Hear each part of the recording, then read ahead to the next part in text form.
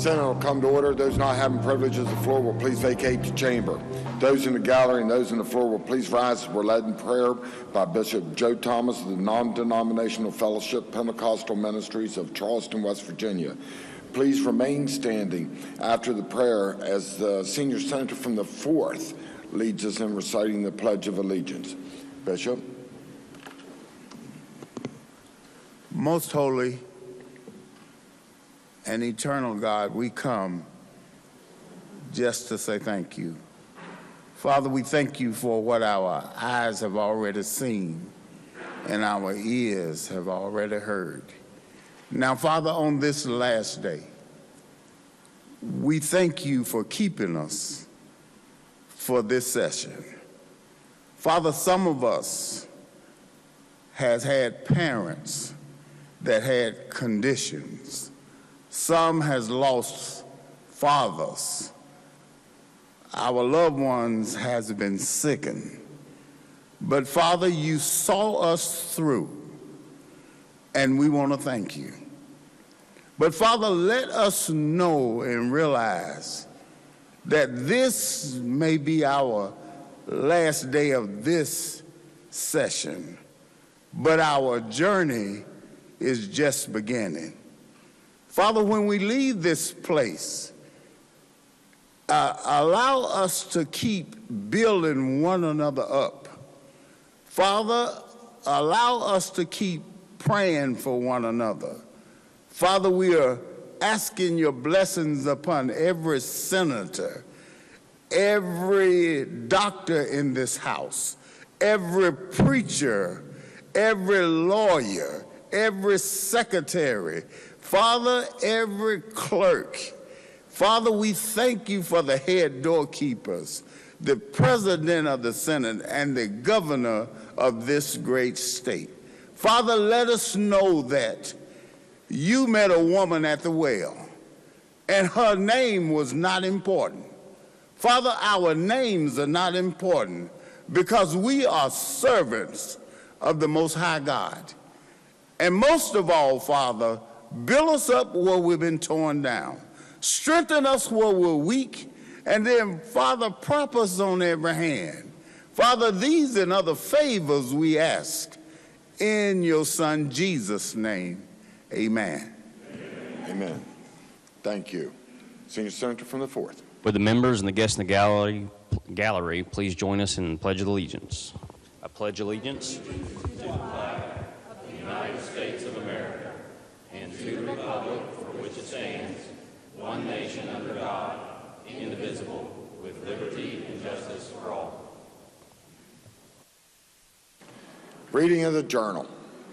West Virginia Legislature, Senate Journal, March 11th, 2022. The Senate met at 11:03 a.m. Senator Blair, Mr. President in the chair. Senator from Mason, request unanimous consent that further reading the journal is dispensed with and the journal be approved. Is there objection? Chair hears none. Further reading the journal is dispensed with and the journal is approved. Senate will come to order.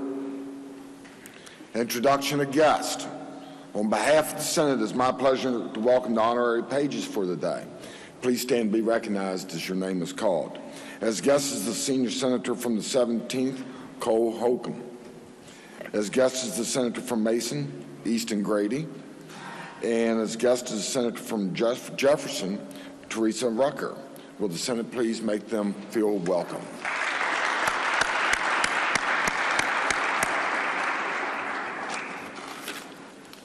Enjoy your day. It's going to be a long one. Are there further introductions? Senior Senator from the 17th. Thank you, Mr. President. On behalf of the Senate, it is my pleasure and yours to introduce our doc of the day. In the rear of the chamber, we have with us Dr. Philip Gallopon. If you wouldn't mind standing, let's Senate give you a warm welcome.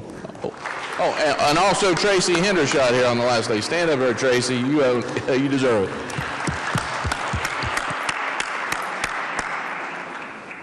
Also, in the President's Gallery, we have the father of one of our pages, Mr. Lewis Whaley. If you wouldn't mind standing, let the Senate give you a warm welcome.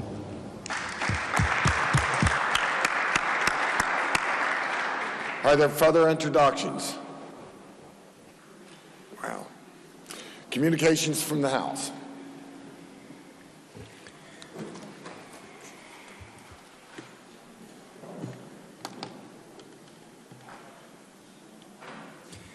The Clerk of the House announced the House amended and passed Senate Bill 1, creating Mining Mutual Insurance Company.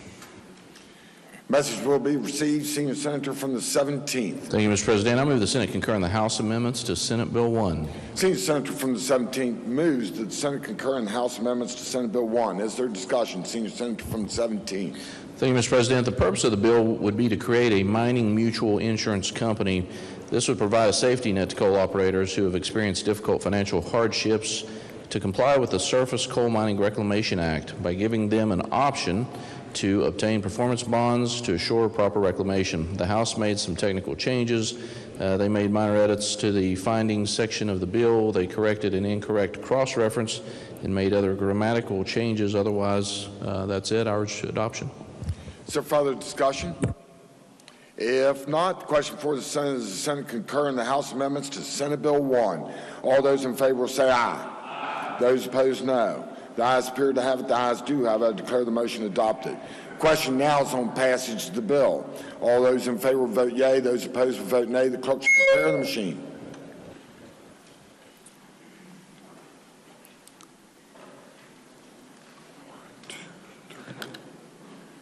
Senator from Pleasant. Senator from Pleasant. Has every member voted? Has every member voted? If so, the clerk close the machine. Ascertain the results. On this question, 31 yeas, 0 nays, 3 absent, not voting. More than a majority of those elected having voted in affirmative, I declare the bill passed. Senior Senator from the 17th. Thank you, Mr. President. I move the bill be made effective from passage and request unanimous consent that the roll call used on passage of the bill be used to make it so effective. Senior Senator from the 17th moves the bill be made effective from passage and request unanimous consent that the roll call used on the passage of the bill be used to make it so effective. Is there an objection? Chair hears none. On this question, 31 yeas, 0 nays, 3 absent and not voting. More than 2/3 of those elected to the Senate having voted in affirmative, I declare the bill effective from passage. The clerk will communicate the actions of the Senate to the House. The House amended and passed committee substitute for Senate Bill 6, establishing common law veil piercing claims not be used to impose personal liability. Message will be received. Senior Senator from the 17th. Thank you, Mr. President. I move the Senate amend the House amendments to Senate Bill 6. Senior Senator from the 17th moves the Senate amend the House amendments to Senate Bill 6. Does the clerk have an amendment? Yes, sir. Senator Takubo moved to amend the title of the bill. Senior Senator from the 17th.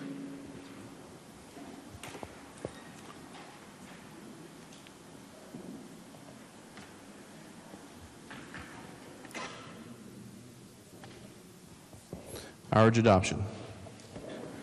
Is there discussion? If not, Senator from Harrison. I didn't quite understand the amendment. Will the gentleman yield? Thank you, Senator. What was the amendment to the bill?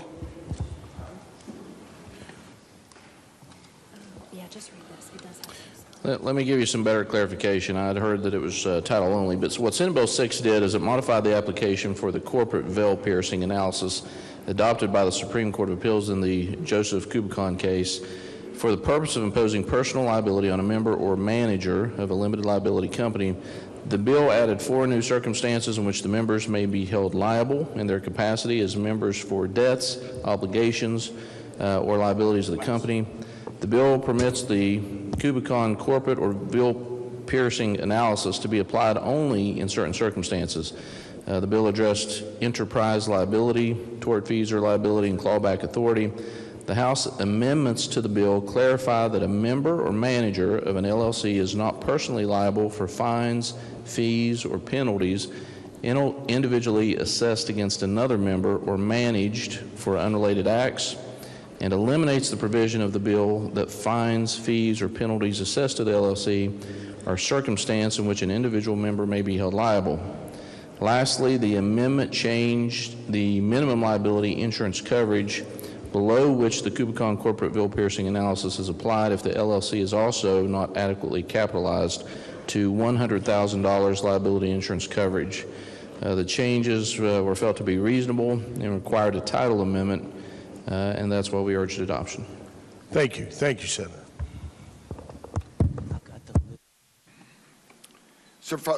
Excuse me.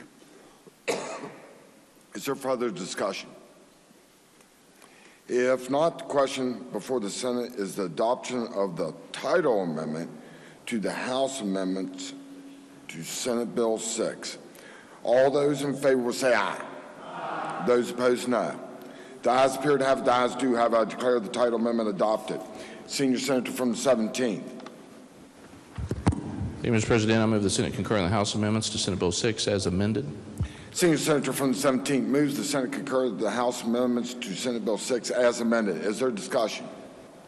If not, the question before the Senate is the Senate concur the House amendments to Senate Bill 6 as amendment.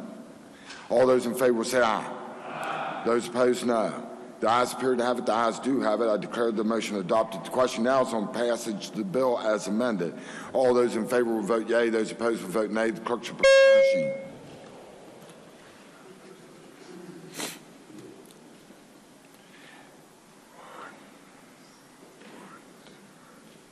Has every member voted? Has every member voted? If so, the clerk close machine and ascertain the results. On this question, 28 yeas, 5 nays, 1 absent not voting. More than a majority of those elected having voted in the affirmative, I declare the bill passed. The clerk will communicate the actions of the Senate to the House.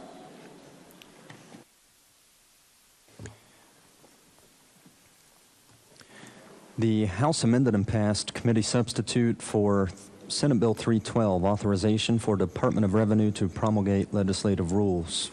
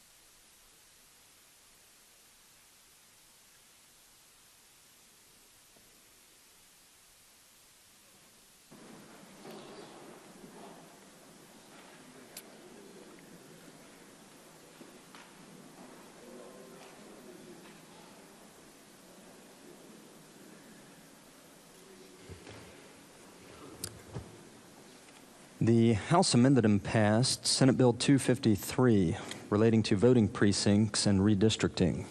Message will be received. Senior Senator from the 17th. Thank you, Mr. President. I move the Senate amend the House amendments to Senate Bill 253. Senior Senator from the 17th moves the Senate to amend the House amendments to Senate Bill 253. Does the clerk have an amendment? Yes, sir. Senator Takubo moved to amend the bill by striking out everything after the enacting clause. Senior Senator from the 17th. Thank you, Mr. President. I request unanimous consent to explain the amendment in lieu of having it read. Is there objection? Chair hears none. Senior Senator from the 17th. Thank you, Mr. President. Senate Bill 253 addresses logistical issues which came to the attention of both chambers of the legislature during the redistricting this past fall. The bill clarifies the process by which county commissioners modify their voting precinct boundaries, and these modifications are provided in the U.S. Census Bureau for purposes of certain data collection phases during the years before redistricting occurs. It also clarifies the process by which new maps and data are provided to the U.S. Census and made available to the public after redistricting. The proposed Senate amendment to the House amendment represents compromised language reached through negotiations with the House and simply clarifies that the Secretary of State shall serve as the legislature's agent to the U.S. Census Bureau, the county commissioners, and the clerks of the county commissions for purposes of these pre-redistricting and post-redistricting data collection phases. For these reasons, I move we amend the House amendment. Is there discussion? If not, the question for the Senate is the adoption of the amendment to the House amendments to Senate Bill 253. All those in favor will say aye. Aye. Those opposed, no. The ayes appear to have it. The ayes do have it. I declare the amendment adopted. Senior Senator from the 17th. Thank you, Mr. President. I move the Senate concur in the House amendments to Senate Bill 253 as amended. Senior Senator from the 17th moves the Senate concur to the House amendments to Senate Bill 253 as amended. Is there discussion? If not, question for the Senate is the Senate concur in the House amendments to Senate Bill 253 as amended. All those in favor will say aye. Aye. Those opposed, no. The ayes appear to have it. The ayes do have it. I declare the motion adopted. Question now is on passage of the bill. All those in favor will vote yea. Those opposed will vote nay. The clerk shall prepare the machine. Has every member voted? Has every member voted? If so, the clerk close machine. Ascertain the results. On this question, 34 yea, 0 nay, 0 absent, not voting. More than a majority of those elected having voted in the affirmative, I declare the bill passed. The clerk will communicate the actions of the Senate to the House.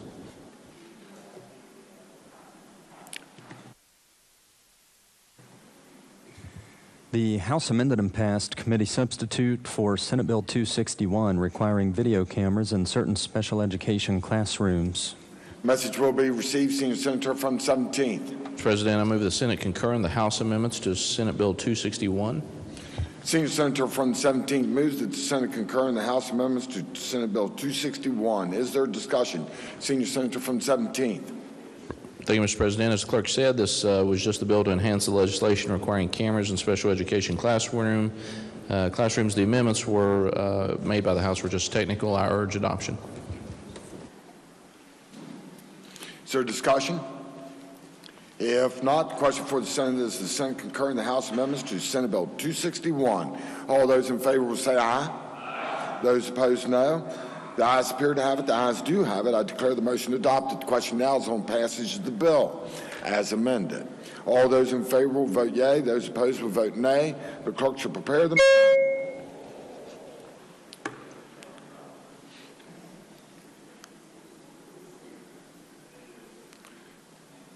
Senator from Tucker in Wyoming.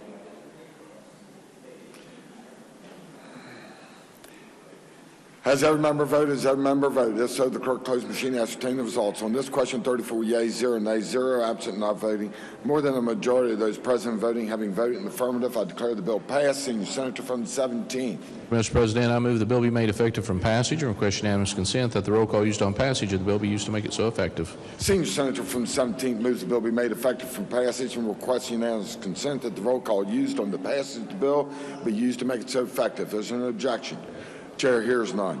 On this question, 34 yea, 0 nay, 0 absent, not voting. More than two-thirds of those elected to the Senate having voted in the affirmative, I declare the bill effective from passage. The clerk will communicate the actions of the Senate to the House.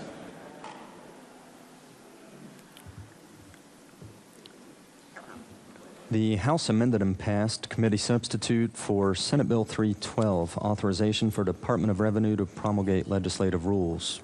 Message will be received. Senior Senator from the 17th. Thank you, Mr. President. I move that the Senate amend the House amendments to Senate Bill 312. Senior Senator from the 17th moves the Senate amend the House amendments to Senate Bill 312. Does the clerk have an amendment? Yes, sir. Senator Kubo moved to amend the bill on page 4, section 1, line 80. Senior Senator from the 17th. Thank you, Mr. President. Request unanimous consent to explain the amendment in lieu of having it read. Is there objection? Chair hears none. Senior Senator from the 17th. Thank you, Mr. President. In this amendment, the Department of Revenue deals with the Department of Revenue Rules Bundle. It's a tough one.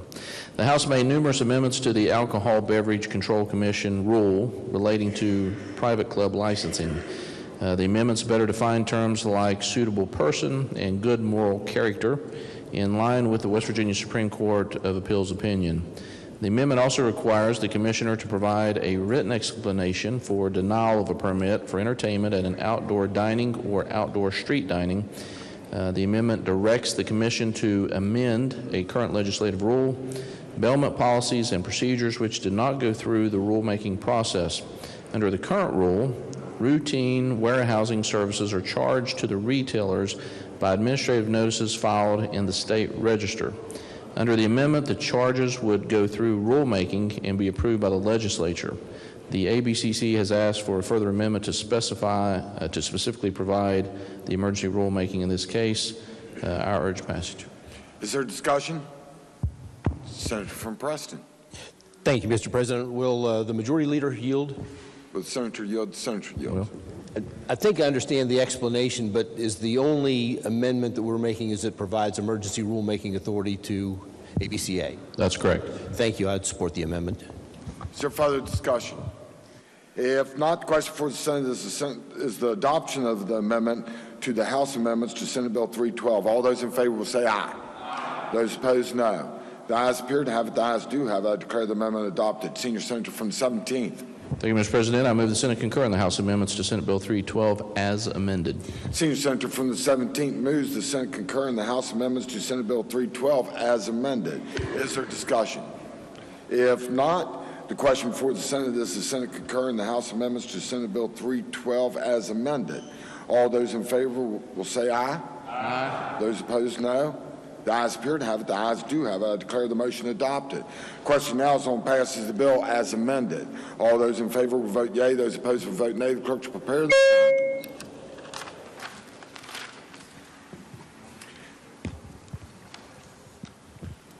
Senator for Tucker.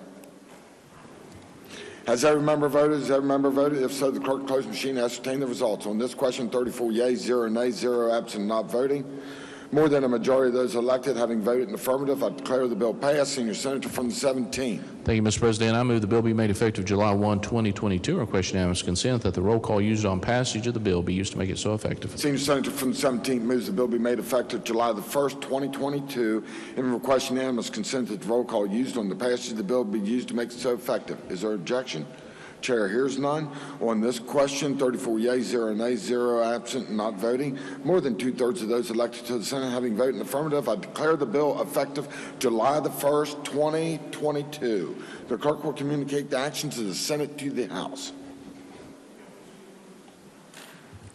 The House amended and passed committee substitute for Senate Bill 424 relating generally to 2022 Farm Bill.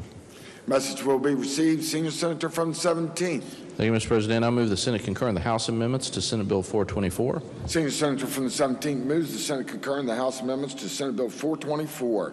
Is there discussion? Senior Senator from the 17th. Thank you, Mr. President. The purpose of the bill is to enact the West Virginia Farm Bill of 2022, which was recommended for passage during the 2022 regular session by Agriculture and Rural Development Interim Committee.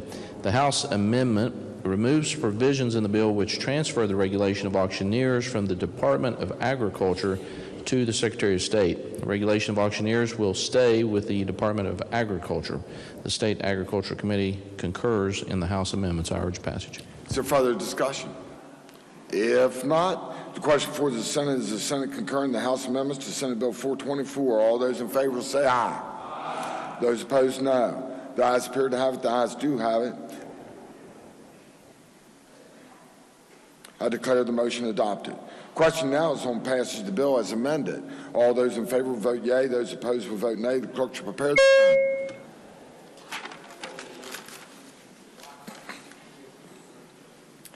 Has every member voted? Has every member voted? If so, the clerk close machine ascertain the results on this question. 34 yeas, 0 nays, 0 absent, not voting. More than a majority of those elected having voted in affirmative, I declare the bill passed. The clerk will communicate the actions of the Senate to the House. The House amended and passed committee substitute for Senate Bill 438 relating generally to West Virginia Security for Public Deposits Act. Message will be received. Senior Senator from the 17th. Thank you, Mr. President. I move the Senate concur in the House amendments to Senate Bill 438. Senior Senator from the 17th moves the Senate concur in the House amendments to Senate Bill 438. Is there discussion? Senior Senator from the 17th. Thank you, Mr. President. The bill authorizes the Treasurer to implement and administer the West Virginia Security for Public Deposits program, allowing for a pooled method of securing public deposits. The House amendments included technical corrections and stylistic improvements.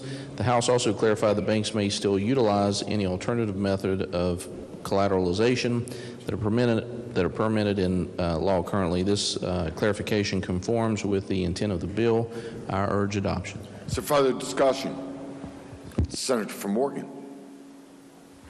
Thank you, Mr. President. I don't know if it's necessary or not, but I would make the same Rule 43 request for a ruling of the chair as I made when this bill was before the Senate before, on whether or not I should be required to vote or whether I should be excused from voting. You're a member of class, you'll be required to vote. Same for the junior senator from the 17th.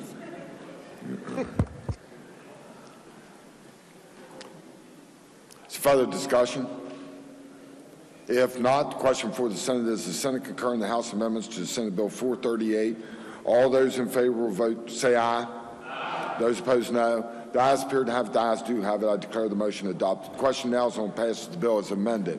All those in favor will vote yea. Those opposed will vote nay. The clerk should prepare the... Has every member voted? Has every member voted? If so, the clerk will close the machine and ascertain the results. On this question, 34 yeas, 0 nays, 0 absent and not voting. More than a majority of those elected having voted in the affirmative, I declare the bill passed. The clerk will communicate the actions of the Senate to the House. The House amended and passed Senate Bill 529, encouraging additional computer science education in West Virginia schools. Message will be received. Senior Senator from the 17th. Thank you, Mr. President. I move the Senate concur in the House amendments to Senate Bill 529. Senior Senator from the 17th moves the Senate concur in the House amendments to Senate Bill 529. Is there discussion? Senior Senator from the 17th. Thank you, Mr. President. The purpose of the bill is to encourage the teaching of additional computer science subject matter in schools. This includes computational thinking, block-based programming, text-based programming, network communication, computer architecture, and cybersecurity. The House amendment adds coding, application development, and digital literacy to this list of computer science subject matter and is consistent with the original purpose of the bill. I urge passage. Is there discussion? If not, the question for the Senate is the Senate concur in the House amendments to Senate Bill 529. All those in favor say aye. Those opposed, no. The ayes appear to have it. The ayes do have it. I declare the motion adopted. The question now is on passage of the bill as amended. All those in favor will vote yea. Those opposed will vote nay. The clerk shall prepare the machine.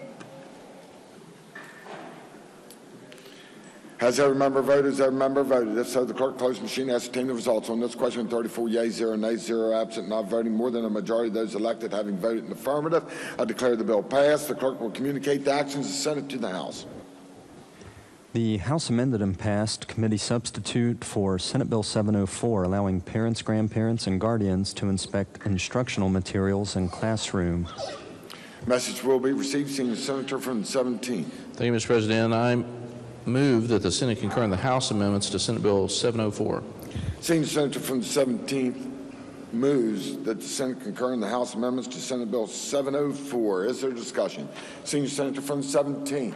Thank you, Mr. President. The purpose of the bill is to require a classroom teacher to comply with the request of any parent, grandparent, or guardian to inspect instructional materials and books in the classroom that are available for students to read. The House amended the bill to allow a custodian rather than the grandparent to inspect the instructional materials and books. Since a grandparent can also be a custodian of the child, this amendment is contrary to the main purpose of the bill. I urge passage. Is there discussion? If not, the question for the Senate is the Senate concur in the House amendments to Senate Bill 704. All those in favor will say aye. Aye. Those opposed, no. The ayes appear to have it. The ayes do have it. I declare the motion adopted. The question now is on passage of the bill as amended. All those in favor will vote yea. Those opposed will vote nay. The clerk shall prepare the machine.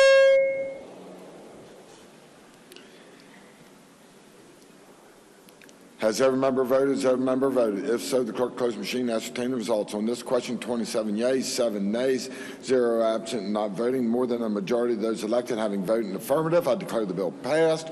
The clerk will communicate the actions of the Senate to the House. Communications from the executive. There are none. Reports from standing committees. There are none.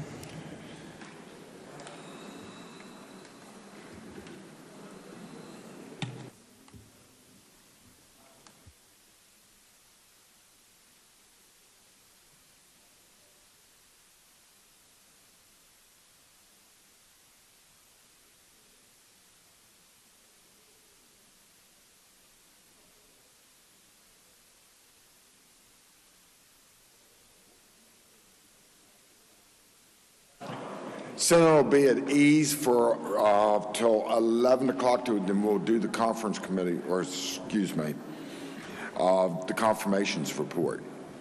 So 15 minutes, 11 o'clock.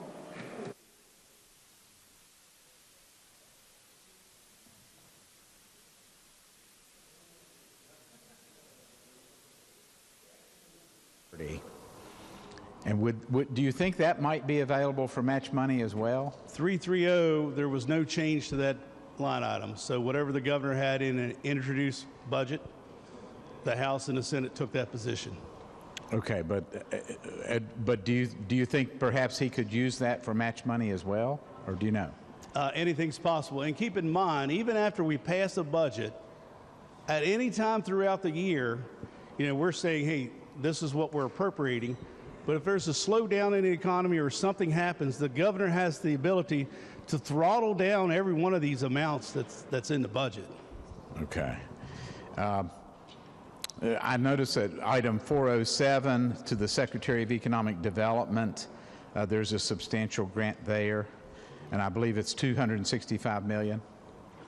Yeah, 407, yes, $265 million in the general revenue surplus section. Yes, sir. That is the position of the House for future tax reductions. Okay, and you don't think it'll be used by Economic Development Secretary for match grants? If it's in the general revenue surplus section, it can't be. It's for future tax reductions. Okay. I noticed that item 312 and 314 are to the West Virginia Infrastructure Council.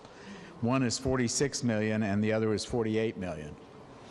And I note that the $48 million doesn't really say much. It just says it goes to the transfer fund. Yeah, we had no changes in those two line items from the governor's introduced budget. So what would the Infrastructure Council do with that 46 and 48 million? Could do water and sewer projects. Okay. And they could use a grant match process. And they can match and get federal funds too, yes. And then item 321, there's a transfer for the lottery as the director of lottery thinks appropriate of $65 million. What would that be for? We had no change with item 321. But from the governor's introduced budget. But do you know, I mean, it seems peculiar that it would be a transfer from lottery as the director of lottery thinks appropriate. Well, I don't know how to answer it, sir. I mean, there was no change. We didn't take a position on it, so. Okay. And then I note this is not a match grant necessarily, but, well, it may perhaps be. Broadband in item 179 is $237 million. Now, is that going to be match money? It can be, yes. Do you anticipate how much we'll need to do the broadband work that we want to do? I cannot, no. Okay. Could it be as much as $1 billion? It could be, yes. And I had a question on item 411. This is outside those parameters, but there's Save the Music is yes. $100,000. What is that program, sir? The curator, this program is called Save the Music, where the curator provides musical instruments to schools. Okay. And he uses this $100,000 and gets some matching federal dollars and also something with MTV, I hear. So he's able to match funds to buy instruments for schools. So, and there's another place of $40,000 on item 302. Same thing, correct? Save the Music. 302? Yes, it's for Save the Music as well.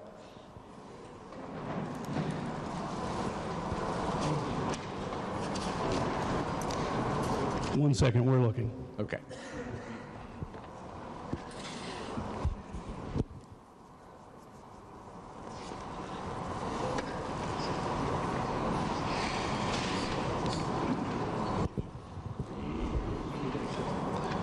Is there an item for Yep, there is an item for Save the Music under item 302 in the amount of $40,000. So that would give the curator $140,000 for this program. The gentleman's correct. Very good.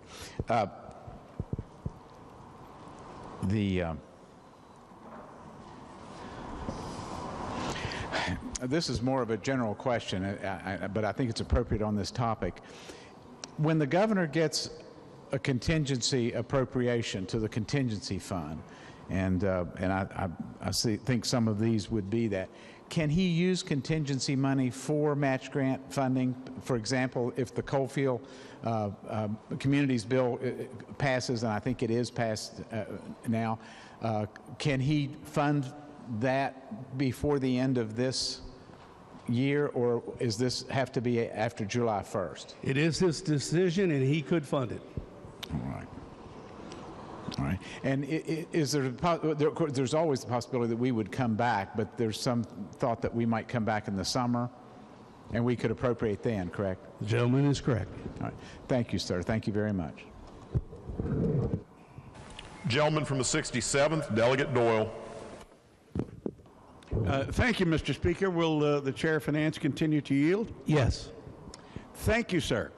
I direct your attention to page 197. Now, that would be 197 on my paper copy. I don't know whether it's the same one in the Can you tell me what the Can you tell me what the item number I is? certainly can as soon as I put my reading glasses on, sir. It would be item number 0293, and then organization 0432. Look to the left of that. It'll say item number. It is total Title II, Section 9, general revenue surplus accrued. Okay, so we're talking about Section 9, general revenue surplus section of the budget. Yes, that is correct, sir. Okay. It says slightly over $1 billion. Gentleman's correct, yes. Okay, now, let me get this straight. Let me make sure that I understand it correctly. This would be surplus that is expected to be there at the end of this fiscal year, which would then be rolled over into next fiscal year's budget. Is that right? Well, at the end of this fiscal year, whatever the appropriations, whatever the surplus is, right now we're at $589 million at the end of February. So am I correct in deducing that you're assuming that the underlying assumption in the budget is that at least this much money will be available in surplus? Is that right? Well, let's just assume that there's only $600 million in this scenario. And I see there's language that says it's reduced. There's a formula for reducing the other amounts. I understand that, right, sir. Yeah. If there is only $600 million, we passed a bill, I believe it was Senate Bill 487, capping the rainy day. All $600 million would be available to fund the surplus sections, starting with position number 1 and going down until $600 million would be expired. Okay, so then we would take the rest out of rainy day to get to the 1 million? We would not, no. Huh? We would not. Okay, I'm just trying to figure this out.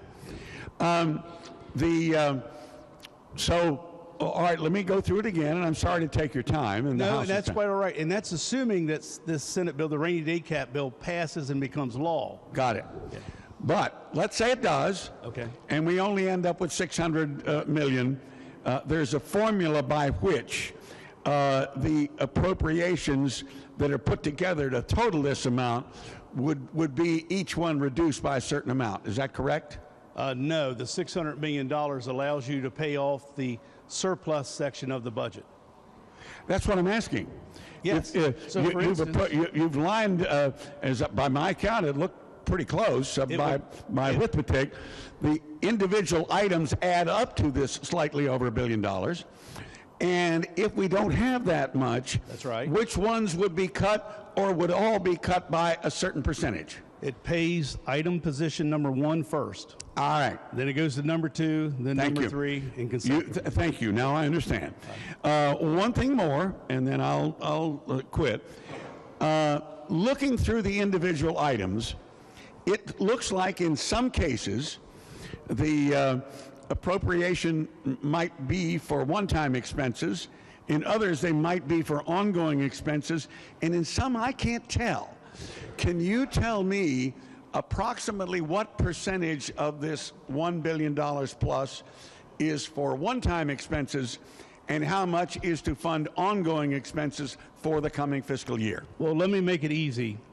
The first 2 positions, the first one is the cut to Medicaid because of the trooper pay raise bill. We got the CPRB actuarial note back, and it was an additional $6.8 million in cost. So we cut Medicaid, but we are restoring Medicaid in the general revenue surplus section of the budget in position number 1. The second one is tourism. House decided to cut tourism by $700 million in the general revenue section. We put it in position 2. Can I ask you a question about that? Yes. The tourism part, is Yes. that for ongoing expenses or one-time expenses or maybe a combination? That's probably both, because we cut the brand promotion line item for tourism. Thank you. So, Yeah. the next number, position 3, 4, 5, 6 was in the governor's introduced budget. The governor actually put those items in the back in the general revenue surplus section. Sir, we surely, and I'm asking the question, but Yeah. would we surely not assume that just because the governor puts something in the budget, that that's the right thing to do? Remember, the governor can make selections, and we decide how we're going to appropriate the money. So those items the governor felt was important. Some of those surplus items were moved back to general revenue, but not all of them. Because Thank you, in order to have moved those items back to the general revenue section, we would have had to cut some money. I accept that. Yep. Hey, thank you, sir. You've answered my questions adequately. Gentleman from the 27th, Delegate Gearhart.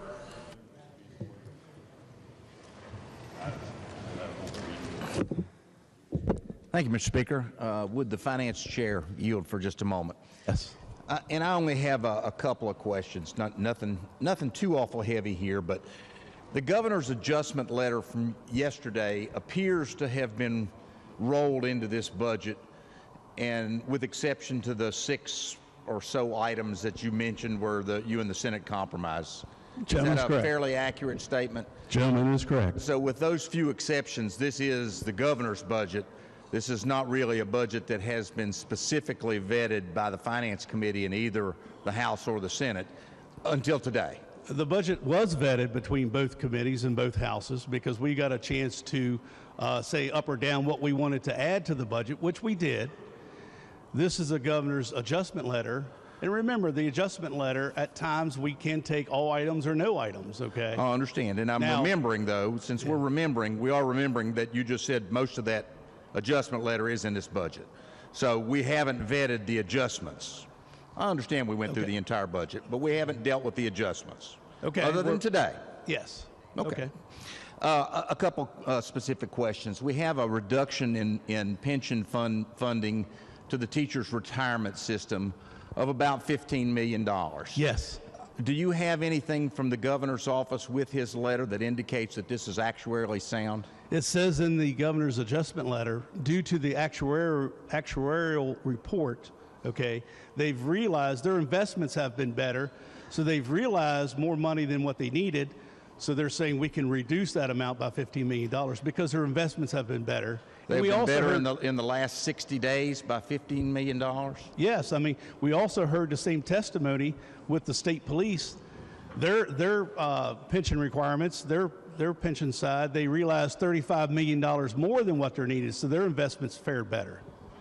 And so the lowest percentage of funding of all of our pension plans, none of the other pension plans had a adjustment where this investment increase has required less of a contribution.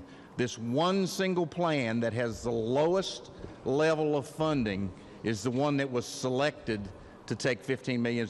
Does that seem to be illogical to you? No, not necessarily. And the reason why, let me find it here. The unfunded liability for the teachers' retirement system actually went down $25 million. So in the governor's introduced budget and in the House budget, we had $301 million in unfunded liability. Our investments are doing so well that we're able to reduce that unfunded liability by $25 million. They're doing the same thing with that $15 million. That's all they're doing. They're realizing the investments that were made are coming in stronger, so they're able to use that money. They're still on the 40-year plan that this body set up back in 1986 or 87. But of the 8 plans, only one has a realized investment increase to reduce the funding by $15 million. No, the state troopers did as well. And remember, they're saying they need X amount of dollars every year. If they have excess dollars, they could, one, either contribute it to that retirement, or they can say, hey, look, we're still following our plan. Let's use these dollars for other items in the budget. It's done all the time and every year. While I will agree it has done before, it appears to me, even with your explanation, to be illogical, but that's not a question. Well, the Simply $15 million that was realized, he could have actually reduced the unfunded liability if they wanted to. They reduced it by $25 million. They could have reduced it by an additional $15 million.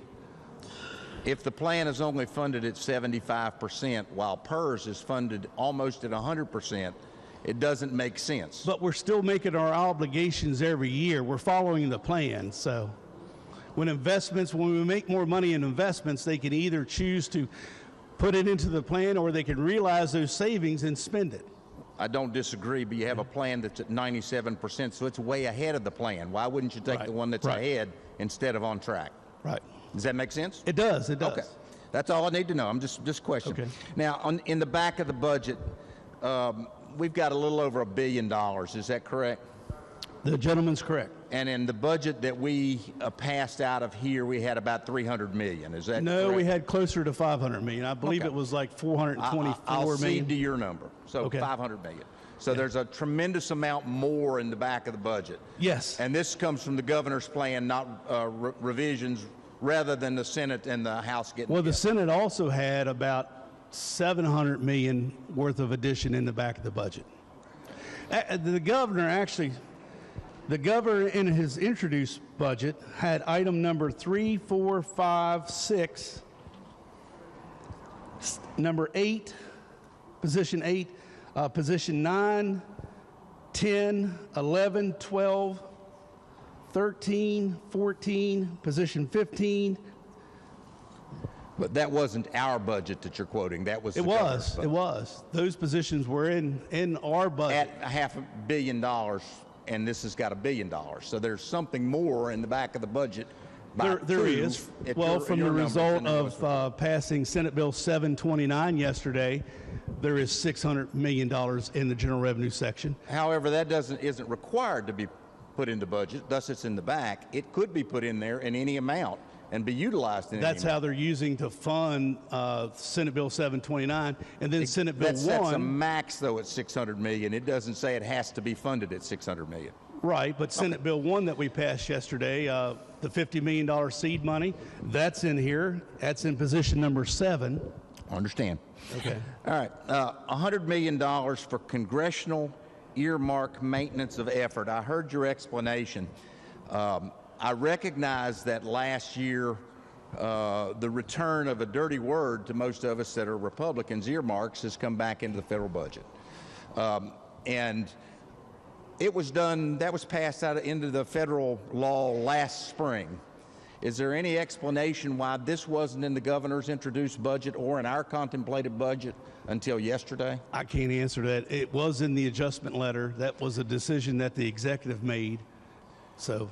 But it hasn't changed over the last 60 days. It was, in fact, done federally last spring, was available for us to include in, the governor to include in his budget, was available for us to include in our budget, but we just sort of went, oops, we missed $100 million. But remember, to the gentleman, there's no harm if we do not meet the surplus section, that never gets paid.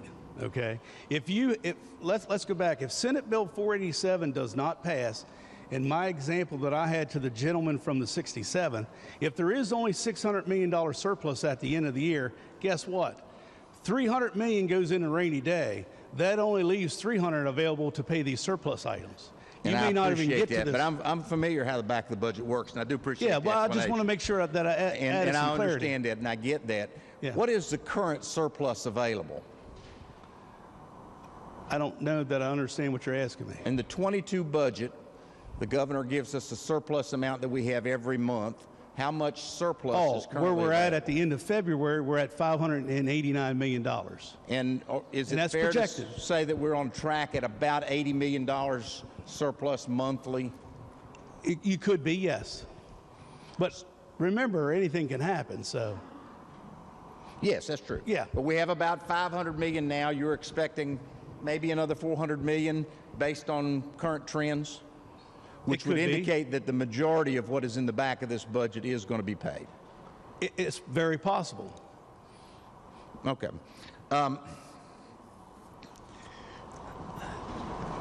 Our budget is 4.6 billion, give or take a little bit. Yeah, when it correct? left the House, we were like at $4,641,000,000. And This compromise budget is about $4 million more.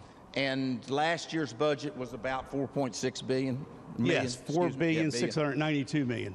However, this surplus means, and that we're spending it out, means that our spend is really about 5.6 billion. Is that fair?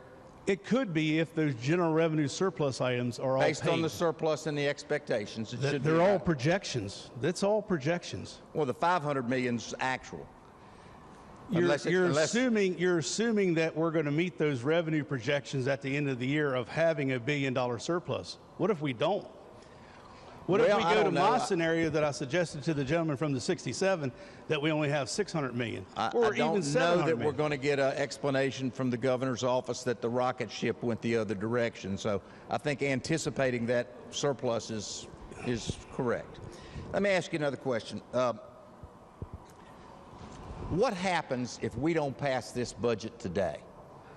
None of the programs would get appropriated. Is that correct? I believe so, yes. We are required to pass a budget, correct? Yes. And so if we passed it the 30th day of June, and it was exactly as it is in this form, then those accounts would be appropriated. The back of the budget would be paid according to whatever's in the surplus. I guess my question is that there's nothing that says we have to pass this budget today. All that really we're required to do by law is to pass it by June 30th. Is that fair? That's a fair statement. Okay. But Thank you. it would cost the taxpayers more dollars, because we would have to come back in and continue to, labor over the budget items, what we're going to do. So there is a true cost to this. And I don't agree. know why- There is a cost to it, and there's no question. Do you think it's worth the time for the legislature to consider how to spend money, or should we spend it without investing the dollars to consider? You're going to have a say in how all these dollars are appropriated. Right now, you're stating that, okay, and I think it's wise to pass this budget today and not have our conference and come back next week and spend more of the taxpayers' dollars. But if we do have a special session, we, this body, and our friends on the other side will have a say in how the surplus dollars are being spent. That say is right now in the budget, as opposed to in a supplemental that would come back in July. You still will have that say. If we would have a say if it came back in July, and would be able to vet that through the finance committees, as opposed to what's been tossed at us in a day. This whole floor will have a say, yes. Okay. I really do appreciate your frank answers. As Thank you. always. Thank you. Ladies and gentlemen, we got the governor's adjustment letter yesterday, and I have to thank the gentleman from Raleigh County a little bit, because I didn't pay a whole lot of attention to it. And he came over and he started to poke me and prod me about a few things, and I started to pay just a tad bit of attention. And after the presentation last night, I left here sort of angry. I left here real angry. Matter of fact, I probably owe an apology to the chair of finance because he had to receive some of my anger. So you can consider that an apology if you would. It wasn't intended, but I was mad.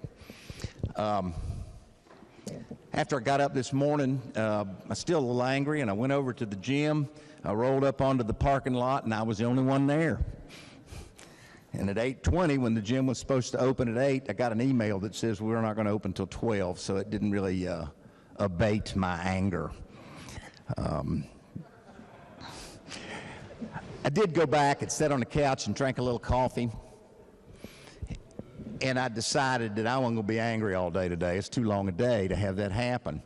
Outside of that, the best thing that can happen to a man, one of the best things, I guess, in his life, I got news from my daughter that my 4th grandchild will be here in October.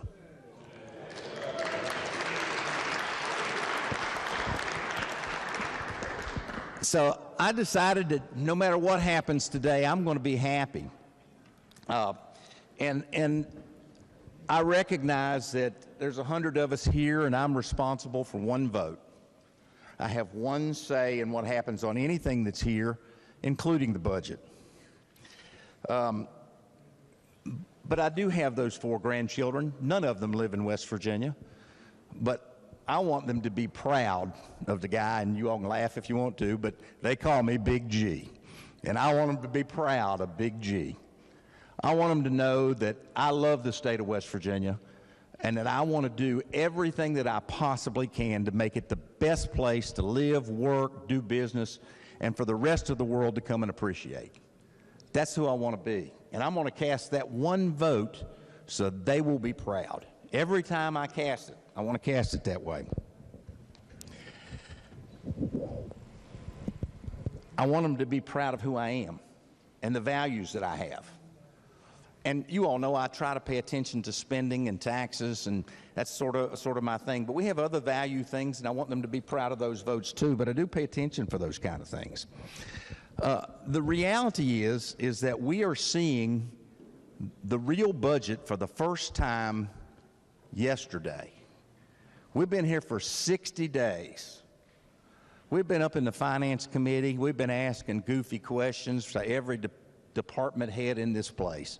We've asked them hard questions. We've asked them questions that just made no sense whatsoever. We ground down a budget.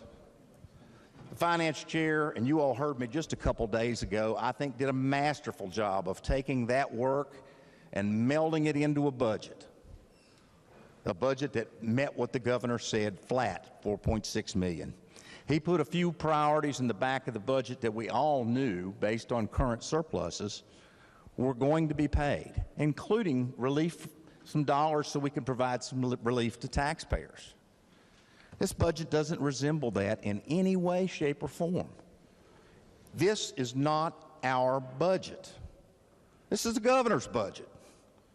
And when we get a hold of it on the day 59, it's a little difficult to determine whether it's what we really wanted to do or not. This is a $5.6 billion budget. 4.6 in the budget, $1 billion to pay for what we underestimated our revenue last year, which probably means, unless the world comes to an end, we've already underestimated the budget for next year by $1 billion, and we'll be going through this same process, and I'll be having to take more blood pressure pills next year. I appreciate wanting to get the budget done. I really do. We want to get it done and get it out of here. Since there has been a Republican majority in here, we haven't had a budget week. I'm sort of proud of that. We've been able to get the budget done and reconciled and out of the way. And that's been something that we promised ourselves we would do and that we have done. However, we haven't had a budget come to us scrambled like this one is, with an extra $100 million for a match that we have no idea what it's going to match. Frankly, many of those grants are out there. There are no matches required. I looked at the websites last night. Now, it does require the grant applications to identify sources of additional funding, but it doesn't say anything about a match. So we have $100 million that's going to do something that the governor wants to do that we're going to get some federal money for, maybe. We don't know where, we don't know what, we don't know when, but there's $100 million there. Then we funded $600 million. We approved the bill yesterday. I voted in favor of it. But there's nothing in that bill that said we had to fund every dollar of that $600 million right now. We could put $100 million in it, have plenty available, and then put more in it when we get ready to. The reality is that we have not critically looked at this budget. This is the governor's budget. And frankly, sending all this stuff in here for us to redo yesterday after we haven't looked at it is just about as disrespectful as having a dog's hind end in the front of this chamber. He's not treating us like the elected people that we are. Our job is to look at what he sends critically, not to be in opposition to him, but to exert our opinion by the people that have elected us, the same people that have elected him.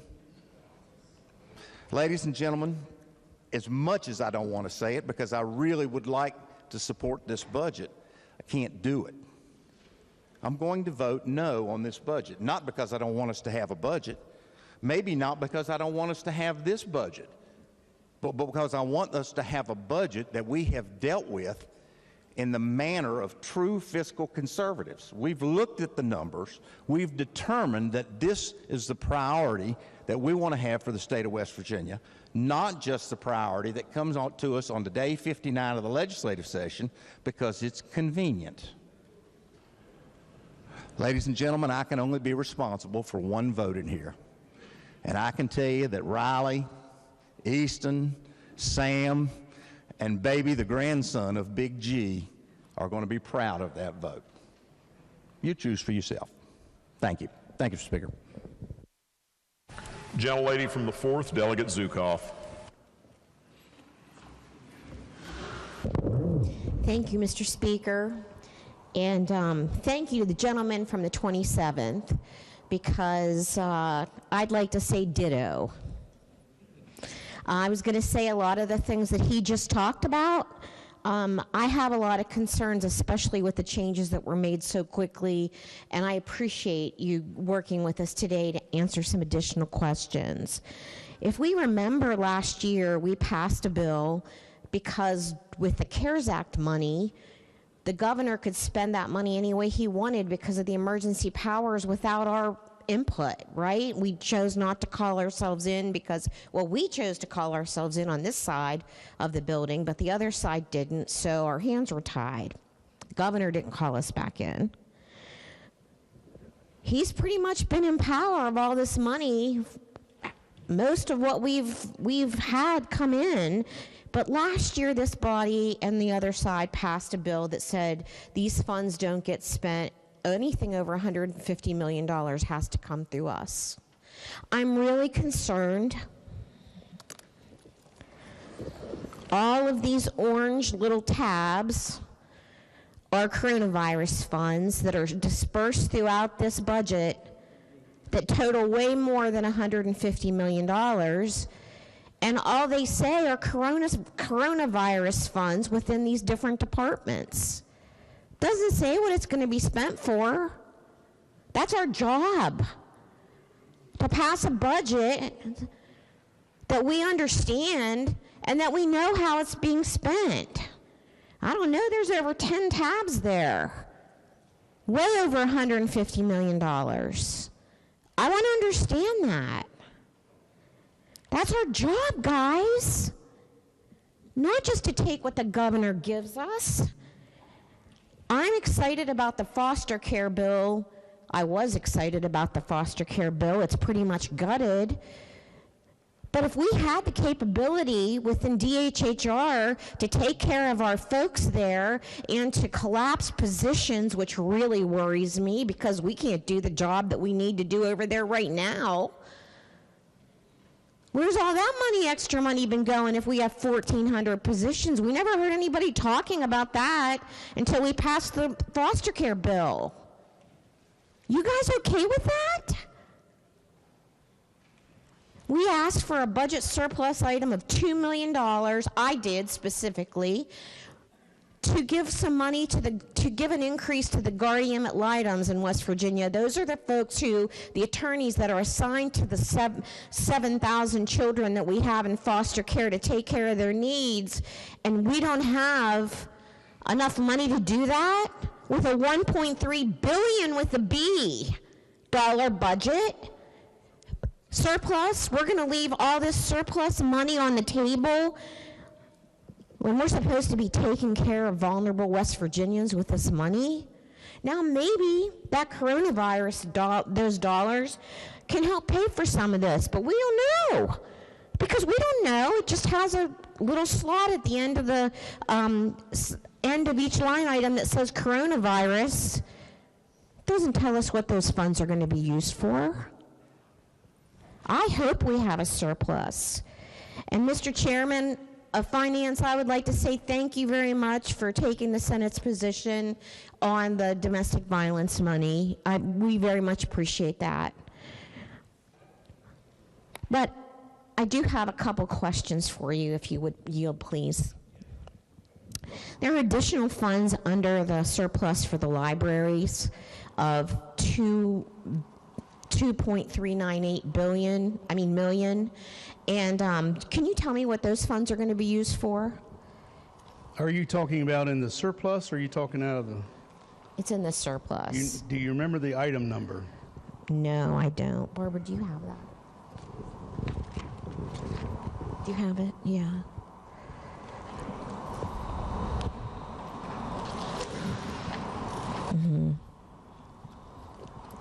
Bear with me. I believe it's item 355, Library Commission. Yes. Now has a federal coronavirus pandemic line for $2,388,880. Yeah, do you know what those funds are going to be used for? Yes, and just to reiterate, when you held up that budget bill and you said these 10 tabs. No, they're not 10. I don't know. I didn't count them. How many would you say? 8 tabs, 6 tabs, 7 tabs, 10 tabs? However many of those tabs are, guess what? Everybody in this body has already voted for those back in the third extraordinary session. These are all spending authority. This adjustment letter, I think it's disingenuous to say, this adjustment letter always comes out 2 days before the end of the session. Most of what's in this adjustment letter, except for the $100 million earmark, is spending authority that this body has already voted on back in the summer. Spending authority for next year's budget? Yes. Yes. That's what spending authority is. You've already voted for all these items back in the summer of the third extraordinary session. But so it you was had for, a say. It was for the supplements, but at that time it's just a supplement. It didn't tell us what the funds were going to be used for, correct? Isn't that what you do within a budget? Those supplemental appropriations were explained back in the third extraordinary session. This body said yes. Okay.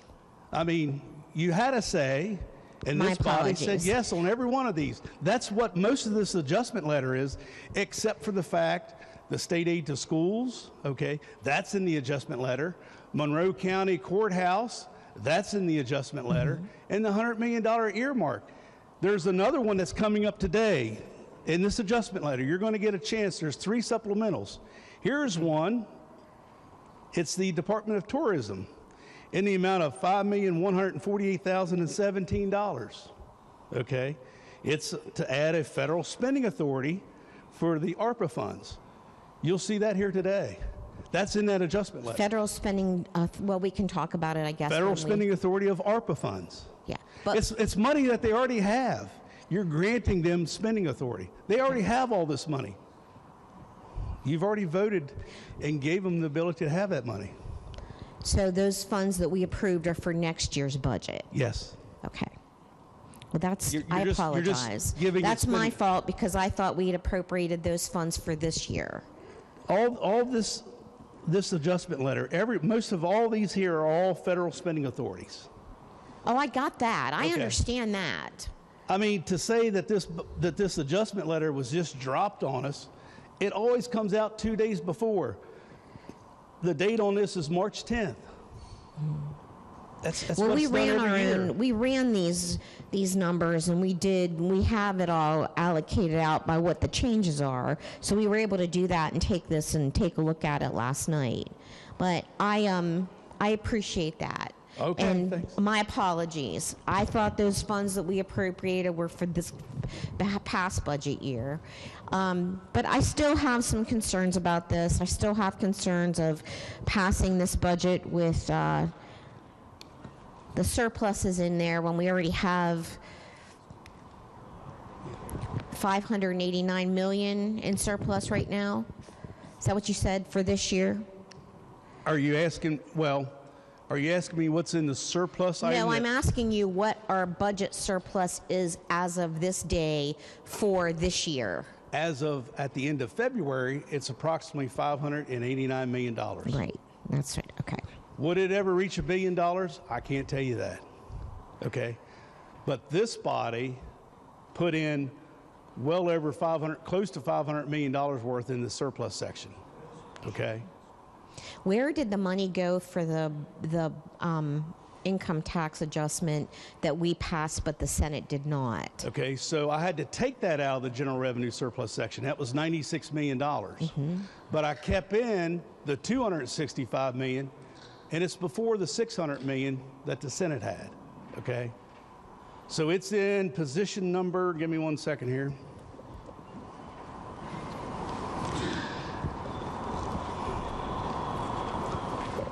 It's in position number 19, $265 million. And then position 20 is the bill 729 that we passed yesterday, $600 million. So since that reduction was not approved, it's still in the budget? The $96 million is not, no. Okay. Since that bill did not pass. Okay. And another thing, don't get hung up on any of this, because why? The governor has line item veto. Okay. Could he veto out my $265 billion? Yes. Could he veto out any other things that we put in the general revenue surplus section? Yes. And then we have a right to come back in, though, and we could come back into special session and override that veto. But if we aren't here, we can't do that, right? General Lady's correct. Okay. Thank you. Thank you very much. And this is difficult to understand all of it, and I do appreciate the finance chair explaining all of this to us. Thank you. Gentleman from the 34th, Delegate Boggs.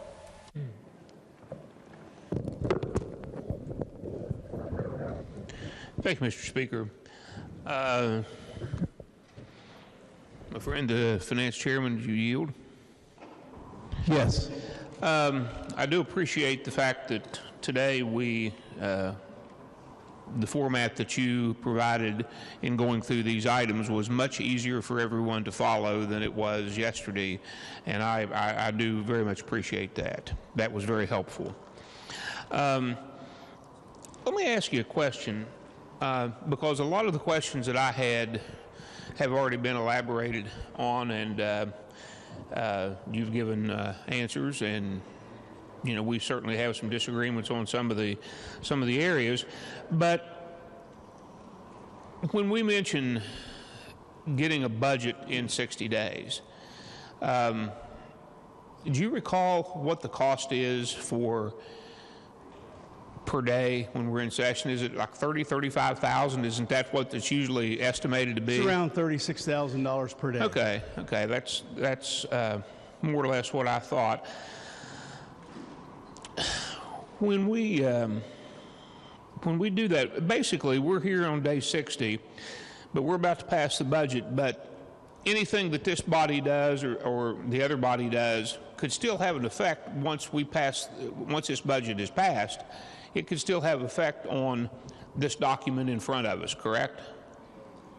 If you're suggesting that at any time, if there's an economic downturn, the governor at any time could start throttling back any of those appropriations that we put in there. He has that opportunity. He's the CEO of the state. Well, would you agree that when the adjustment letter came out, the adjustment letter, and I know that you've mentioned several times that that's part of the budget that we have in front of us, but would you agree that the governor's adjustment letter is not a part of this, but his letter does not appear in this budget? Maybe the contents of it appear here throughout the budget, but not the letter itself, because that's just his adjustment letter, correct? That's his adjustment for items that's pertinent, like, for instance, the Monroe County Courthouse that we all know that is full of mold. For years, they've been trying to get $5 million down there to rectify that. We heard the Beckley Veterans Home. That's part of this adjustment letter for $8 million. Costs have escalated. This body decided last year to give a $15 million supplemental. So these are all recommendations. That's what the governor's adjustment letter is. I understand. I know the recommendations, Yeah. and I know they came out on. I don't know whether when you got them, but I got it yesterday.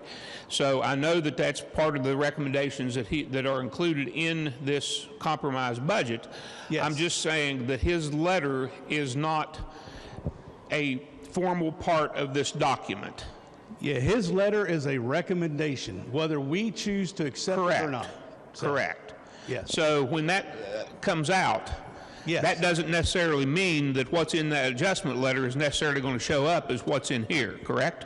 No, it can, because we've agreed, the House and the Senate, to take these recommendations. And like I said, 90% of these, and maybe 95% of these, are all spending authority that we passed back in the third extraordinary session. All we're granting is spending authority. No, I understand that. I'm trying to, so everybody understands that that document that he sent out on day 59 is not a formal part. I don't think any place in the budget, at least the copy that I have, I don't see that letter. What I do see is the recommendations scattered throughout. You do see it in the budget when we take those appropriations, we take his recommendations, they become part of the budget. I understand that. Okay. I understand that, but we're going to have to agree to disagree on this, Well, because no, let's just say that the letter itself that you're holding is not in this budget. It's contained in this budget, scattered throughout. Yes. Okay. Okay. I'm right there with you on that. Now, in the future, I mean, in the surplus.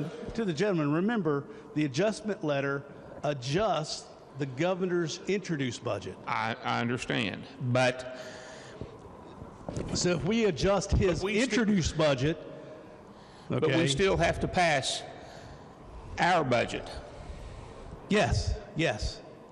Because he proposes and then we dispose of what he proposes, correct? That's right. Okay. But why do you want to wage war on something that 95% of this is just federal spending authority? That's nonsense. And then for the Beckley Nursing Home, are you saying the Beckley Nursing Home shouldn't be built? Or are you saying that the Monroe County? That's not even my question, Mr. Chairman. That's not even my question. I'm just pointing out the fact that I think other people have pointed out too, that everybody doesn't have the opportunity on day 59 to absorb all of those changes. Well, let me ask you, should the us. Monroe County Courthouse that's in this Of adjustment course, letter, that's not an issue. Okay, should the Beckley Nursing Home? Mr. Chairman, that's not an issue. What about the spending authority? You're trying to. Well, this is an exercise in futility. I was trying to ask some questions. I think you're doing a great job in trying to basically deflect the questions I was trying to answer or trying to ask. I will just. I don't have any more questions right now. I don't think I'm going to get them answered. Thank you. Gentleman from the 22nd, Delegate Jeffries.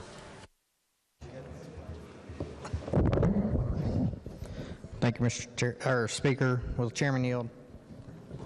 Yes. Okay, there's been a lot of discussion going on. I've tried to follow it, but I just want to be clear. State police 10,000 pay raise is in the budget. Yes, there's three big wins here: state police, CPS workers, and the per diem freeze. That's what this House said their majority opinion was, and that's in this budget. Okay, and all the state workers, 5% pay increases also. 5% pay raise for state workers and teachers. IDD, ADD waiver programs, all fulfilled. Bureau of Senior Services, all fulfilled. What about the proposed bonus for all state workers? Is that in the budget? No. Neither house took up the governor's inflate-a-scene. Okay. And 4007, our tax cut bill is out. It's gone. As of right now. Any cuts to higher ed? Any cuts to higher ed? No. It's all been restored. There's no cuts to higher ed. So our position of making cuts to, I think it was WVU and Marshall, is put back into the budget. It's all been restored, yes. And then, in reference to the back of the budget, I think I heard some discussion back and forth that if we have a surplus this year, the back of the budget gets paid, but that's not exactly correct, is it? And if we have a surplus on July 1 this year, this won't get paid till July 1, 2023, correct? In July 1 of this year, if we have a surplus at the end of June 30th, usually takes about a month for them to make sure all the numbers are correct. Whatever surplus we have, and it's predicated on Senate Bill, I believe it is 487 passing, that's the rainy day cap. If that passes and the governor signs it into law, then whatever that total surplus section, it'll start to fund those items that we listed in the surplus section of the budget. Okay, so the $265 million fund, that's our income tax reduction fund? That's for future tax reductions, yes. For future tax cuts, but we have to have looks like about $200 million before we actually get to that, which I think we are expected to see. I think we're already at, actually. Gentleman's correct. So, let me see. And then, just so I can understand a little better, the Congressional Earmark Maintenance Fund, number 406 for $100 million, what's that go to?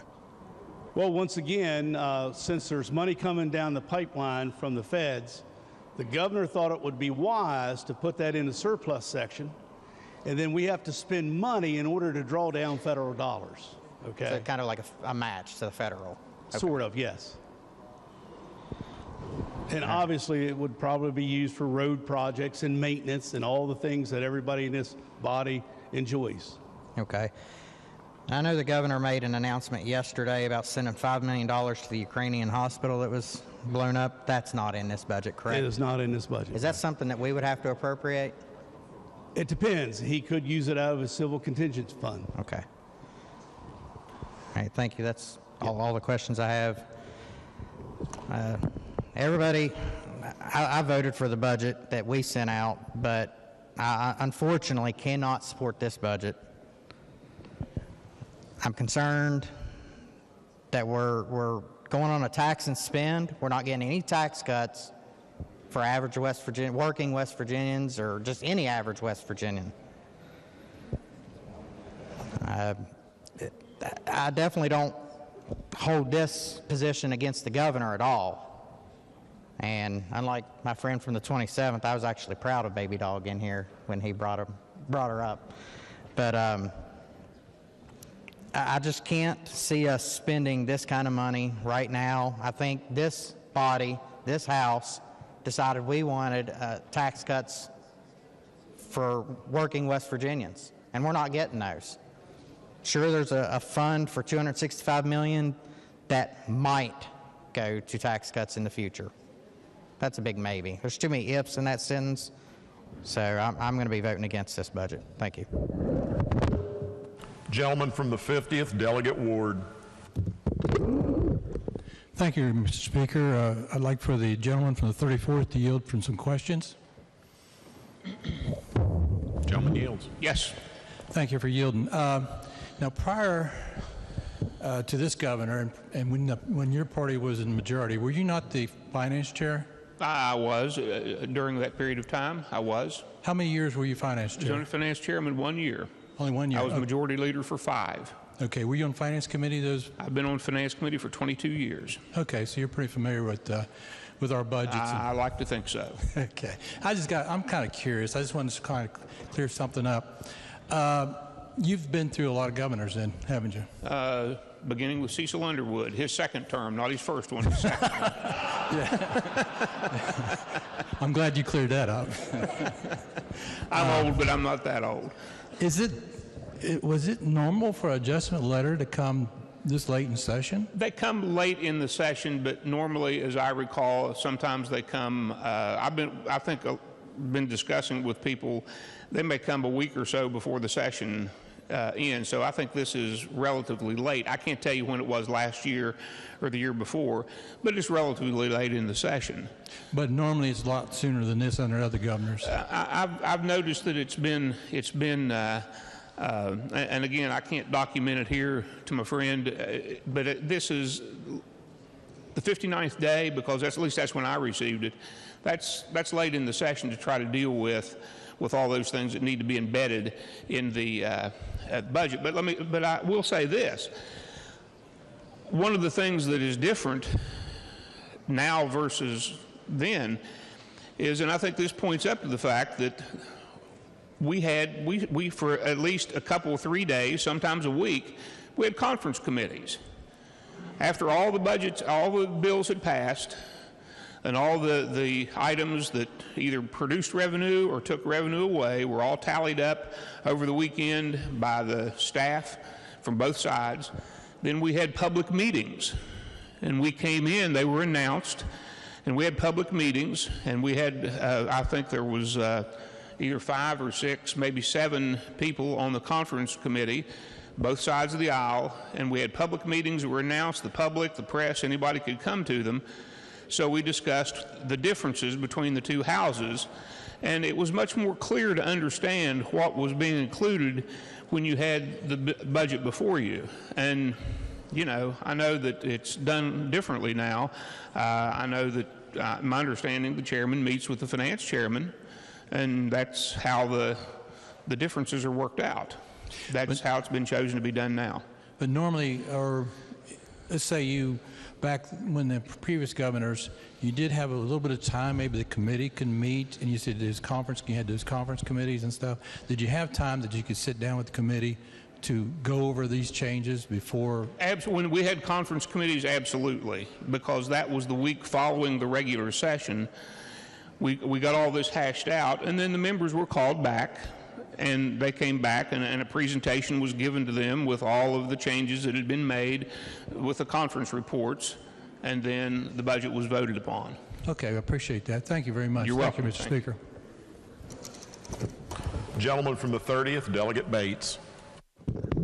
Thank you, Mr. Speaker. Inquire of the chair as to the posture that the body is in with regard to the budget. So is there a motion before us from the majority leader to, did we get that far? So what phase are we in right now, sir?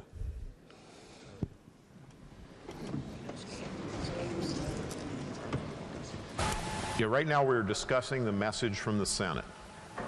And then there will be a motion from the majority leader to concur with the gentleman is correct. The gentleman is correct. Okay. So to follow on that, if I can. So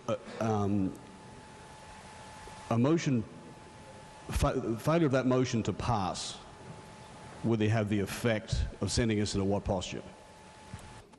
We'd be asking the Senate to recede.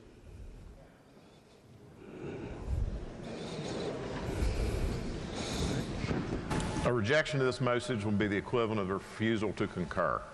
Okay, so that message would then be transmitted to the Senate, and then the Senate would then be placed in the posture of having to either recede or we would go to conference. Is that correct? Correct. Yes, that is correct. Okay. So we're not actually voting necessarily on the budget itself at this point. At the end of this discussion, a motion will be made to concur with the Senate message. If that motion is successful, we will then be on passage of the bill. Thank you. I've got a couple of statements, a question, and then a final statement. I'll try not to belabor this any more than I need to, but if people want to follow along a little bit, if you go to the system, the SFA TAR 13310 adopted on page 92, so it's section 9, appropriations from general revenue surplus fund accrued. So there's been some discussion about the House budget and the Senate budget. So we start with the governor's budget, and then we develop our own budgets. And so you've got 3 documents, basically, that are in the process, and then you have the adjustment letter that comes to us as well at the end, which is essentially an adjustment to the governor's budget. And what the chairman has done here today was presented to us in his conversations with the Senate Finance Chair, is incorporated elements of the governor's budget with the adjustment letter, as well as elements of the House budget with the Senate budget, and they've reached a compromise. They've reached an agreement. And the recommendation before us shortly will be to accept that agreement. I'm probably going to be voting no. Well, I'm not. I am going to be voting no. And the reason for that is that when we started this process, well, when the governor started his process, he started with a flat budget. A flat budget. We heard it. This is a flat budget. So then we got to look at it, and then we got to work it a little bit, and it was kind of essentially a flat budget. And then this body made some decisions about our spending priorities. And we decided that we were going to do our best to maintain an essentially flat budget and try to put some money in some things that we thought were important to us. I'll give you an example. The Speaker championed an issue that dealt with putting additional resources into our early education years in schools, about a $23 million price tag, to invest in trying to make sure our kids had what they needed to be able to succeed in schools. We decided that we wanted to send some money back to the taxpayer, that the state of West Virginia is on this rocket ship ride. We have record surpluses. We're collecting records amounts of personal income tax. And we decided that a priority of ours was to send some money back to those people that generated that income. Those were two of our high priorities, and there were others, but those were two of our highest priorities. And we included that in what we did, our work product. So the Senate had other priorities. Their priorities were a fund to deal with reclamation bonds. So they included that in their budget. So the governor had some other priorities, including items that were included in his adjustment letter. And then if you go to the section in the budget that I was referring to, Section 9, and let's just start with the first sentence. The following items are hereby appropriated from state funds general revenue and are available for expenditures during fiscal year 2023 out of 2022's funds. So if we have a surplus in 2022, we're going to fund these things. So we've taken 2022 money and spending it on items in this budget. So we're growing basically our expenditures in 2022. So the only reason this budget is flat is because the general revenue number stays the same. If you take the general revenue number and you add in all the stuff that's in the back, including the surpluses, we've blown this thing up by a little bit short of $1 billion by passing this budget. Now, I used to be a Democrat, all right? So, I used to get accused of taxing and spending. Now I'm a Republican. You know what the difference is? We just spend and don't tax. I thought tax relief was a priority. I thought controlling the growth of government was a priority. I thought that's what we were about. And we're about to drop about $1 billion of extra money on the floor with wide discretionary use to the executive. There's $100 million, there's $1 million here for equine enrichment. Now, I don't know what racehorse we're buying. Do you? To compete with the race car.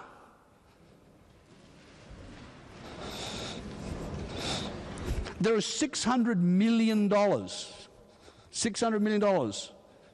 into a fund that we created yesterday. That's now off the table.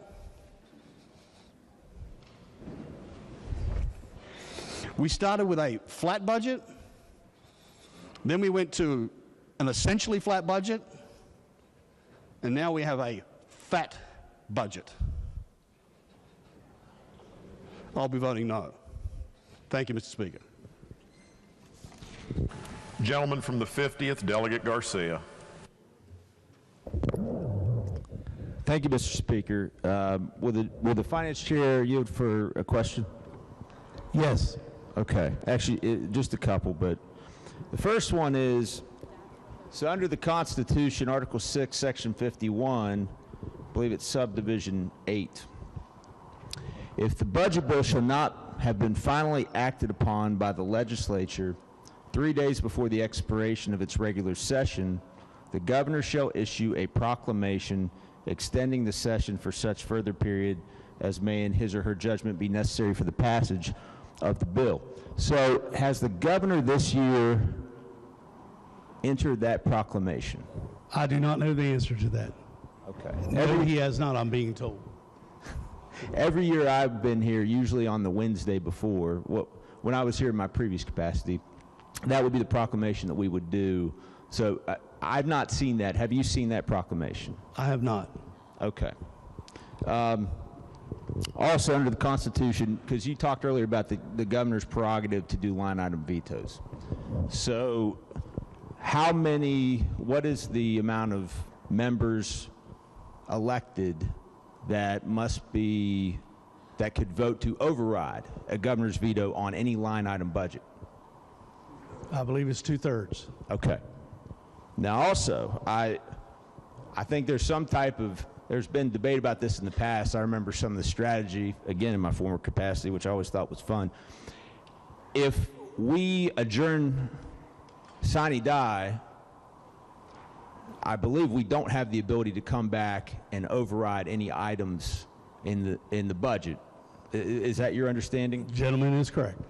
What we would have to do is we would have to adjourn to a date certain in the future, basically for the purposes of a veto override session. Or before June 30th, call ourselves back in if we wanted to. Okay, that's fair. I think that's very fair. Okay, thank you very much, sir. I'll speak very quickly. I just wanted to remind everybody here, because sometimes we talk about it, but the separation of powers between the legislative branch and the executive branch. And I think there's a lot of things that are very good in this budget, certainly, and even in this deal that's been made. But we do have the ability, number one, if we were to reject this concurrence, to do what was done every year that I was here previously, which is to have a conferees committee. And secondly, if we have any fear about the governor controlling the entire process, one thing that's apparent, and I don't know if this was on purpose or not, but he didn't offer this proclamation. I think he expects that this is just going to get done by today. I think he offered this letter that was an adjustment letter yesterday. I don't think he expects that we're going to take some time and potentially figure some of these things out. And this is the most money I've ever seen in surplus. I mean, we're talking about the general revenue being about $4 billion, and we've added close to another $1 billion on top of that. That's a quarter of our budget expenses. Again, there's a lot of things I like, so this is tough. But I just wanted to make sure we thought about this, and I do not think that we should make any decision here today based on the fact that we don't have enough power, because I want you to understand, as a co-equal branch of government, we do. Gentleman from the 63rd, Delegate Hardy. Thank you, Mr. Speaker. I'd just like to rise to, first of all, thank the chairman from Finance for all of his hard work, and all of my colleagues in Finance for all of our hard work, sitting through all these finance budgets and coming together and working with the Senate to come up with a budget. This is my 4th year here. This is the 4th year I've worked on a budget, and this is the 4th year that my friends on the other side have always come to say how concerned they are. We've got a fiscal cliff coming. We're really concerned about what's going to happen in the future. We have all these unfunded mandates. My friend from the 30th, who just gave a wonderful campaign speech, at one point in time had a clock on his desk for the countdown of the decimation of this West Virginia state running out of funds. We were going to be in a terrible shape. Let me remind this body of what we've done in the last 4 years since I've been here and since this gentleman's been the finance chair. We have almost $1 billion in our rainy day fund. We're going to have almost $1 billion in our surplus this year. We have funded the IDD waiver. We've taken millions of dollars to put into the IDD waiver to get rid of the waiting list. I'm sure all of you guys are very excited about that. We also, foster children. How much money have we put into foster children? We've put a lot of money into foster children in the last couple years, correct? Okay, let's talk about food banks. We've given money to food banks. CPS workers are now going to get a raise this year, right? CPS workers are some of our most underpaid workers that we have in the state that do a very hard job in a very tough situation. So thank you, Mr. Chairman, for working with the Senate to get a pay raise for our CPS workers. Let's talk about our state police. We're going to get our state police a 10% pay raise. We wanted to try to just give the state police a pay raise in the Eastern Panhandle because we were underwater up there. But you know what? We got kicked in the teeth when we tried to do that. So what did? We pulled that bill, we reworked it, we came up with a huge fiscal note on it. But you know what? We worked through it, it's in the budget. The state troopers are getting a pay raise. Let's talk about something else we've done here. Oh, okay, we've put a freeze on the jails. You can go back to your counties and you can tell your county commissioners we froze their portion of the jail bill, right? We did that this year in the Finance Committee. Let's see, what else did we do? Oh, Bureau of Senior Services in the last couple years. We've given them money for their meals, their Meals on Wheels, their congregate meals, and guess what? We bought them new vehicles. They all have new vehicles to deliver their food to our seniors, who are one of our most vulnerable population in the state, and we have plenty of them. Let's see what else. Oh, wait a minute. We've also cut taxes on Social Security income, right? More work for our most vulnerable population in the state. We cut cut state taxes off Social Security income. Let's see. Well, I've talked about the $1 billion in a rainy day. Let's see. We've talked about the $1 billion in a surplus. So I really think that's all I have to say. I just want everyone to understand, are you really willing to kick this can down the road to the Senate again on the last day of session when we have pay raises? Oh, wait a minute, I'm sorry, I forgot about one of the most important ones. 15% pay raises in the last 5 years for our school teachers and our state employees under Republican control. I don't think they got pay raises before that. Now, are you really willing to kick this can back to the Senate on the last day of session and willing to risk all those pay raises? You want to go back to your constituents and risk all these pay raises? I think not. Thank you, Mr. Speaker. Gentleman from the 15th, Delegate Foster. Thank you, Mr. Speaker. I've been here 7 years, and this being my 8th year being here, we've been through a lot of budgets. I've never really talked about the budget, voted for, heck, I think every single one of them. But there's something that's happened recently that people aren't understanding. The gentleman from the 50th mentioned it. We've got to look at the Constitution and what it says. We always talk about there's a balanced budget, and we have to have a balanced budget. That's not entirely true, and here's why. If you look at Article 6, Section 51 of the Constitution, subsection B, Section 3, or Section 5, or Subdivision 5, sorry. It says that the legislature shall not amend the budget bill so that to create a deficit. And that's very important because who makes our revenue estimate? Provided further that the legislature shall not increase the estimate of revenue submitted in the budget without approval of the governor. There's been this game going on where the governor has said, oh, well, here's our revenue estimate. The revenue estimate has been low. This is something that has infuriated me for a long time because we have no ability to spend above the revenue estimate. That revenue estimate is artificially low. So the governor just gets to spend whatever he wants out of that. It's taking away our authority. I hate that there's $1 billion in surplus revenue. I hate that we're doing that because the only reason we are doing it, it's like the non-intoxicating beer thing. We're trying to get around the Constitution because the governor's playing a game with us. I mean, we can't spend to where there would be a deficit based on the governor's revenue estimate.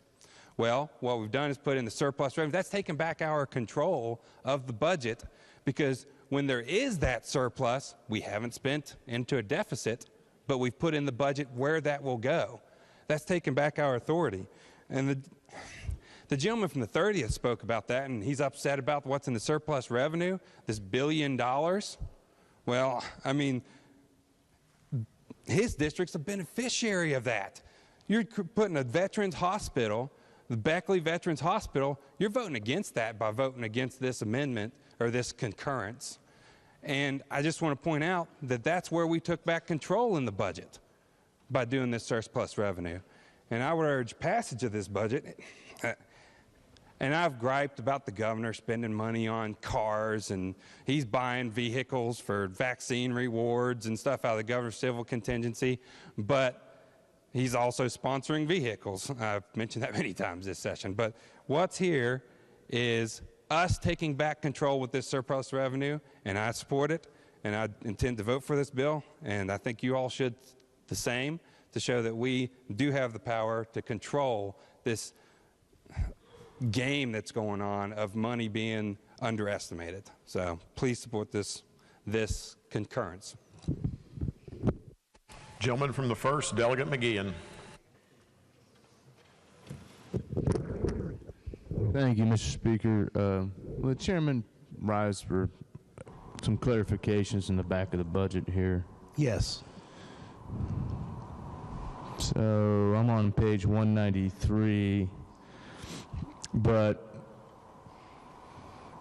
position 393, I think, right here. With the Department of Tourism, it's the first priority in the surplus section.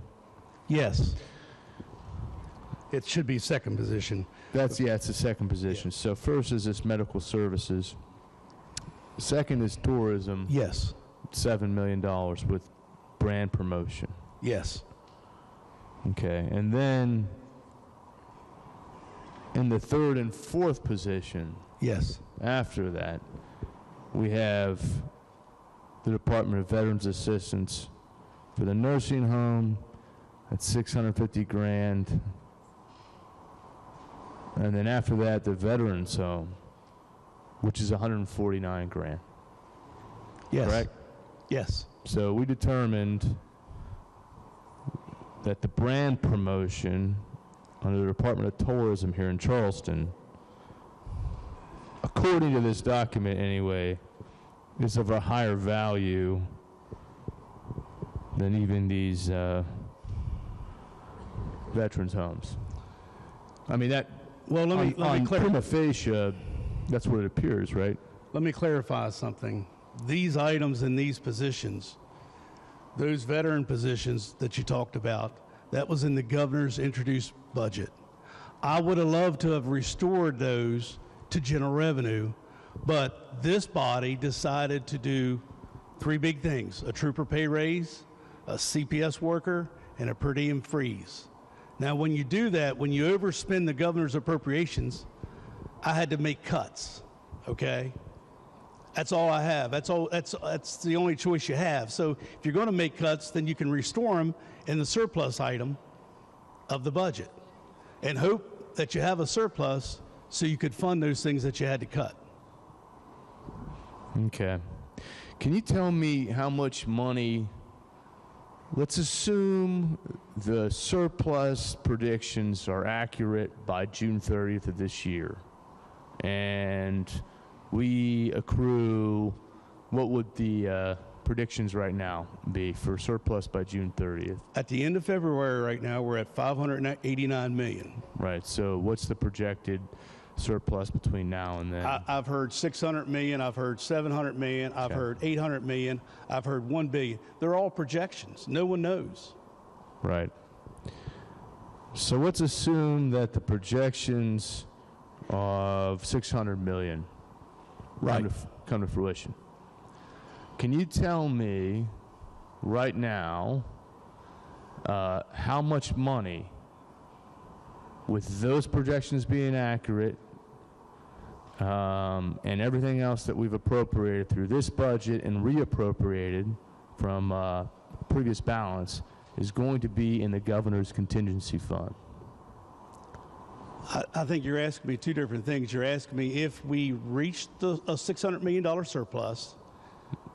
Yeah, so what's in there? What's reappropriated in this budget? We've reappropriated from a previous... No, we've stuck in the back of the general revenue surplus section, if we have a $600 million surplus. Right, so what I'm asking is all combined. What would it be if those predictions come right? What would be the total amount in the governor's contingency fund? Well, we passed the supplemental for $5 million. We passed the supplemental for $15 million, so $20 million. There's about approximately $3 million in the governor's civil contingency fund now. So I believe the governor would have around $25 million in the civil contingent fund. But at the end of this year, if those predictions for surplus come to fruition, he's going to have even more than that, right? Not in that line. I'm not that I'm aware of. Well, there's $100 million. Go down to the position. Yes, the $100 million. Yes. So we're talking somewhere in the neighborhood of $130 million. Yes. At the end of this fiscal year. Yes. For the governor's contingency fund. Yes. Okay. So wouldn't you also agree that the entire back of the budget here is basically supplemental appropriation stuck in the budget? Not necessarily. I mean, it could be yes, but not necessarily, because it's predicated on that you're having a surplus. So, if you don't have a surplus, those items won't be paid. Right. But, I mean, based on current trends, it's highly likely we're going to have a surplus. Well, remember otherwise, we probably wouldn't go in through all the effort of trying to figure out who's going to get the surplus, right? It may not happen if Senate Bill 4, I believe it's 487, the rainy day cap, if that bill does not make it across the finish line, everything that we're talking about is a moot point, because in your scenario, let's just assume you have $800 million. $400 million will go in the rainy day fund, $400 million then available to fill the general revenue surplus section of the budget. Right, but still my proposition stands. I mean, these are basically supplementals stuck into the back of the budget for surplus, despite that bill that would divert some of it to rainy day. Okay. Right? Under that scenario, is there even any reason for us to be coming back necessarily in May or June for any supplementals? There could be, yes. Yes. Because if we wanted to, let's assume in your scenario that the governor decides to veto the position of the House, the $265 million. We do have the ability to call ourselves back in and say, no, that's the position of the House. We want that. I mean, that's important. That's reaching for, call ourselves back into session? We have the ability, yes. Yeah, we do have the ability, but wouldn't Yes. you agree that's like not even reaching into left field, that's reaching outside the stadium? We've tried that before, and when's the last time we called ourselves into session? I think the question you asked me in my scenario, that would be a reason why we would want to come back before June 30th. Right. I think it makes perfect sense. Sure, that's a Hail Mary pass. Okay, but I appreciate you standing up and asking some questions. Thank you. Look, I'm voting against this motion to concur for several reasons. First off, just take a look at the back of the budget. Everyone knows it's highly likely we're going to be gaining a massive surplus in the millions of dollars between now and June 30th. Look at the priorities that were established essentially based on this last-minute letter we get from the governor's office. $7 million of surplus money for brand promotion to tourism. Over chump change going to a veterans home and a veterans nursing home. $7 million in addition to the tourism's budget. So commercials. Okay, that reflects a certain value that we're sanctioning here if we go and concur with this. Now, I realize that's in addition to what's in the budget for the Department of Veterans Assistance. But do you understand that just that surplus going to tourism for commercials is almost greater than the entire budget for the Department of Veterans Assistance. Think about that. The Greatest Generation, what's left of them? Old Vietnam vets. I mean, Korean guys.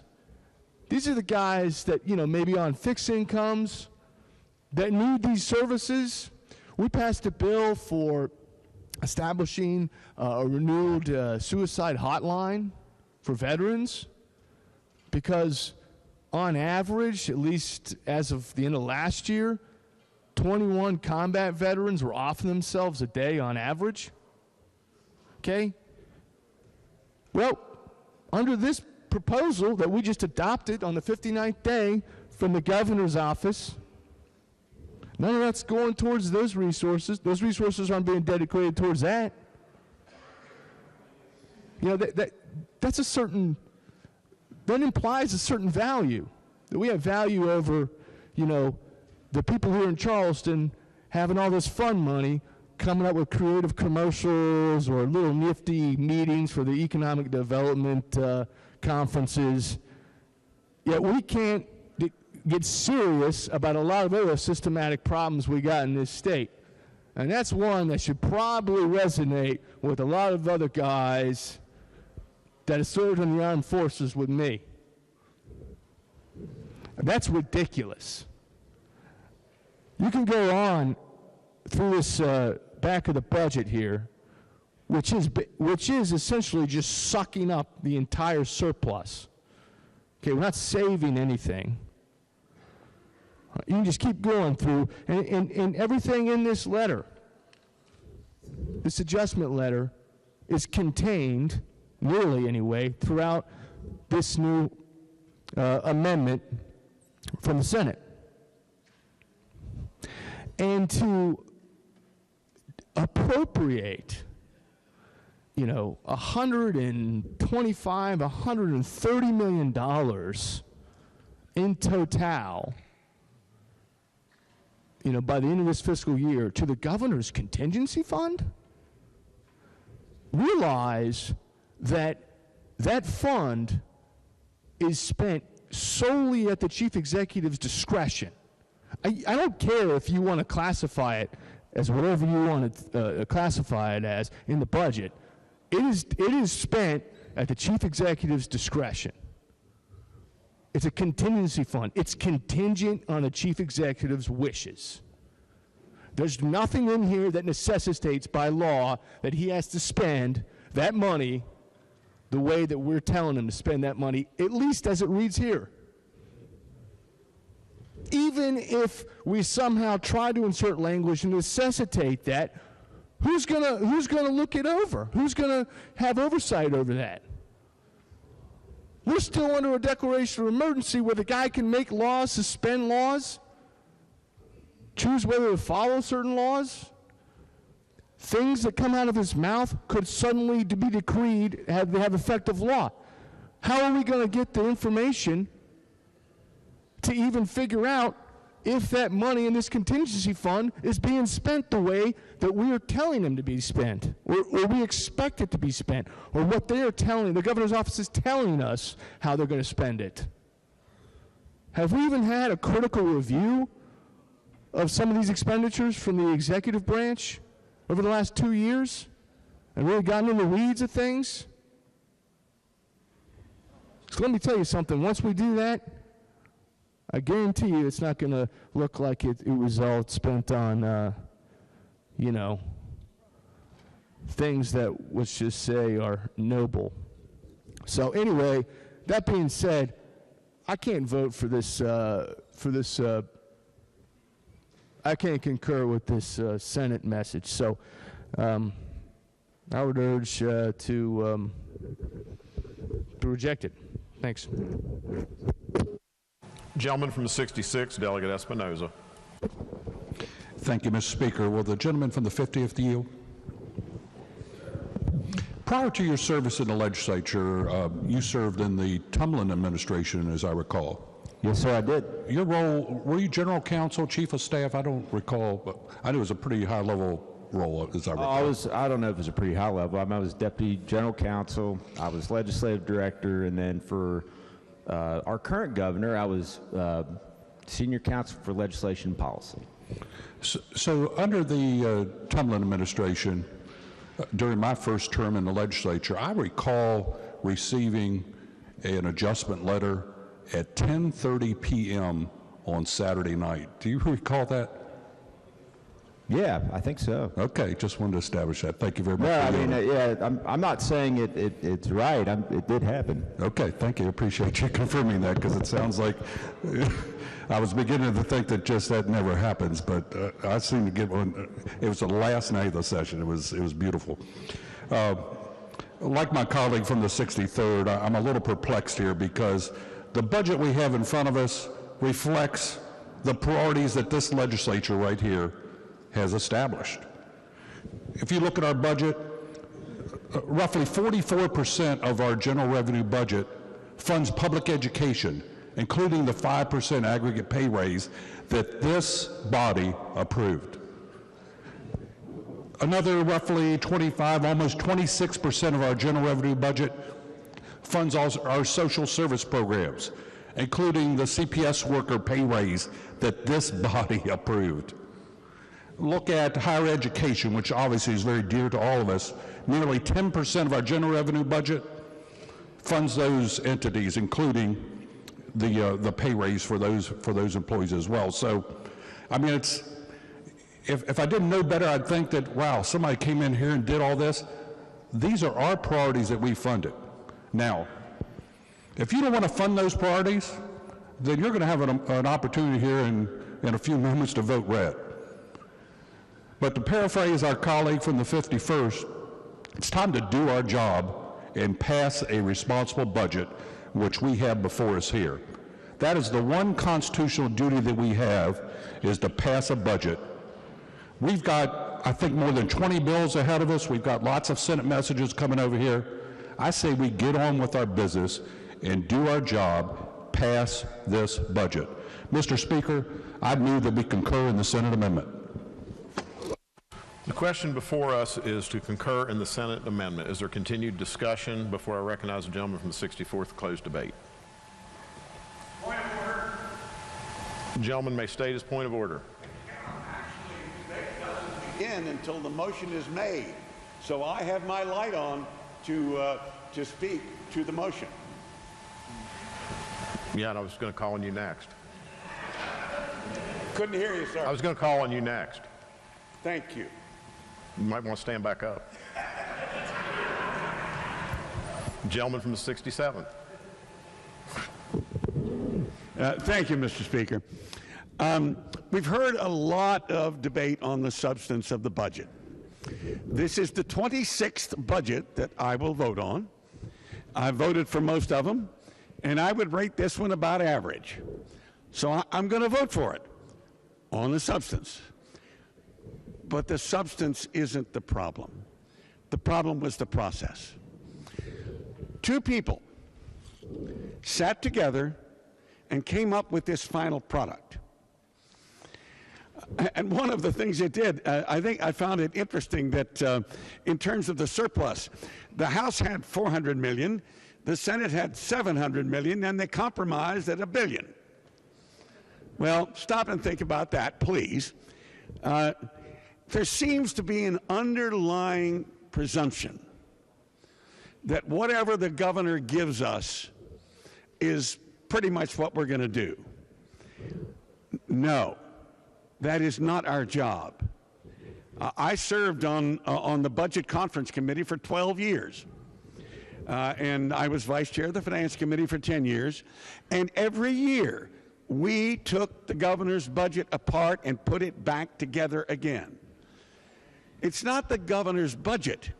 It's the governor's recommendation. It's the legislature's budget. And in order to do that, we need to have to do more work on it than lately is being done. Now, I understand why. In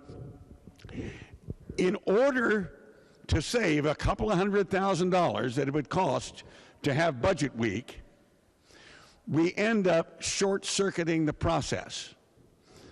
But when we had budget week, the public knew a lot more about what we were doing than is the case now. There is one item of substance that I do question. But again, let me acknowledge every budget I've voted on has some good things and some bad things, and the couple I voted against had a whole lot of bad things. This is one thing that I want us to consider, though, before we vote, and that is there is a certain amount of surplus, and that from the Chairman of Finance, that is going to ongoing expenses. We should not do this. A surplus is, by definition, one-time money. And one-time money should not be used for ongoing expenses, like operations, like pay raises, or tax cuts. That should be funded from ongoing sources of revenue. So, with those cautions, I'm going to vote for the bill. But I do hope that in the future, there will be a change in the direction of transparency in the process. Thank you. Gentleman from the 51st, Delegate Hansen. Thank you, Mr. Speaker. Would the Chair of Finance yield one more time, perhaps? I had a question about the 5% pay raises. My understanding is that some of those are funded through the general revenue budget and some funded through special revenue accounts. Is that right? They're all general revenue. So from item number 4 through item number 108 in the general revenue budget. Okay, what about those employees whose salaries are paid by special revenue funds? Or federal funds. The agencies testified that they will be able to make those payments under their operating budgets. Does that include highways workers? It would include anybody that's in special revenue or paid with federal funds. So that would include highways and higher education? Yes. So they've provided testimony. Don't forget, some of higher ed, WVU could have some of their employees paid with general revenue. They would get paid. They could have some of their employees paid with special revenue. They testified they have enough in their operating budget to pay those. There are some of those employees that could be paid with federal funds at WVU. Okay, so you heard testimony related to higher ed and highways that those would be paid. Okay. Thank you, Mr. Chair. Thank you, Mr. Speaker. Gentleman from the 50th, Delegate Garcia. All right, I just wanted to respond really quickly to the gentleman from the 66th. I appreciate his question, and I think that was, there you go. You know what happened back in 2017? You're right, 10:30, here comes this adjustment letter. Well, there's a lot going on that session. And do you know what that legislature had the guts to do? They went till June fighting about a budget. They didn't just accept it, they fought about it. That was one of the most protracted fights I've ever seen. It included some bull manure out here in the hall at one point. That was a big back and forth. I just want to say a couple things, though. And I want to say, because I've heard, well, if you vote against this, you're not for veterans' homes or whatever. Well, that's not true. You know, I'm going to vote for the budget at the end of the day. But what we're talking about here is a choice of which budget we vote for. Okay? And I also want to say I very much respect the Chairman Householder. I very much respect the hard work he and his committee have put into this. This is not about this, I think, debate and the talk about conferee committees. That is nothing personal. It has nothing to do with how hard you guys have worked. That's a policy decision that has been made, and that's okay. And if that's the will of this body, we will get to the budget, and I will push green. I promise you that. But that is something that up until a few years ago, we did have conferee committees. I think it was a little bit more transparent. And I think that made sure that each and every member of the budget, of this legislature had the opportunity to look line by line at those points of disagreement, to provide input, and to come to something that we could all agree to. This idea that you're not for veterans nursing homes if you don't vote to concur, that is not true. Make up your mind. I just wanted to give you guys information And I wanted to let you know about the power that you have, because sometimes, like my friend from the first, I think I'd agree, sometimes we forget how much power we have. You don't have to give it away. Gentleman from the first, Delegate Zetezelo. Well, thank you, Mr. Speaker. You know, I haven't been in this body too long, but it's, you know, I'm fast approaching the age of 70 and in a few days, and I am reminded of my time in this body when we didn't have two nickels to rub together.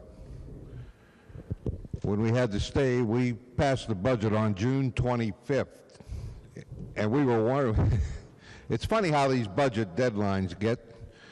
I thought June 25th was too late, and then finally you find out from the leadership, oh no, we can wait till June 25th, and you know, by that time you're sweating bullets. What a difference 8 years makes. What a difference it makes. I am thrilled to listen to this discussion. I can't tell you, because I think the future of West Virginia is going to be something to watch. It's going to be something to see. We've gone from taking rainy day money to having $1 billion in the rainy day fund, from taking stuff from PEIA because you have dire straits and there's not much else you're going to be able to do, and we managed to keep it. Some people would argue we haven't done enough, but we kept it to an 80-20 thing when the governor told us it was going to be 75-25.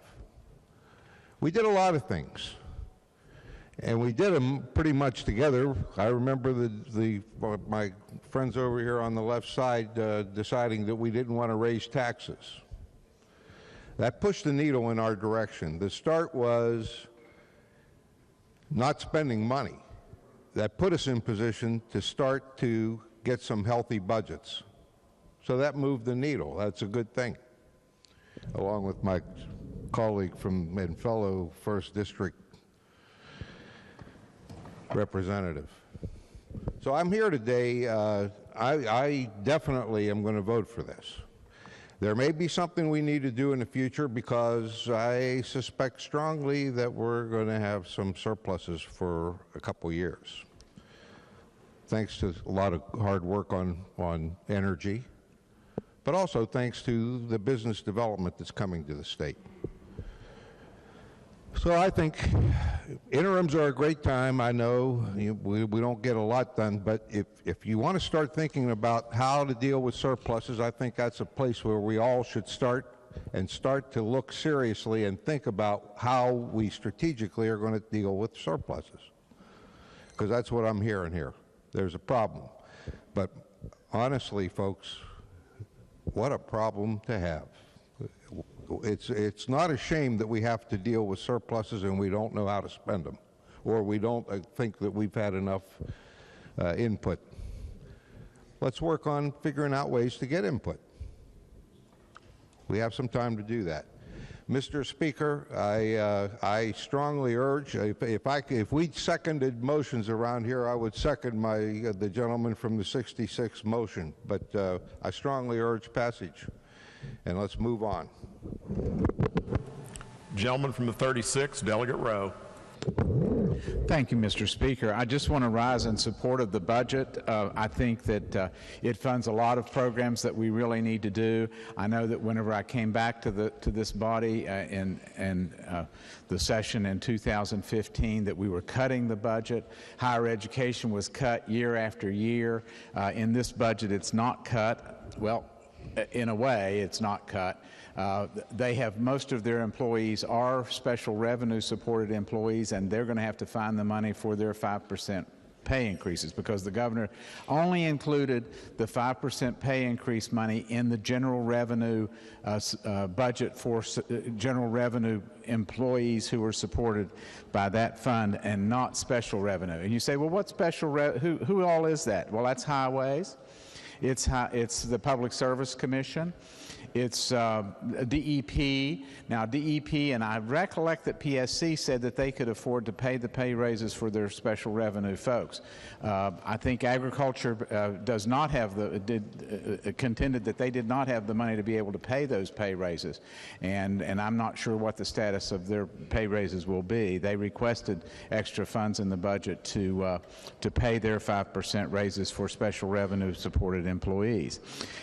You know, the other programs in there, the Humanities Council's been funded, arts and education programs are funded, their domestic violence programs are funded, free clinics, health clinics have been funded. Of course, the pay raise for the general revenue folks are funded. The trooper pay raise, I call this trooper pay raise relief. I mean, we were so desperate to do something to get their salaries up, and I'm really proud of the work of the Finance Committee in order to do that in the House. And it's not a 10% increase for troopers. It's actually more than that. It's the 5% is about $2,500. The other up or down $7,500 is a much higher percentage than just 10, I think. The rainy day fund's fully funded. The teachers' retirement system is being paid on time, and I think that it gives us a unique opportunity to transform West Virginia, rebuild our coalfield communities, change the look of coalfield communities, because there are grant match funds to support the demolition of dilapidated and abandoned housing. That of itself would transform our coalfield communities.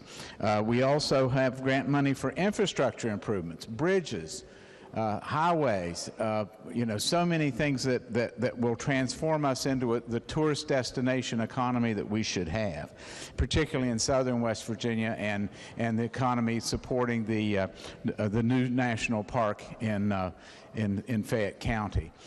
For us in Kanawha County, we have an opportunity to be the gateway, the western gateway to that park. And with transformation of East Kanawha County, I think you're going to see a tourist destination that's not just limited to surrounding the park, but actually begins in Charleston and goes forward.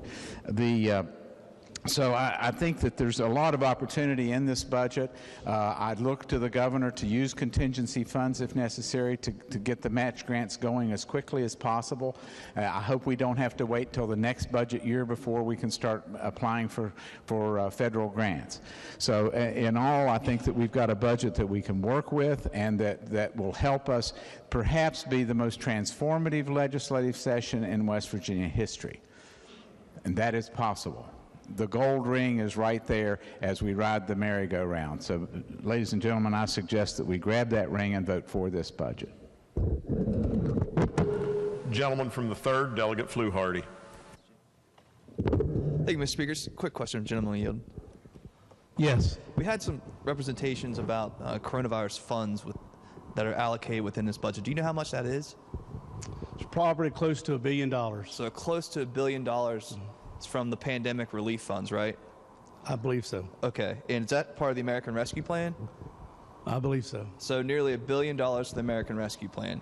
That's Yes. part of our budget right now. Yes. Okay, that's all I have. Very quick, Mr. Speaker. You know, we had some yelling on the House floor about how great of a job everybody's doing, and we have all this money. I want to make it clear, nearly $1 billion coming from the feds. Nearly $1 billion. American Rescue Plan money. And not a single Republican voted for it. So if we're going to thank people today and pontificate on this House floor, slap each other on the back and say, great job, Johnny, you're doing a great job, then we should start thinking who's really responsible for a lot of this. The Democrats. The Democrats. So thanks, Joe. We appreciate it. Thank you, Mr. Speaker. Gentleman from the 37th, Delegate Pushkin.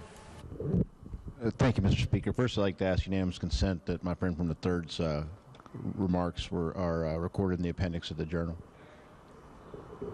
The objection is heard. I move.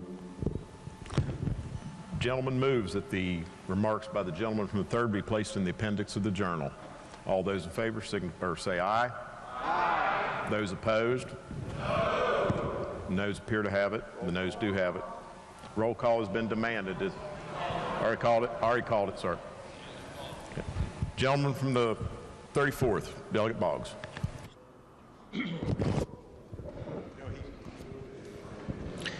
Thank you, Mr. Speaker.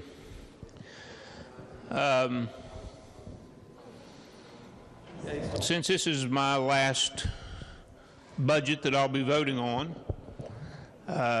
I'm going to support this budget. Now, I've never found a budget that I liked everything that was in it, not even when I'd put a budget together. But I think in this one, like most of the other ones, the good outweighs the bad. Things got a little heated in here last night, and anybody that I offended, I want to offer my apologies to. I might have snapped at a few people when I shouldn't have, and I don't want to leave this body in that posture. I'm not going to stand up and give a stem winder like my friend from the 63rd did, which he made a lot of good points. Made a lot of good points. But a lot of the things that we're enjoying today were as a result of some tough decisions that had to be made back 10, 15, 20 years ago when we were enjoying some surpluses, but because of the debt that we were in, because of workers' comp, because of the retirement not being funded properly, we had to make a lot of tough decisions instead of granting pay raises to put money in there so we can enjoy what we're being able to do for the last few years. And when it comes to teacher pay raises, I think both parties have been quick to take credit, but I think everybody shares in the good part about giving them and the bad part in the days that we couldn't, because everybody knew there was a reason that we couldn't at that time, and it doesn't make it right, it's just a fact. And I know that I was on the conference committee when we did the first teacher pay raise in the state employees. 5% wasn't what was proposed. That's what, when we can thank the state employees and the teachers for the ones that being down here and the ones that they got 5%, and they deserved every bit of it and a whole lot more. So I don't think anybody should slap herself on the back and say that's what was proposed right off the bat, because it wasn't. But having this budget, I'm concerned about the surplus section, because I don't think we'll ever get through the surplus section to all these items that are in here. There's going to be a lot of things that aren't going to be funded. And that's okay. This is the way that they prioritize it. I'm going to see some things that I wish that had been funded. I've got some concerns about these large amounts that we have in here that really have no direction of what's going to happen with them. And I think that's point's been made by a lot of people here on both sides of the aisle. But everyone needs to remember that regardless of when the revenue adjustment letters come out,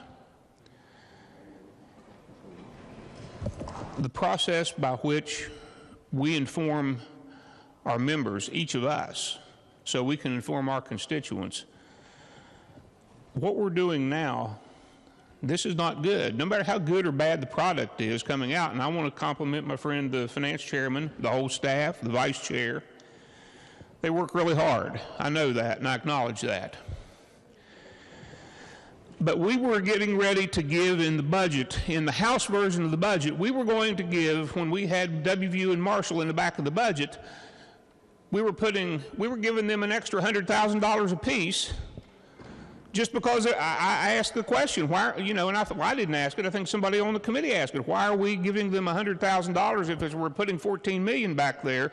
Why are we restoring it to $14,100,000? Well, I don't know whether that was a bonus for being put in the back of the budget or what it was, but when we talk about the added expense, that was $200,000. Now, that's not here now, but that's $200,000. At $35,000, $36,000 a day for coming in here in special session, the discussion we're having now points exactly to why we should have all the bills passed the 60th day, and then we have a session to go over the budget. It may only take 3 days. But we do the budget after all the bills have passed and we see all the revenue measures. The chairman mentioned earlier about some different things depended on if the Senate took up this and different things, big ticket items. Well, that might change. That might change a lot of this. All I'm saying is going forward down the road, it makes a lot of sense, even if it costs another $100,000 or $200,000 to be down here, for everybody to have a really clear picture on what we have, a real clear picture of what the governor has adjusted his revenue estimates to and what he's adjusted his priorities to, and then have it to where the public can come. It's announced, just like committee meetings, because it is a committee meeting, it's a conference committee. The public can come if they want. The press can come if they want. And they can see and they can hear and they can make notes, and then it's not a surprise what gets put out here on the floor at 10 o'clock at night or 9:30 at night or 9 o'clock at night, because you shouldn't do that. That should be something that's brought out, it's put out, it's laid out for everyone to see, to absorb, to go over it, whether you take 2 of them and have to do it yourself side by side, or whether you actually provide people with a printout of here are the changes to simplify it and make it easier. Folks, going down the road, I learned a long time ago, the day I retired from the railroad, you like to think in your mind that the railroad's just going to quit running. The trains are going to quit running. When I left as an engineer, but I found out the next day they were still running. And I know that after me and my friend from the 5th and a lot of us are gone, the legislature's going to keep on humming and everything's going to keep going. My friend from the 67th and all over the chamber. But just as a suggestion, we stopped doing the conference committees when we got in, as a gentleman from the 50th mentioned, we got in a bind because we went right up to the brink. And my friend from the 30th, he did have a clock running because it was scary. State employees were scared. Everybody was scared. What was going to happen if we got past June 30?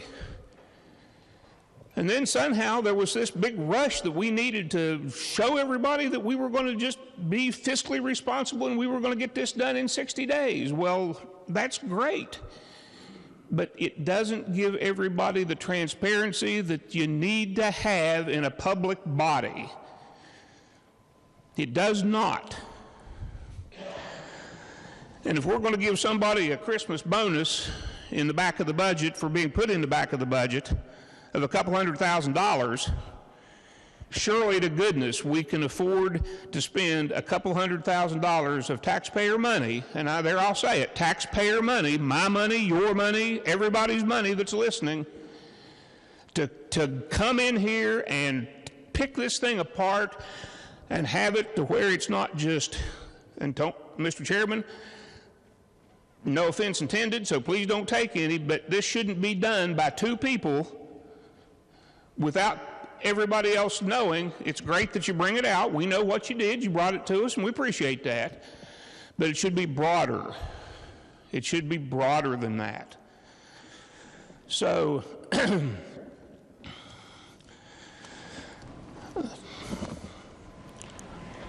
I promise I won't use my 20 minutes tonight in my farewell speech. I see a head shaking over there. That's not going to happen.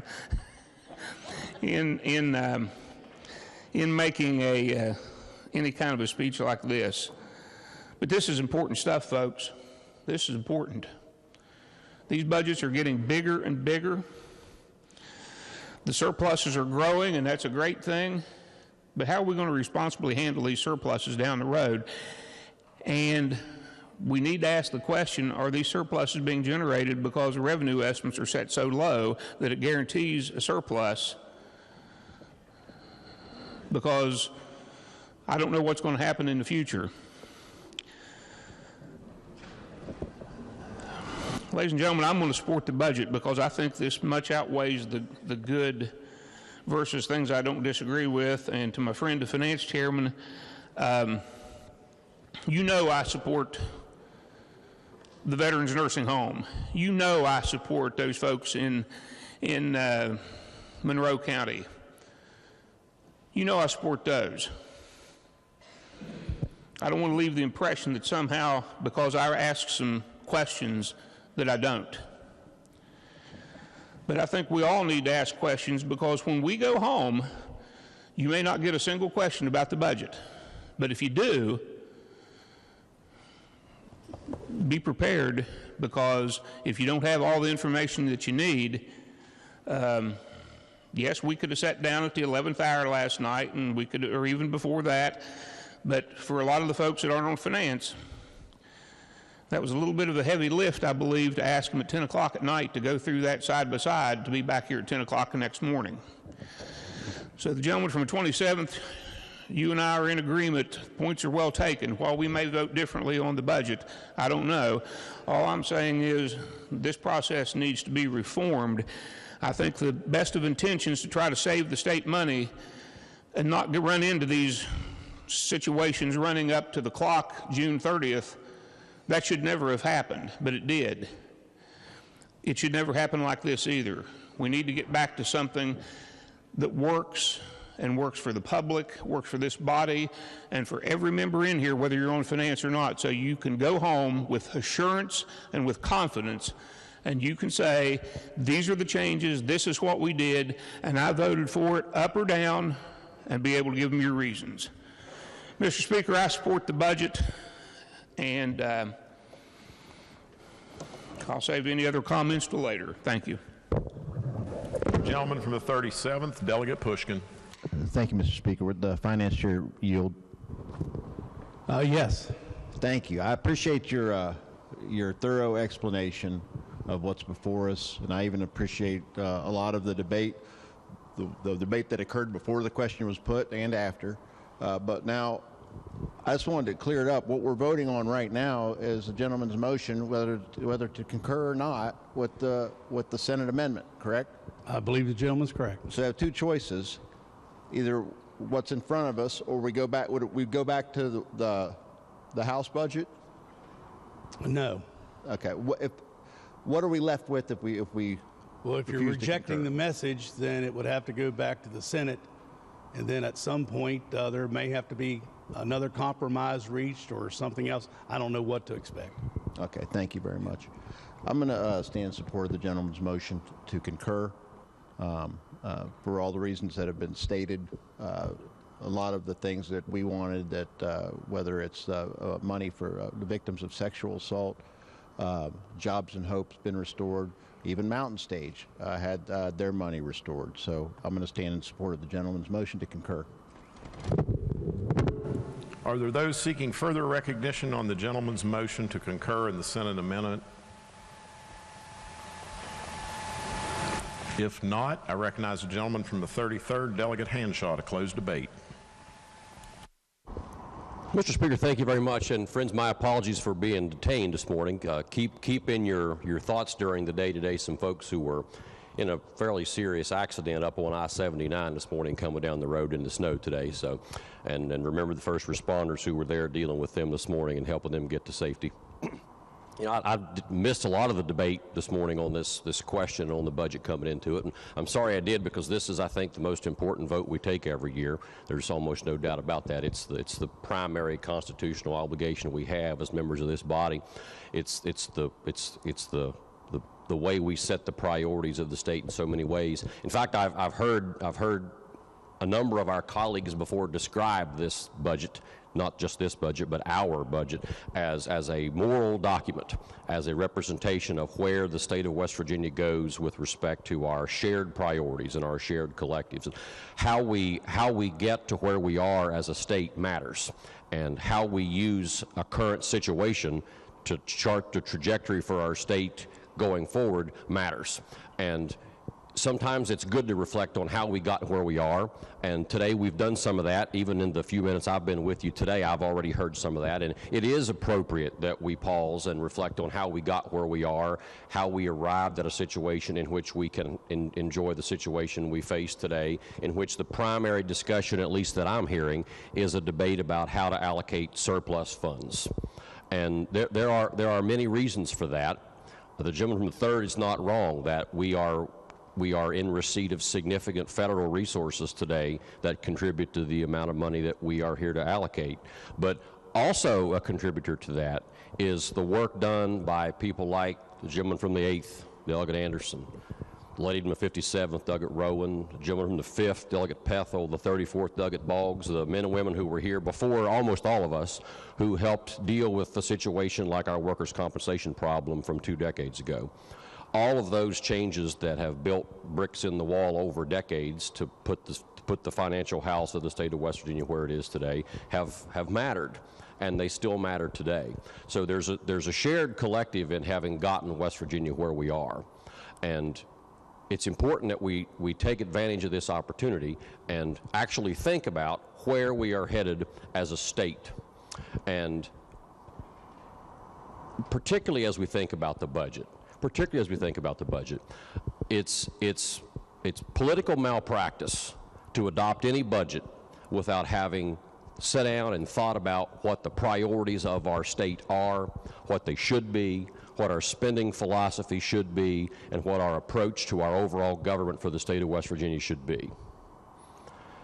And if you agree with that statement, if you agree with the statement I just made, then your agreement should be expressed not to me, but to Chairman Householder, because those were his words, not mine. Those were words that the chairman expressed to me before this session ever began. He said that we as a body need to spend some time assessing where we are as a state and how we actually want to prioritize our spending, not just this year, but in the future. How will we deal with the circumstances that we face today? How will we deal with this same situation a year from now when we're projected to be in a fairly similar posture? Will we continue to do it in an ad hoc way, or will we be more methodical about it? Will we think about what kind of collective priorities we want to actually address? I will absolutely support the motion today, not because I think everything in it's correct, not because I even like everything in it, but because, as the gentleman from the 34th, Delegate Boggs, said, I think the good in it outweighs the bad. And that's government. That's just government. The good in it outweighs the bad. Neither I nor any of you represent single-handedly the West Virginia House of Delegates. Neither I nor you nor any senator unilaterally represents the legislature. But to get a budget requires our house, their house, and the governor to agree upon a document. That's just government. We don't always like it. Sometimes we hate it, but that's just government. But I do hope we take this opportunity to actually reflect on not just how we got here, but where are we headed? Because we are projected to be in this same situation again. And process matters. Process matters a lot. And how we arrive at this overall document that we place before ourselves every year matters a lot. Over the years, that's been done with week-long conference committees after the regular session adjourns. The past few years, it's been done in a process involving the 2 finance committees during the last week of the session. Both have strengths, both have weaknesses. I happen to have been here in 2013, not as a member, but as a staff lawyer. I was here in 2013 as a staff lawyer to the Senate minority. And we did have that week-long conference committee. We did meet for the week-long budget process, but we convened for approximately 15 minutes a day. Much of the work was done by staff and the finance committee chairs, and that was as it should be at the time because that was the process in place. The process now involves many of the same people. It's done differently, but it involves many of the same people. Both are both come with pros and cons, both come with strengths and weaknesses. Can we constantly look to improve our process? Sure. And we need to do that, and we should do that. And we should seek input from ourselves on what the best way is for us to do that. How do we all become as informed as we can be on maybe the most important vote we take every year? How do we get as informed as we can be about the decisions made by the executive, by the decisions made by the Senate, about our own decisions? Because realize that much of what I'm hearing us talk about today are decisions that the chairman and the Finance Committee made at our express instruction. Some of those decisions we can look back now or perhaps may be looking back now asking why we made them at the time or how we came to believe those were the right decisions at the time. But what we ought not do is vilify the chairman for doing what we, the body, told him to go do. If we don't like those spending priorities, then we should come together again later in the summer and allocate those funds differently. And we can do that, and I'm confident that many here will express an interest in pursuing exactly that course of action. And when that time comes, we can do so. But I'm going to support the motion. I hope you do as well, because as the gentleman 34th said, I believe the good outweighs the bad. It's not the budget that I would have written unilaterally, may not be the budget you would have written unilaterally. Probably was not the budget the chairman would have written unilaterally. But it's where we are. It's a budget that those three parties who make up the governing body of West Virginia agree should be our spending priorities for fiscal year 2023. I'm going to vote in favor of the motion. I think you should too. Question before us is on the gentleman's motion to concur in the Senate amendment. All those in favor signify by saying aye. Aye. Opposed? No. The ayes appear to have it. The ayes do have it. The motion carries.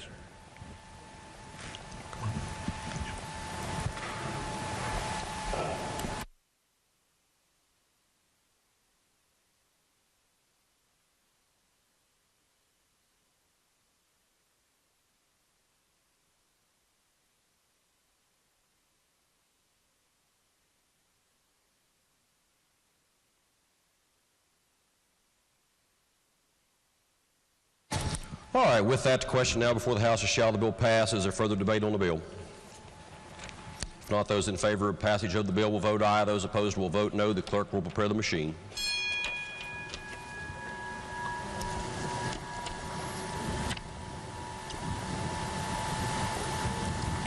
Has every member voted? If so, the clerk will close the machine and ascertain the result on that question. There are 90 ayes, 9 nays, and 1 member absent. A majority of members voting in the affirmative. The chair declares that bill passed. The clerk will please report the title. Committee substitute for Senate Bill 250, Budget Bill. Are there amendments to the title? If not, the title as read by the clerk will be and remain the title of the bill. The clerk will please communicate the action of the House to the Senate. Lady in the 32nd, Dr. Kassinger. Thank you, Mr. Speaker. I would ask unanimous consent that the remarks by the gentleman from the 33rd be printed in the appendix of the journal. Okay, are there objections? Okay, there are no objections. Next Senate message to Lady in the 38th, Dr. Graves. Thank you, Mr. Speaker. I meant yesterday to ask by unanimous consent that the remarks by the gentleman from the 16th on Bill 262 would be printed in the appendix to the journal. That's from yesterday? Okay, are there objections? Okay, no objections are heard. Chair, I recognize the lady from the 49th for an effective date on the last bill. Thank you, Mr. Speaker. I move Senate Bill 250 be made effective from passage. The question is on the motion that Senate Bill 250 be made effective from passage. Those in favor of that motion? As amended. As amended. Those in favor of that motion will please vote aye. Those opposed will please vote no. The clerk will prepare the machine.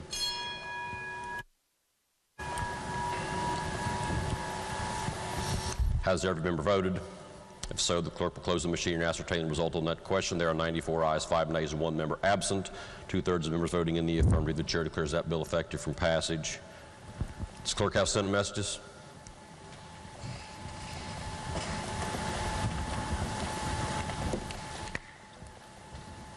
The clerk of the Senate announces that the Senate has passed, with amendment and title amendment, committee substitute for House Bill 2733, relating to the establishment of a Combat Action Badge and Combat Action Ribbon special registration plates.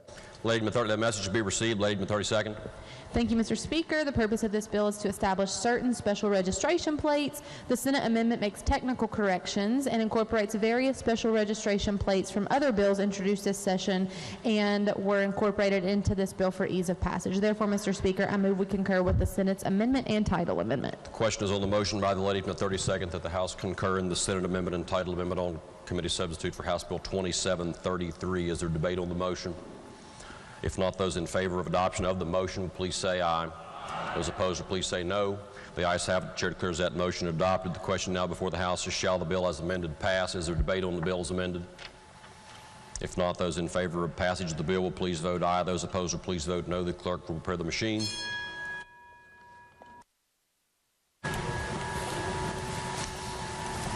Has every member voted? If so, the clerk will close the machine and ascertain the result on this question. There were 96 ayes, 0 nays, and 4 members absent. A majority of members voting in the affirmative. The chair declares that bill passed. The clerk will please report the title. Committee substitute for House Bill 2733 relating to the establishment of a combat action badge and combat action ribbon special registration plate. Are there further title amendments? If not, the title as amended by the House will be and remain the title of the bill. The clerk will please communicate the action of the House to the Senate. Next Senate message. The clerk of the Senate announces that the Senate has passed with amendment and title amendment committee substitute for House Bill 4059, clarifying that new Department of Health and Human Resources deputy commissioners are exempt from civil service. The question is on, or excuse me, the message will be received. Lady from the 49th. Thank you, Mr. Speaker. The Senate amendment inserts the provisions of House Bill 4286, another area where we talked about civil service, which was passed on March 7th, to avoid overriding a previously adopted bill. Therefore, Mr. Speaker, I move we concur with the amendment and title amendment. Lady from the 49th moves that the House concur in the Senate amendment and title amendment on House Bill 4087. Is there debate on this motion? Lady from the 51st, Doggett Fleshhour, is recognized. Will the lady yield for a question? Yes. Can you tell us a little bit more about that bill? Yeah, 4286, when I looked it up, it was where we talked about attorneys not being in civil service. So we added this to that section. So, because if you remember, this bill excluded the deputy commissioners from civil service. And now, with that, can you remind me, is that all attorneys that work for the state that would be excluded from the protection of civil service? I remember the debate. I remember passing the bill, but that was a while ago, so hold on. Any person hired as an attorney beginning July 1, 2022, yes. Future attorneys for the Yes. for state government? Yes. All right, thank you. Thank you. Mr. Speaker, I'd like to speak to The lady bill. is recognized. I don't really like either of these provisions. For those of you who don't know the history, civil service is a protection for employees. And sometimes if you have a confidential employee, they don't get civil service protection, and that's appropriate. You want to have somebody you can trust. But civil service means that you get a grievance process. If you have a boss that is a bully, you can do something about that, and that's one of the main reasons we have the grievance process that we talked about the other day. There are some attorneys who would be confidential employees, but lots and lots of them are doing work in the tax department, and I don't think they're any different from any other state employees. They deserve this protection that civil service gives them, not to be treated unfairly. Part of the reason we have the civil service protection is the Constitution that said everyone who is entitled to due process of law. The Constitution applies to state employees. So I think this is unnecessary and could subject some employees to abuse, because I'm tired of bullies. We've got too many of them in the world, and that's sometimes what happens when people get a little bit of power. They abuse it. So I think it's really, civil service is a very important reform, and we should, except for those people that have confidential positions, government employees deserve it. Thank you, Mr. Speaker. Is there further debate on the lady's motion? If not, the question is on the motion that the House concur in the Senate amendment entitled Amendment on Committee Substitute for House Bill 4059. Those in favor of the motion will please say aye. Those opposed will please say no. No. Ayes appear to have it. Okay, the ayes have it. Chair declares that motion adopted. So now the question is, shall the bill pass? Is there debate on the bill as amended? If not, those in favor of passage of the bill as amended will vote aye. Those opposed will vote no. The clerk will prepare the machine.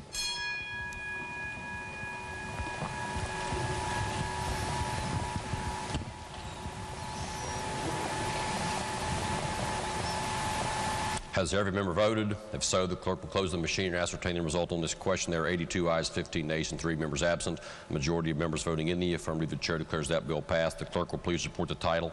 Committee substitute for House Bill 4059, clarifying that new Department of Health and Human Resources deputy commissioners are exempt from civil service. Are there further title amendments? If not, the title as amended by the House will be and remain the title of the bill. The clerk will please communicate the action of the House to the Senate.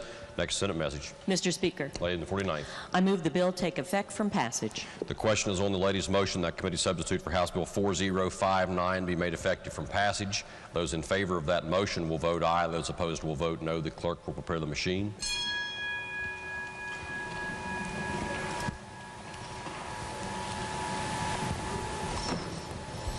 Has every member voted? If so, the clerk will close the machine and ascertain the result on this question. There were 92 ayes, 6 nays, and 2 members absent, 2/3 of members voting in the affirmative. The chair declares committee substitute for House Bill 4059 effective from passage. The clerk will please communicate the action of the House to the Senate. Next Senate message. Clerk of the Senate announces that the Senate has passed with amendment and title amendment committee substitute for House Bill 4087, allowing variance in state fire code for certain buildings used solely for emergency equipment storage. The message will be received. Lady from the 32nd, Dr. Kessinger. Thank you, Mr. Speaker. The original intent of this bill was to specify when fire protection systems were needed in firehouses that stored equipment and had sleeping quarters. The Senate amendment significantly altered the purpose of the bill by amending in sections relating to collection and distribution of insurance tax for the Fire Protection Fund, and added in various code sections relating to recovery residences and landlord-tenant laws. Therefore, Mr. Speaker, I move the House refuse to concur and ask the Senate to recede from its amendment. The question is on the lady's motion that the House refuse to concur and ask the Senate to recede from its amendment on committee substitute for House Bill 4087. Is there debate on the motion? Gentleman from 37, Doug Pushkin, is recognized. Thank you, Mr. Speaker. Would the gentlelady yield? Happily. Oh, thank you. So the Senate amendment is basically Senate Bill 590 that we're going to have on third reading today? It's the tenant bill that you and I have discussed prior, and so we're asking them to, because it's outside the scope of the original bill, we're asking them to recede from their amendment. So with what they added to it, does it reflect the amendments that were made in the House on Senate Bill 590? I don't think so. I can't say with 100% certainty, but based on previous conversations, we do not believe they reflect the amendments that we made. Well, thank you for yielding, and I would rise in support of your motion, and we'll speak about Senate Bill 590 when we get to it. The question again is on the motion by the lady from the 32nd that the House refuse to concur in the Senate amendments and ask the Senate to recede on committee substitute for House Bill 4087. Is there further debate on the motion? If not, those in favor of adoption of the lady's motion will please say aye. Aye. Those opposed will please say no. If the ayes have it, chair declares the motion adopted. The clerk will please communicate the action of the House to the Senate. Next Senate message. Clerk of the Senate announces that the Senate has passed with amendment and title amendment committee substitute for House Bill 4098 relating to geothermal energy development. That message will be received. Lady from the 49th. Thank you, Mr. Speaker. The two Senate amendments clarify the exceptions in the permitting and appellate processes. They also added a short title, legislative findings, and a declaration of policy. Therefore, Mr. Speaker, I move the House concur with the Senate amendment with further amendment. The question is on the motion that the House concur in the Senate amendments with further amendment on committee substitute for House Bill 4098. Gentleman from the 51st, Doug Hansen, is recognized. Thank you, Mr. Speaker. A question. Did the Senate change anything related to the surface owners having the right to the heat? No, they did not, and I forgot to relay to you what the further amendment was. They are technical and legal verbiage errors is all the amendment is that we're going to send back. Okay, thank you. Thank you, Mr. Speaker.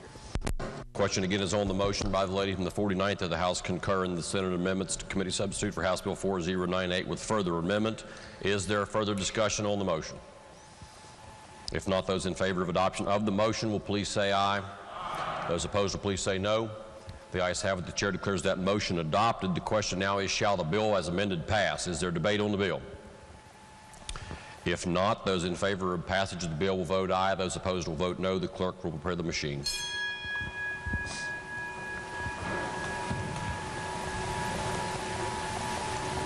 Has every member voted? If so, the clerk will close the machine and ascertain the result on that question. There were 97 ayes, 2 nays, and 1 member absent. A majority of members voting in the affirmative. The chair declares that bill passed. The clerk will please report the title.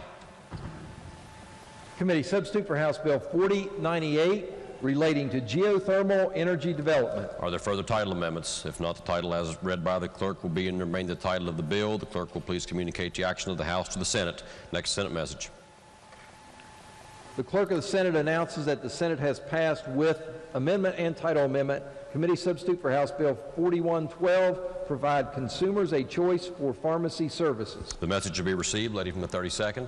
Thank you, Mr. Speaker. The Senate amendment added a definition for health care payer, clarifies rebate to 340B pharmacy is not included in the definition of rebate, removes language from the definition specialty drug, which included drugs with restricted distribution from the FDA. It prevents duplicative discounts to 340B pharmacies. It clarifies that PBM reimbursement methodologies shall comply with this code, and a contract that contains an unapproved methodology is not permitted. It requires the PBM to use the most recently published monthly national average drug acquisition costs to determine reimbursement. Therefore, Mr. Speaker, I move we concur with the amendment and title amendment. Lady from the 32nd, Douglas Kessinger moves that the House concur in the Senate amendment and title amendment on committee substitute for House Bill 4112. Is there debate on the lady's motion? If not, those in favor of adoption of the motion will please say aye. Those opposed will please say no. The ayes have it. The chair declares that motion adopted. The question now before the House is, shall the bill pass? Is there debate on the bill? If not, those in favor of passage of the bill will vote aye. Those opposed will vote no. The clerk will prepare the machine.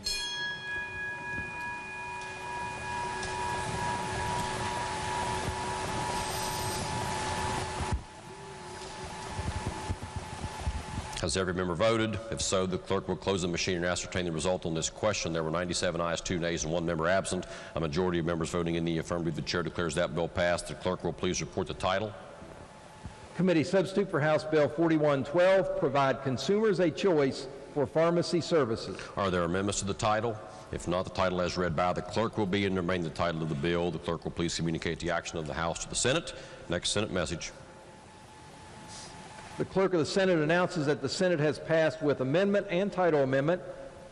Committee substitute for House Bill 4285 relating to real estate appraiser licensing board requirements. The message to be received. Lady from the 49th. Thank you, Mr. Speaker. The purpose of this bill was to prohibit board members from offering expert testimony while simultaneously voting on disciplinary actions against a licensee and updating submission requirements for real estate appraisers when submitting necessary documents for licensure. The Senate amendment clarified that a board member may not participate or vote in disciplinary actions when there is a conflict of interest and includes some areas of a conflict of interest. Therefore, Mr. Speaker, I move the House concur in the Senate amendment. The question before the House is the motion by the lady from the 49th that the House concur in the Senate amendment on House Bill 4285. Is there debate on the motion? If not, those in favor of adoption of the motion will please say aye. Those opposed will please say no. The ayes have it. The chair declares that motion adopted. The question now before the House is, shall the bill pass? Is there debate on the bill? If not, those in favor of passage of the bill will vote aye. Those opposed will vote no. The clerk will prepare the machine.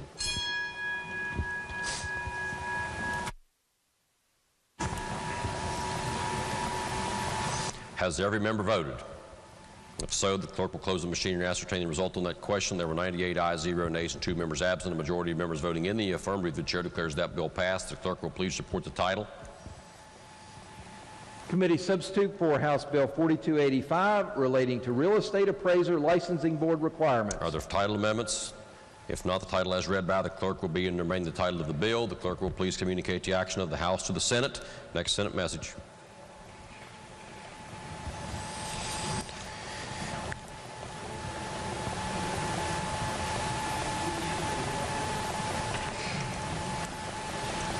The clerk of the Senate announces that the Senate has passed with amendment and title amendment House Bill 4355 relating to the disclosure by state institutions of higher education of certain information regarding textbooks and digital courseware and certain charges assessed for those items. The message will be received. Led in the 32nd. Thank you, Mr. Speaker. The Senate's amendment made the following changes. It replaced the word textbook throughout the bill with words course material and defined course material. It replaced language regarding the responsibilities of the Educational Materials Affordability Committee. It required the listing of course materials to include any associated fee or charge. It elaborated on the requirement for an institution to disclose a student any charges that were not previously identified at the time of the student's enrollment. It removed language that allowed an institution to not disclose the amount of a charge in certain situations where the charge was assessed on an opt-in basis. It changed the provision outlining refund procedures to reflect that the institution's refund policy would govern. It removed a provision requiring the institution to furnish the course materials with a certain time frame, and finally it made technical adjustments. The changes are consistent with the intent of the bill, and therefore, Mr. Speaker, I move that the House concur with the Senate's amendment and title amendment. The question before the House is the lady's motion that the House concur in the Senate amendment and title amendment on House Bill 4355. Is there debate on the lady's motion? If not, those in favor of the lady's motion will please say aye. Those opposed will please say no. The ayes have it. The chair declares that motion adopted. The question now is, shall the bill pass? Is there debate on the bill as amended? If not, those in favor of passage of the bill as amended will vote aye. Those opposed will vote no. The clerk will prepare the machine.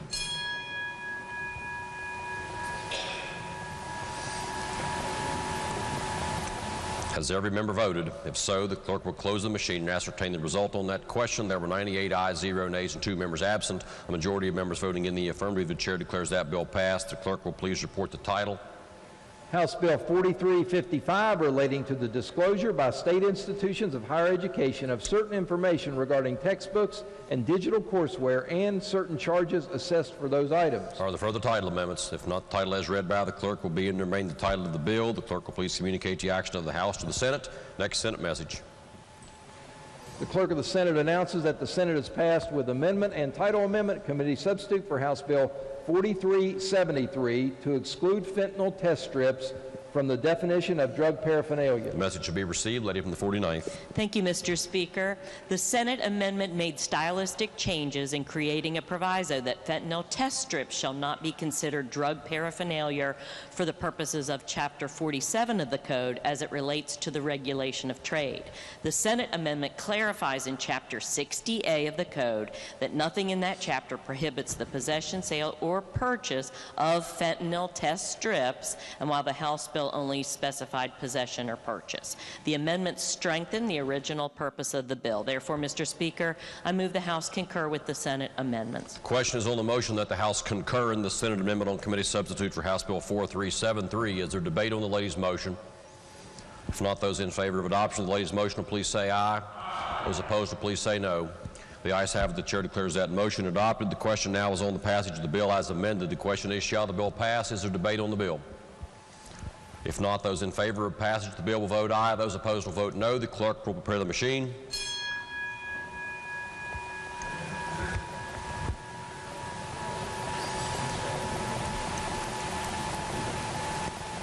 Gentleman of 59th, Douglas Reed. Has every member voted? If so, the clerk will close the machine and ascertain the result on this question. There were 94 ayes, 5 nays, and 1 member absent. A majority of members voting in the affirmative. The chair declares that bill passed. The clerk will please report the title. Committee substitute for House Bill 4373 to exclude fentanyl test strips from the definition of drug paraphernalia. Are there further title amendments? If not, the title as read by the clerk will be and remain the title of the bill. The clerk will please communicate the action of the House to the Senate. Next Senate message. Clerk of the Senate announces that the Senate has passed with amendment and title amendment committee substitute for House Bill 4389 relating to repealing school innovation zones provisions superseded by Innovation in Education Act. The message to be received. Lady in the 32nd. Thank you, Mr. Speaker. The Senate amendment inserts unrelated provisions requiring the Secondary Schools Activities Commission to modify its rules to permit a high school student to transfer to another school once without losing athletic eligibility. That is well beyond the scope of the original intent of the bill, and therefore, Mr. Speaker, I move we refuse to concur with the Senate amendment and ask them to recede. Question is on the lady's motion that the House refuse to concur in the Senate amendment and ask the House to recede, or ask the Senate to recede from its position with respect to committee substitute for House Bill 4389. Is there debate on the motion? Gentleman first, I got McGeehan is recognized. Yes, thank you, Mr. Speaker. I would ask to concur with the Senate amendment. Reason being is the section that was amended into this bill greatly affects my district. There's been a number of students whose parents have transferred mainly for academic reasons, almost entirely that I'm aware of in the last year for academic reasons, from a public school to a Catholic school. And in doing so, the students, these transfer students, were denied eligibility to participate in athletics for 1 year. Okay, so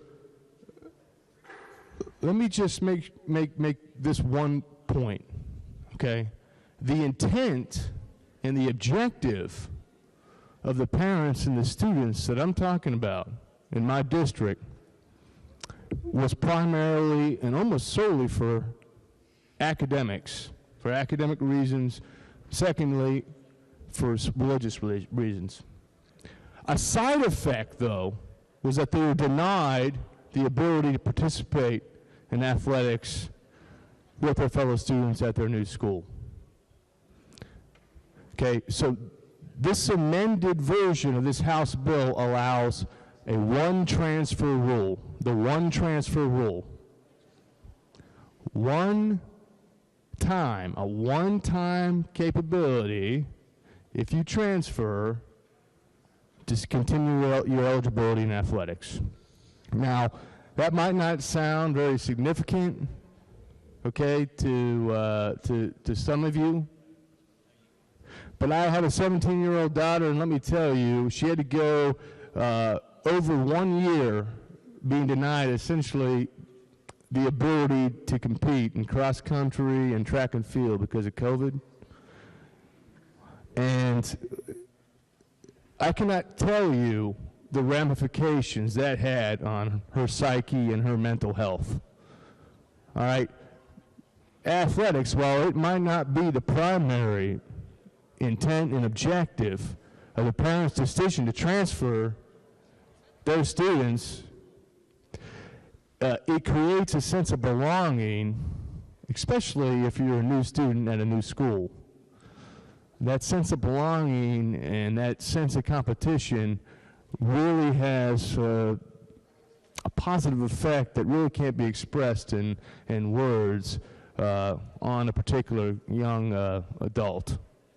And so, for those reasons, I would just ask to concur, because this is not something that is a novel concept that's going to lead to the things that some people in here think it would lead to. Majority of states actually have this one transfer rule in place, and the students that I'm referring to, we're talking about going to a small Catholic school and being not denied the opportunity to play tennis for a year, or soccer. Okay, we're not talking about, the star quarterback, or the pitcher who's being looked at by the Pittsburgh Pirates. Okay, we're talking about people being denied just the ability to compete in golf, things like that. All right, it's a one transfer rule. Most states already have this in place, so I would just ask for some consideration to concur with the Senate amendment, the Senate amended version of House Bill 4389. Thank you. Is there debate on the motion? Gentleman in 43rd Delegate Thompson is recognized. Thank you, Mr. Speaker. I'm going to speak in favor of the lady from the 30-seconds motion. Essentially what happened was they took an entirely different bill and put it into this bill, changing the whole entire, in my opinion, concept. So I'm going to go ahead and support her motion. Thank you. Gentleman of 52nd Ward. Thank you, Mr. Speaker. I just want to be clear on what we're voting on. So if we want to concur, we want to vote no on this motion, right? Gentleman is correct. Okay, Gentleman thank is you. correct. Question again is, Chair put the question again. The lady's motion is that the House refuse to concur and ask the Senate to recede from its position on committee substitute for House Bill 4389. So the gentleman's question is well taken. If you wish to concur, you will vote no on this motion. Okay, is there further debate on the motion? Okay, if not, the question is, shall the motion be adopted? The roll call vote is demanded. Is the demand sustained? Demand is sustained. Question is, shall the motion be adopted? Those in favor of adoption of the motion will vote aye. Those opposed will vote no. The clerk will prepare the machine.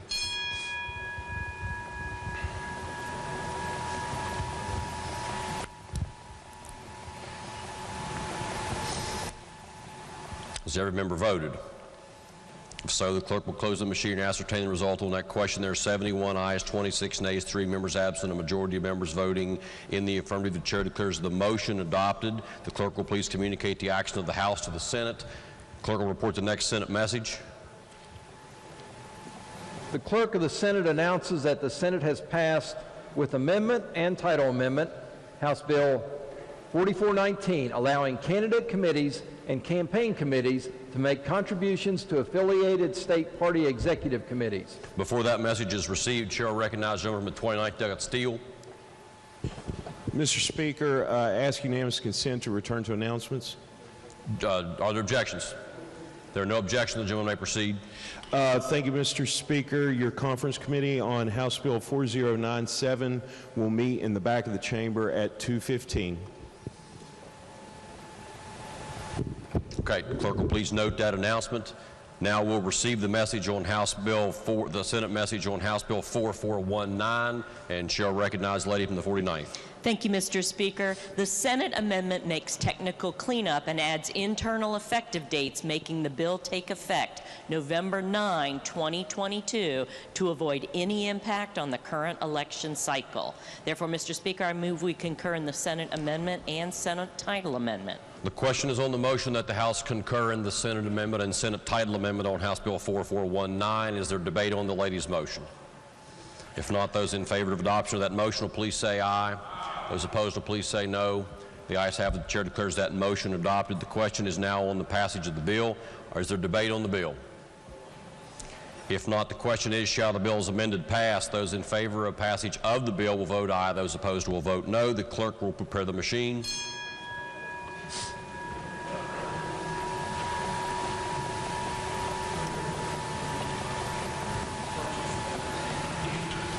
Has every member voted? If so, the clerk will close the machine and ascertain the result. On this question, there are 72 ayes, 24 nays, and 3 members absent. A majority of members voting in the affirmative. The chair declares that bill passed. The clerk will please communicate the action, or the clerk will please report the title. House Bill 4419, allowing candidate committees and campaign committees to make contributions to affiliated state party executive committees. Are there title amendments? If not, the title as read by the clerk will be and remain the title of the bill. The clerk will please communicate the action of the House to the Senate. Next Senate message. The clerk of the Senate announces that the Senate has passed with amendment and title amendment committee substitute for House Bill 4511 to make numerous amendments to modernize and increase efficiencies in the administration of the West Virginia Unclaimed Property Act. The message will be received. Lady from the 32nd. Thank you, Mr. Speaker. The Senate struck Amendment of 16C 518 in its entirety and made title changes consistent therewith. West Virginia State Treasurer's Office advised it decided to continue working on amendments to this section of code after session, but to forego any immediate changes to the statute. Therefore, Mr. Speaker, I move we concur in the Senate amendment and title amendment. The Question is on the lady's motion that the House concur in the Senate amendment and title amendment on committee substitute for House Bill 4511. Is there debate on this motion? If not, those in favor of adoption of the lady's motion will please say aye. Those opposed will please say no. The ayes have it. Chair declares that motion adopted. The question now is, shall the bill pass? Is there debate on the bill? If not, those in favor of passage of the bill now as amended will vote aye. Those opposed will vote no. The clerk will prepare the machine.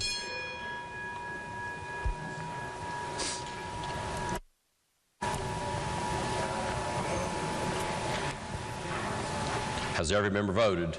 If so, the clerk will close the machine and ascertain the result on that question. There are 96 ayes, 0 nays, and 4 members absent. Majority of members voting in the affirmative. The chair declares the bill passed. The clerk will please report the title. Committee substitute for House Bill 4511 to make numerous amendments to modernize and increase efficiencies in the administration of the West Virginia Unclaimed Property Act. Are there further title amendments? If not, the title as read by the clerk will be and remain the title of the bill. Clerk will please communicate the action of the House to the Senate. Next Senate message. The clerk of the Senate announces that the Senate has passed with title amendment committee substitute for House Bill 4563, provide a license plate for auto mechanics. The message will be received. Lady from the 49th. Thank you, Mr. Speaker. If you recall, this bill allows temporary plates like dealers do for auto mechanics, and all the Senate had to do was make a title amendment. Therefore, Mr. Speaker, I move we concur with the Senate's title amendment. The question is on the motion that the House concur in the Senate's title amendment on committee substitute for House Bill 4563. Is there debate on this motion? If not, those in favor of adoption of the motion will please say aye. Those opposed will please say no. The ayes have it. The chair declares the motion adopted. The question now before the House is, shall the bill pass? Is there debate on the bill? If not, those in favor of passage of the bill will please vote aye. Those opposed will please vote no. The clerk will prepare the machine.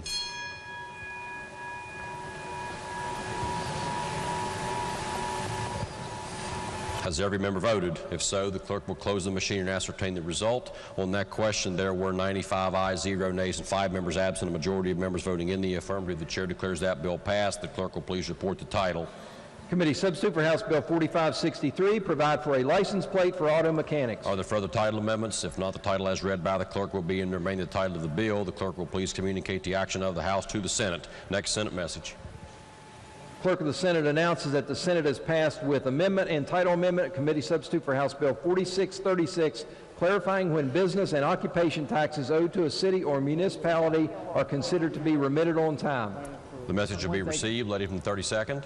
Thank you, Mr. Speaker. The Senate amendment merely relocated the proposed operative provisions of the introduced bill. The substance and purpose of the introduced bill is the same. Therefore, Mr. Speaker, I move we concur with the Senate amendment and title amendment. The question is on the lady's motion that the House concur in the Senate amendment and title amendment on committee substitute for House Bill 4636. Is there debate on the motion?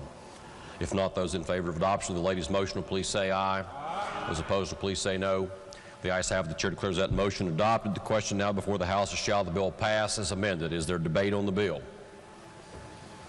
If not, those in favor of passage of the bill will vote aye. Those opposed will vote no. The clerk will prepare the machine.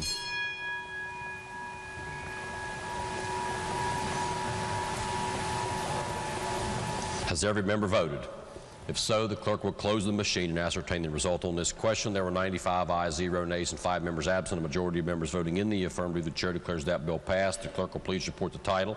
Committee substitute for House Bill 4636, clarifying when business and occupation taxes owed to a city or municipality are considered to be remitted on time. Are there title amendments? If not, the title as read by the clerk will be and remain the title of the bill. The clerk will please communicate the action of the House to the Senate. Next Senate message. The clerk of the Senate announces that the Senate has passed with amendment and title amendment committee substitute for House Bill 4662 relating to licensure of Head Start facilities in this state. The message will be received. Lady from the 32nd. The 49th. Thank you, Mr. Speaker. The Senate made grammatical changes, add clarifying language to ensure that the bill references a specific deemed child care license and not just an ordinary child care program. It inserted the words for promulgation to ensure legislative rules are promulgated. Therefore, Mr. Speaker, I move we concur with the Senate amendment and title amendment. The question is on the lady's motion that the House concur with the Senate amendment and title amendment on committee substitute for House Bill 4662. Is there debate on the lady's motion? If not, those in favor of adoption of the lady's motion will please say aye. Those opposed will please say no. The ayes have it. The chair declares the motion adopted. The question now before the House is, shall the bill pass? Is there debate on the bill? If not, those in favor of passage of the bill will vote aye. Those opposed will vote no. The clerk will prepare the machine.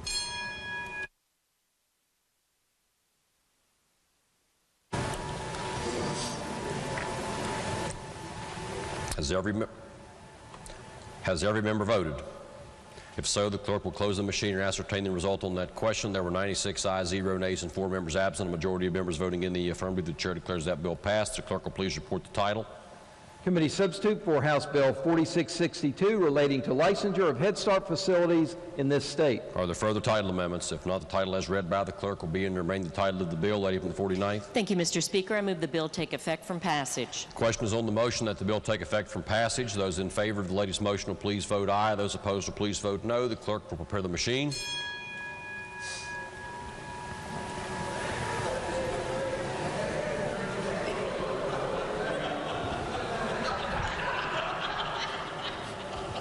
Has every member voted? If so, the clerk will close the machine and ascertain the result on this question. There are 96 ayes, 0 nays, and 4 members absent. 2/3 of members voting in the affirmative. The chair declares the bill effective from passage. The clerk will please communicate the action of the House to the Senate. Next Senate message. The clerk of the Senate announces that the Senate has passed with amendment and title amendment. Committee substitute for House Bill 4712 require the prompt enrollment in payment plans for costs, fines, forfeitures, restitution, or penalties in circuit court and magistrate court. The message will be received. Lady from the 32nd. Thank you, Mr. Speaker. Y'all, the Senate made a lot of changes, so I will try to read this as quickly as possible. The Senate amendment adds parallel provisions of code and municipal courts for prompt enrollment and payment plans for costs, fines, forfeitures, restitution, or penalties.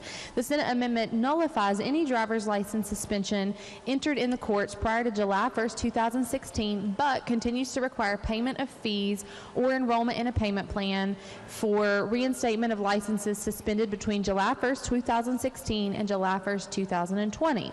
The Senate amendment adds provisions from Senate Bill 29 to include an amendment relating to creating fees to be paid in magistrate courts for processing bail bonds and bail pieces, and for adding $5 to the fees for recording certain documents with county clerks, all for inclusion in the Courthouse Facilities Improvement Fund. Senate Bill 29 was reported out of the House Committee on the Judiciary on March 8th with a second reference to the Committee on Finance. The Senate amendment does no harm to the original purpose of the House bill. The inclusion of prompt payment of costs, fines, forfeitures, restitution, or penalties in municipal courts strengthens the purpose of the bill by creating consistency between municipal, magistrate, and circuit courts. The amendment, including the provisions of Senate Bill 29, relates to the courthouse improvement, which generally relates to the courts of the state. Therefore, Mr. Speaker, I move that the House concur with the Senate amendment.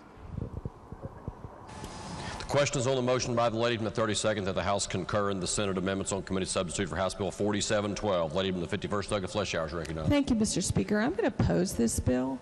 One of the really wonderful reforms that this group adopted bipartisan was ending the practice of putting people in jail for and depriving them of their driver's license because they hadn't paid fines and fees.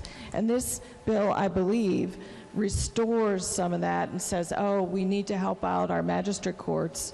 And we have lots and lots of people sitting in jail waiting for a trial, presumed innocent, because they haven't paid fines on time. It used to be the poor farm, where we would put people in the poor farm for not being for poverty. I understand that we need to cover the costs of our courts and that fines and fees are one way of doing this, but we put people in a cycle of jails and prison from which many never recover. I don't think this is good public policy. I understand why we need to have a solution for covering these costs, but it shouldn't be at the expense of ruining people's lives and their family and them losing their homes. I'm a no. Lady from the 38th, Douglas Graves. Thank you, Mr. Speaker. Just one point. I don't necessarily disagree with anything the gentlelady had to say, but I want to make it clear. I'm also very interested in making sure that we don't inadvertently or on purpose, undo the good work that we did in the past with people, restoring people's driver's license we don't want driver's license taken away for non-operational infractions. And so I followed the process through our body, and then also there was work done in the Senate that I followed very closely to make sure that we didn't undo that work. And I'd like to urge support for concurring with this message. Charlie Clements, Senator, one of his amendments actually explicitly states that any driver's license that was revoked for non-operational infractions prior to 2016, that it would be immediately reinstated. And I think that that is such a good thing. The DMV was in complete support. This is actually going to save them money for not having to track those. I think that that is a very good thing, and I would just offer my support for this concurrence. The question again is on the motion that the House concur in the Senate amendment on committee substitute for House Bill 4712. Is there further debate on the motion? If not, Lady 51st for a second recognition. Thank you, Mr. Speaker, and thank you so much for explaining that. That is a really good improvement, but I think this whole thing about prompt payment, we had a clear provision in the bill about the driver's license, which the gentleman from Harrison was the lead sponsor, that allowed people to develop a payment plan. And I think this bill undoes part of what we tried to do. I think a lot of people in the past will be taken care of by that amendment, but I worry about people in the future. And I just don't think that's the right way to do it. So I urge rejection. Is there further debate on the motion? Okay, if not, the question is on the motion that the House concur in the Senate amendment on committee substitute for House Bill 4712. Those in favor of adoption of that motion will please say aye. Aye. Those opposed will please say no.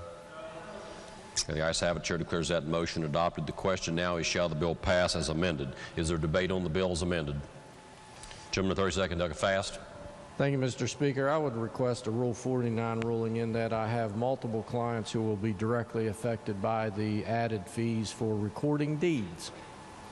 Just your clients, not the gentleman, 30-second, directly? Well, it would involve me as well as a purchaser of real estate. Okay, it will be the ruling of the chair. The gentleman will belong to a class of greater than 5 individuals and therefore should vote on this question. The question again is, shall the bill pass? Is there debate on the bill?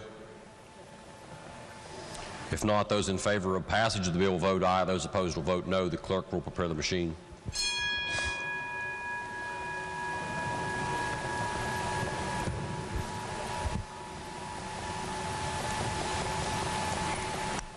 Has every member voted? If so, the clerk will close the machine and ascertain the result on this question. There are 86 ayes, 11 nays, and 3 members absent. A majority of members voting in the affirmative. The chair declares the bill passed. The clerk will please report the title. Committee substitute for House Bill 4712 require the prompt enrollment in payment plans for costs, fines, forfeitures, restitution, or penalties in circuit court and magistrate court. Are there further title amendments or other amendments to the title? If not, the title as read by the clerk will be and remain the title of the bill. The clerk will please communicate the action of the House to the Senate. Next Senate message. The clerk of the Senate announces that the Senate has passed with amendment and title amendment House Bill 4842 relating to obscene matter to minors. The message will be received. Lady in the 32nd. Thank you, Mr. Speaker. The purpose of this bill is to clarify that the provisions of the section relating to distribution and exhibiting of material depicting minors engaged in sexual activity shall not apply to a certified law enforcement officer or prosecuting attorney or persons acting under the immediate direction of a certified law enforcement officer or prosecuting attorney, certain court personnel, or attorneys representing an accused person, all while acting in the course of official duties. The Senate amendment and title amendment first adds an amendment to 6189 to create a new felony offense for a person engaging in the act of indecent exposure, knowing or having reason to know that the person to whom he or she exposed himself or herself to was 16 years of age or younger. The remaining Senate amendment makes technical and stylistic changes to the House bill, adds jurors with regard to inapplicability of this section to certain persons engaged in official duties, and includes a provision requesting that the Supreme Court of Appeals promulgate rules, protocols, and forms as necessary to regulate access to the use and handling of material prohibited by the section. The Senate amendment, a portion of the Senate amendment does no harm to the bill. However, the amendment to 6189 creating a new felony offense is not related to the purpose of the bill, and therefore, Mr. Speaker, I move that the House concur with the Senate amendment with further amendment and title amendment. The question is on the motion that the House concur with the Senate amendment with further amendment on House Bill 4842. Is there debate on this motion? If not, those in favor of adoption of the motion will please say aye. Those opposed will please say no. The ayes have it. The chair declares the motion adopted. The question now before the House is, shall the bill pass? Is there debate on the bill? If not, those in favor of passage will vote aye. Those opposed will vote no. The clerk will prepare the machine.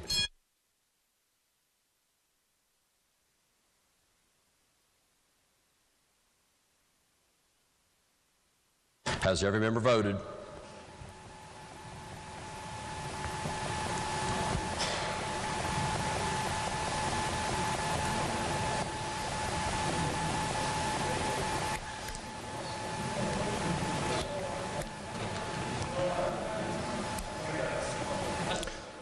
Clerk will close the machine and ascertain the result on that question. There are 96 ayes, 0 nays, and 4 members absent. Majority of members voting in the affirmative. The chair declares that bill passed. The clerk will please report the title.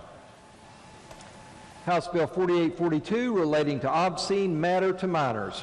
Are there title amendments? If not, the title as read by the clerk will be and remain the title of the bill. The clerk will please communicate the action of the House to the Senate. Next Senate message. The clerk of the Senate announces that the Senate has adopted with amendment House Concurrent Resolution 70, Calvin H. Shiflett Memorial Bridge. Message will be received. Lady in the 49th. Thank you, Mr. Speaker. The Senate made a technical amendment. Therefore, I move we concur with the Senate amendment. The question is on the motion that the House concur in the Senate amendment on House Concurrent Resolution 70. Those in favor of the motion will please say aye. Those opposed will please say no. The ayes have it. The chair declares the motion adopted. The question is now on the adoption of the resolution as amended. Those in favor of adoption of the resolution as amended, please say aye. Those opposed, please say no. The ayes have it. The chair declares that resolution adopted. The clerk will please communicate the action of the House to the Senate. Next Senate message. The clerk of the Senate announces that the Senate has passed the following bills. Senate Bill 731, making supplementary appropriation to Department of Tourism Workforce Development Fund. Message be received. Gentleman with 10th, Dr. Chris.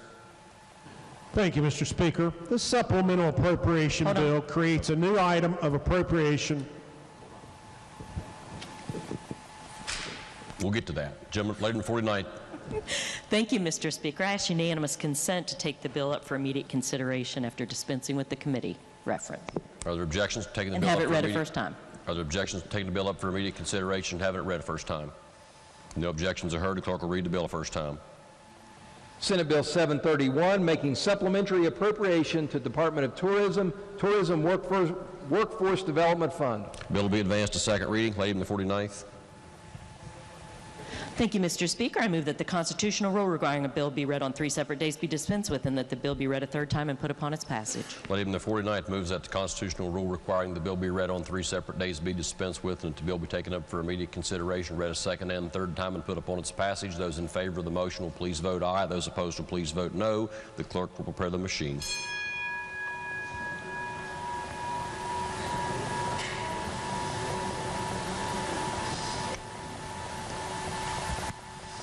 Has every member voted? If so, the clerk will close the machine and ascertain the result. On that question, there were 94 ayes, 0 nays, and 6 members absent, 4/5 of members voting in the affirmative. The chair declares that motion adopted. The clerk will read the bill a second time. Senate Bill 731, making supplementary appropriation to Department of Tourism Workforce Development Fund. Are there amendments? If not, the bill will be advanced to third reading, and the clerk will read the bill a third time. Senate Bill 731, making supplementary appropriation to Department of Tourism Workforce Development Fund. Gentleman the 10th. Thank you again, Mr. Speaker. This supplemental appropriation bill creates a new item of appropriation for the Department of Tourism Workforce Development Fund and grants federal spending authority for a new Line 1 federal pandemic in the amount of $5,148,017. I urge passage. Question is, shall the bill pass? Is there debate on the bill? If not, those in favor of passage of the bill will vote aye. Those opposed will vote no. The clerk will prepare the machine.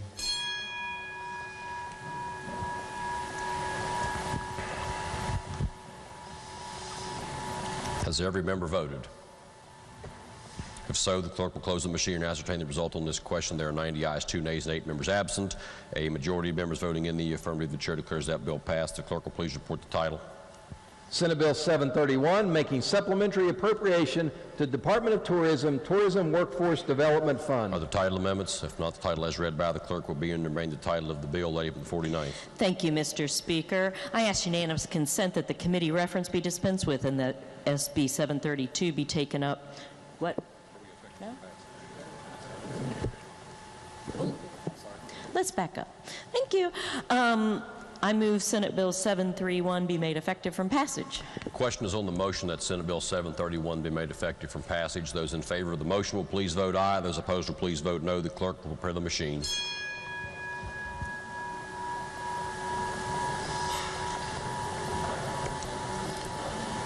Has every member voted? If so, the clerk will close the machine and ascertain the result on this question. There are 88 ayes, 3 nays, and 9 members absent. 2/3 of members voting in the affirmative. The chair declares the bill effective from passage. The clerk will please communicate the action of the House to the Senate. Next, Senate message. Senate Bill 732, making supplementary appropriation to Hospital Finance Authority, Hospital Finance Authority Fund. The message will be received. Lady from the 49th. Thank you, Mr. Speaker. I ask unanimous consent that Senate Bill 732 we dispense with the committee reference and we take the bill up for immediate consideration and read it a first time. Are there objections? No objections are heard. The clerk will read the bill a first time. Senate Bill 732, making supplementary appropriation to Hospital Finance Authority, Hospital Finance Authority Fund. The bill will be advanced to second reading. Lady from the 49th. Thank you, Mr. Speaker. I move the constitutional rule requiring a bill be read on 3 separate days be dispensed with and the bill be read a third time and put upon its passage. Lady from the 49th. Second and third time. The lady from the 49th moves that the constitutional rule requiring the bill be read on 3 separate days be dispensed with and the bill be taken up for immediate consideration, read a second and third time and put upon its passage. Those in favor of the motion will please vote aye. Those opposed will please vote no. The clerk will prepare the machine.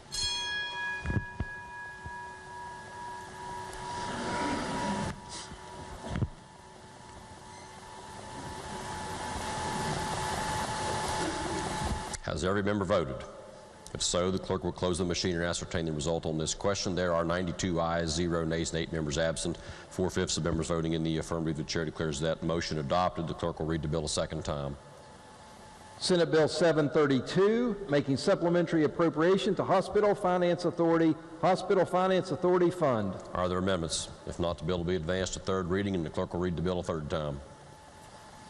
Senate Bill 732, making supplementary appropriation to Hospital Finance Authority, Hospital Finance Authority Fund. Are there objections to having the bill explained in lieu of having it read? If not, the gentleman with the 10th, Doug Chris, to explain the bill. Thank you, Mr. Speaker. The supplemental appropriation bill creates a new line of appropriation in the Hospital Finance Authority Fund for Line 2A, Personal Services and Employee Benefits, and grant special revenue spending authority in the amount of $10,000. I urge passage. The question is on the adoption. The question is, shall the bill pass? Is there debate on the motion or debate on the bill? If not, those in favor of passage of the bill will vote aye. Those opposed will vote no. The clerk will prepare the machine.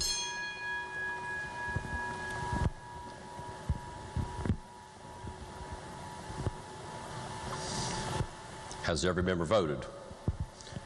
If so, the clerk will close the machine and ascertain the result on that question. There were 92 ayes, 1 nay, and 7 members absent. A majority of members voting in the affirmative. The chair declares that bill passed. The clerk will please report the title.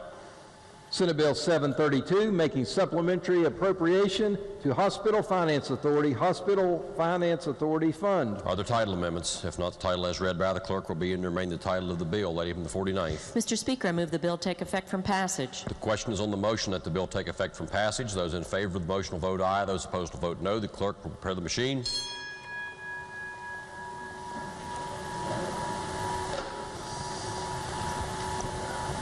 Has every member voted?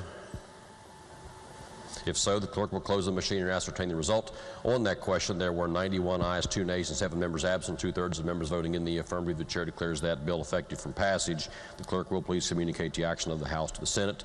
Next, Senate message. Senate Bill 733, supplementing and amending appropriation to Executive Governor's Office. The message will be received. Lady from the 49th. Thank you, Mr. Speaker. I ask unanimous consent to take the bill up for immediate consideration after we dispense with the committee report and committee reference and read the bill a first time. Are there objections? No objections are heard. The clerk will read the bill a first time. Senate Bill 733, supplementing and amending appropriation to Executive Governor's Office. The bill will be advanced to second reading. Lady from the 49th. Thank you, Mr. Speaker. I move that the constitutional rule requiring a bill be read on 3 separate days be dispensed with and the bill be read a third time and put upon its passage. Lady from the 49th moves that the constitutional rule requiring the bill be read on 3 separate days be dispensed with and that the bill be taken up for immediate consideration, read a second and third time, and put upon its passage. Those in favor of the motion will please vote aye. Those opposed will please vote no. The clerk will prepare the machine.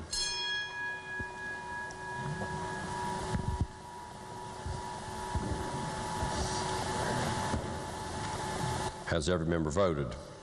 If so, the clerk will close the machine and ascertain the result on that question. There were 92 ayes, 2 nays, and 6 members absent, 4/5 of members voting in the affirmative. The chair declares that motion adopted. Clerk will read the bill a second time. Senate Bill 733, supplementing and amending appropriation to Executive Governor's Office. Are there amendments? If not, the bill will be advanced to third reading, and the clerk will read the bill a third time. Senate Bill 733, supplementing and amending appropriation to Executive Governor's Office. Gentleman of the 10th to explain the bill. Thank you, Mr. Dollars. The bill also creates a new line of appropriation in the Executive Governor's Office for Line 3A, Equipment and Appropriations, appropriates the $10,000 decrease from Line 2 to the new line item. This appropriation does not spend any additional funds, but merely realigns the funds that already have been appropriated. I urge passage.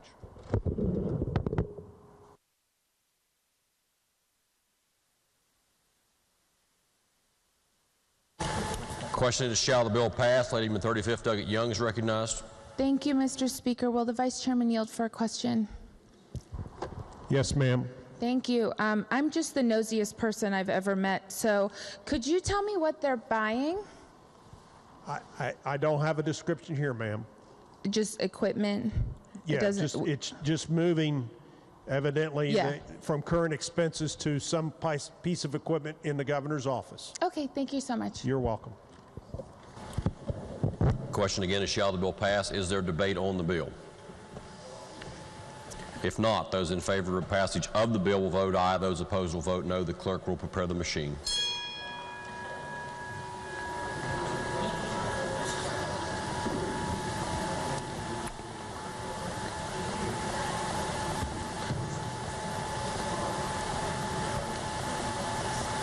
Has every member voted? If so, the clerk will close the machine and ascertain the result on this question. There are 92 ayes, 2 nays, and 6 members absent. Majority of members voting in the affirmative. The chair declares that bill passed. The clerk will please report the title.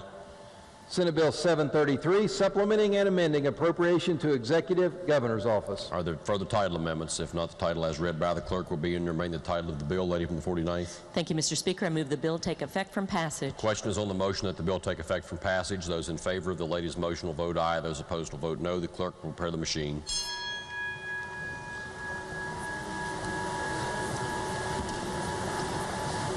Has every member voted? If so, the clerk will close the machine and ascertain the result on that question. There were 94 ayes, 2 nays, and 4 members absent, 2/3 of members voting in the affirmative. The chair declares that bill effective from passage. The clerk will please communicate the action of the House to the Senate. Next, Senate message. The clerk of the Senate announces that the Senate has adopted the following resolutions. Senate Concurrent Resolution 61, requesting Joint Committee on Government and Finance study how public libraries are funded and supported. The message be received and the resolution referred to the Committee on Rules. Senate Concurrent Resolution 63, requesting Committee on Government Organization study potential economic benefits and regulatory challenges associated with certain outdoor recreational opportunities. Message be received and a resolution referred to the Committee on Rules. Senate Concurrent Resolution 64, requesting Joint Committee on Government and Finance study effectiveness of local school improvement councils. Message be received and a resolution referred to the Committee on Rules. Senate Concurrent Resolution 65, requesting Joint Committee on Government and Finance study West Virginia Consumer Credit and Protection Act. Message be received and a resolution referred to the Committee on Rules. The Clerk of the Senate announces that that the Senate has rejected the House amendments and requests that the House to recede therefrom on committee substitute for Senate Bill 334, authorizing miscellaneous agencies and boards to promulgate legislative rules. The message to be received, Lady from the 49th. Thank you, Mr. Speaker. The Senate has asked for the House to recede on its position. The House will refuse to recede and request a committee of conference on the disagreeing votes be appointed. The lady from the 49th moves that the House refuse to recede from its position with respect to Senate Bill 334 and that the House agree to the appointment of committee of conference of 3 members on the disagreeing votes of the 2 houses, and that the Speaker be authorized to appoint 3 conferees. Is there debate on the motion? Gentleman 36, Doggett Rowe, is recognized. If the lady would answer some questions. Is this the rules bundle that we had, I think, yesterday or the day before? Yes. With just so many agencies, and there were amendments that... The typical rules bundle, yes. Yeah, but we added amendments changing a lot of the fees in... that had not gone before the rulemaking committee but had been added in one of our committees. Is this the bill? Yes. And are those the amendment? Is it the fee reduction amendments that the Senate has refused to accept? Yes, they want to keep the fees elevated. Okay, so if not elevated, perhaps as they have been and as they were presented, or as they went through the rulemaking process, not in regard to the fees, but the fees were all changed here in this body, correct? The Senate wants to keep the fees as is, like you said, when we have requested to reduce fees to our constituents, yes. Okay, so if we were to, if one thought that it was best to accept the Senate's position and recede on our amendments, we would vote no on your motion. Is that correct? We're appointing a committee. Would you vote no on the appointment of the committee if you thought the Senate was right and the House was not in the right position? That would be a question for the Speaker. Okay, thank you. Thank you. Question again is on the lady's motion that the House refuse to recede from its position with respect to Senate Bill 334 and agree to a conference committee of 3 members from each of the houses on the disagreeing votes of the 2 houses, and that the Speaker be authorized to appoint conferees. Gentleman 36 is still recognized. Thank you, Mr. Speaker. As I understand it, if you think that the Senate is correct and that our amendments not be adopted, then we would vote no on the motion presented by the lady. The gentleman is correct, yes. Thank you, sir. Is there further debate on the motion? If not, those in favor of adoption of the motion will please say aye. Aye. Those opposed will please say no. The ayes appear to have it. Okay, the ayes have it. Chair declares that motion adopted on this conference committee. The chair appoints the gentleman from the 15th, Doggett Foster, the gentleman from the 9th, Doggett Kimes, the lady from the 35th, Doggett Young. Next Senate message. Are there further Senate messages? If not, resolutions.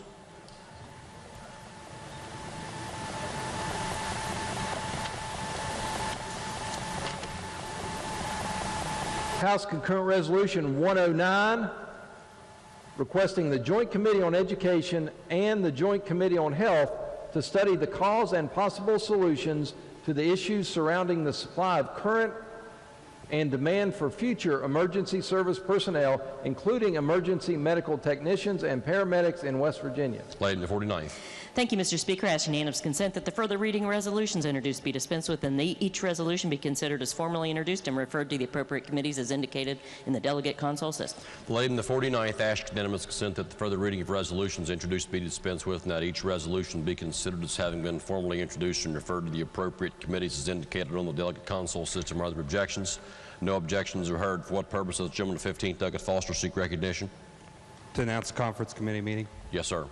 At 3:30 in the Senate President's Conference Room, we'll have the meeting of conference on Senate Bill 334, the conference that was just now announced, and that's myself, the gentleman from the 9th, Delegate Kimes, and the gentlelady from the 35th, Delegate Young. Petitions, motions, bills introduced. Yes, gentleman 37, Doug Pushkin is recognized. Okay, that's unanimous consent to return to the second order of business for a brief introduction. Yeah, are there objections? No objections are heard. Gentleman is recognized to proceed. Thank you. In the South Gallery, I am joined by a couple of constituents. Mr. Wendell and Miss Sylvie Pomponio are here. If they would rise, and they are accompanied by their mother, Margaret Chapman Pomponio.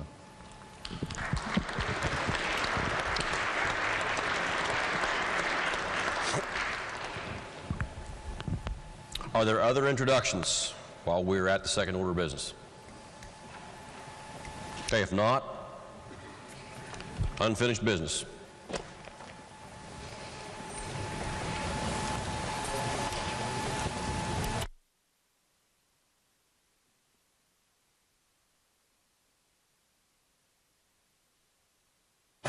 Ladies and gentlemen, the chair notes that under unfinished business today, we do have 8 infrastructure naming resolutions. Those are Senate concurrent resolutions 4, 10, 14, 19, 22, 26, 36, and 48. Are there objections to considering those resolutions en masse? If not, the clerk will please report those resolutions. Senate Concurrent Resolution 4, U.S. Army Specialist 4, Warner Ray Osborne Memorial Bridge. Senate Concurrent Resolution 10, U.S. Air Force Technical Sergeant Franklin A. Bradford Bridge. Senate Concurrent Resolution 14, U.S. Army Staff Sergeant Elson M. Kuhn Memorial Bridge. Senate Concurrent Resolution 19, U.S. Army Private Thomas D. Beckett Sr. Memorial Bridge. Senate Concurrent Resolution 22, U.S. Army Private First Class Clifford O. Eckerd Memorial Bridge. Senate Concurrent Resolution 26, U.S. Army Tech 5 William Bill Thurman King Memorial Bridge. Senate Concurrent Resolution 36, U.S. Marine Corps Corporal Harry Edward Dean Jr. Memorial Bridge. Senate Concurrent Resolution 48, U.S. Army Private First Class Ronald Lee Berry Memorial Bridge. The question is on the adoption of the infrastructure naming resolutions just read by the clerk. Those in favor of adoption of those resolutions will please say aye. Those opposed will please say no.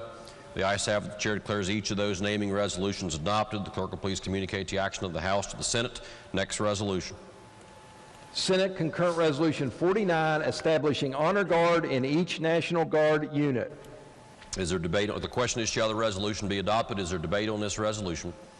If not, those in favor of adoption of this resolution will please say aye. Those opposed will please say no. The ayes have it. The chair declares that resolution adopted. The clerk will please communicate the action of the House to the Senate. Next resolution. Senate Concurrent Resolution 55, respectfully urging current presidential administration to open federal lease sales onshore and offshore. The question is on the adoption of this resolution. Is there debate on this resolution? Gentleman of the 51st, Douglas Hanson, is recognized. Thank you, Mr. Thank you, Mr. Speaker. There's a lot of resolutions that get proposed, which probably most of us don't even bother to read, and I don't read a lot of them, and maybe they don't matter. They're just resolutions, and no one pays any attention to them anyway. But I happened to open this one and noticed a few things that I wanted to comment on. And I wanted to start, with the whereas clauses, there's just some attacks that I think are unwarranted. The last whereas clause says, whereas the Environmental Protection Agency has not issued a decision on West Virginia's application for Class 6 primacy that would allow West Virginia to safely utilize long-term storage in conjunction with state energy development. This is a whereas clause. It's talking about Class 6 storage. This is about sequestering carbon dioxide underground and these Class 6 underground injection control wells. So bear with me here for a timeline. This resolution was originated on February 4th. The West Virginia Legislature passed the Class 6 program on February 11th, a week later. And then 3 days ago, on March 9th, the rule was filed with the Secretary of State's office. March 9th. So this resolution accusing the EPA of not issuing a decision, the resolution was written 2 months before we even completed the process in West Virginia. That's just absurd. I mean, does anybody read these? Does anybody fact check them, or we just pass them? What sort of standards do we have? And then I wanted to bring your attention to one of the other whereas clauses. Whereas the current administration, the federal administration, is pursuing a policy placing the United States at the mercy of OPEC and Russia. Do we really believe that that's true? I don't think that's true. And at a time when Russia is invading Ukraine, and we may not be at war, but we're certainly on a war footing, to be passing or even considering passage of a resolution undermining our commander-in-chief, saying that the administration is pursuing a policy placing the United States at the mercy of Russia, that's the wrong thing to do. So again, you know, people ask me, and have asked others, I've heard explanations. Any one of us in this legislature could introduce any bill or any resolution that says anything, factual or not. But that doesn't mean we have to move those bills. It doesn't mean we have to move those resolutions and vote on them. So I would urge a no vote for those reasons. Question again is on the adoption of this resolution. Is there further debate on this resolution? Gentleman, the 22nd, Doug Jeffries is recognized. Thank you, Mr. Speaker. Will the gentleman yield from the 51st?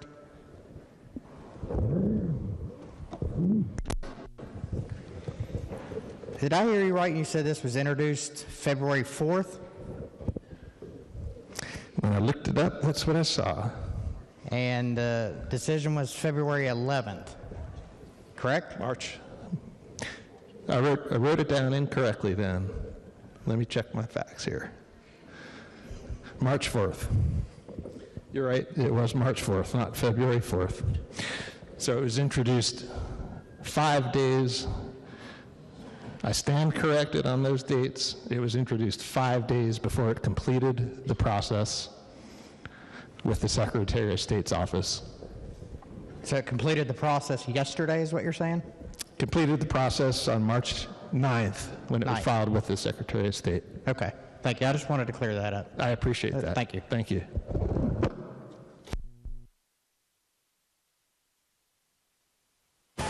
Okay, the question again is on the adoption of Senate Concurrent Resolution 55. Is there debate on this resolution? Lady in 51st, Second Fletcher is recognized.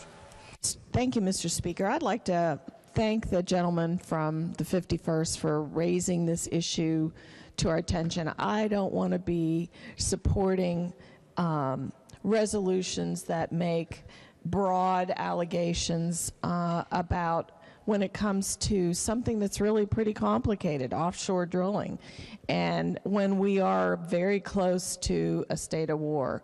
We have different views on these things, but I don't think we need to get involved in this issue. I don't think it's wise to get involved in this issue, and I'm a no vote. And I appreciate him highlighting this and bringing it to our attention. The gentleman first, Scott McGeehan, is recognized. If you don't want to get involved in this issue, take off your Ukrainian flags. Put on the red, white, and blue. Question again is on the adoption of Senate Concurrent Resolution 55. Is there debate on this resolution? If not, those in favor of adoption, a roll call vote is demanded. Is the demand sustained? Okay, the demand is sustained. The question is, shall Senate Concurrent Resolution 55 be adopted? Those in favor of adoption of Senate Concurrent Resolution 55 will vote aye. Those opposed will vote no. The clerk will prepare the machine.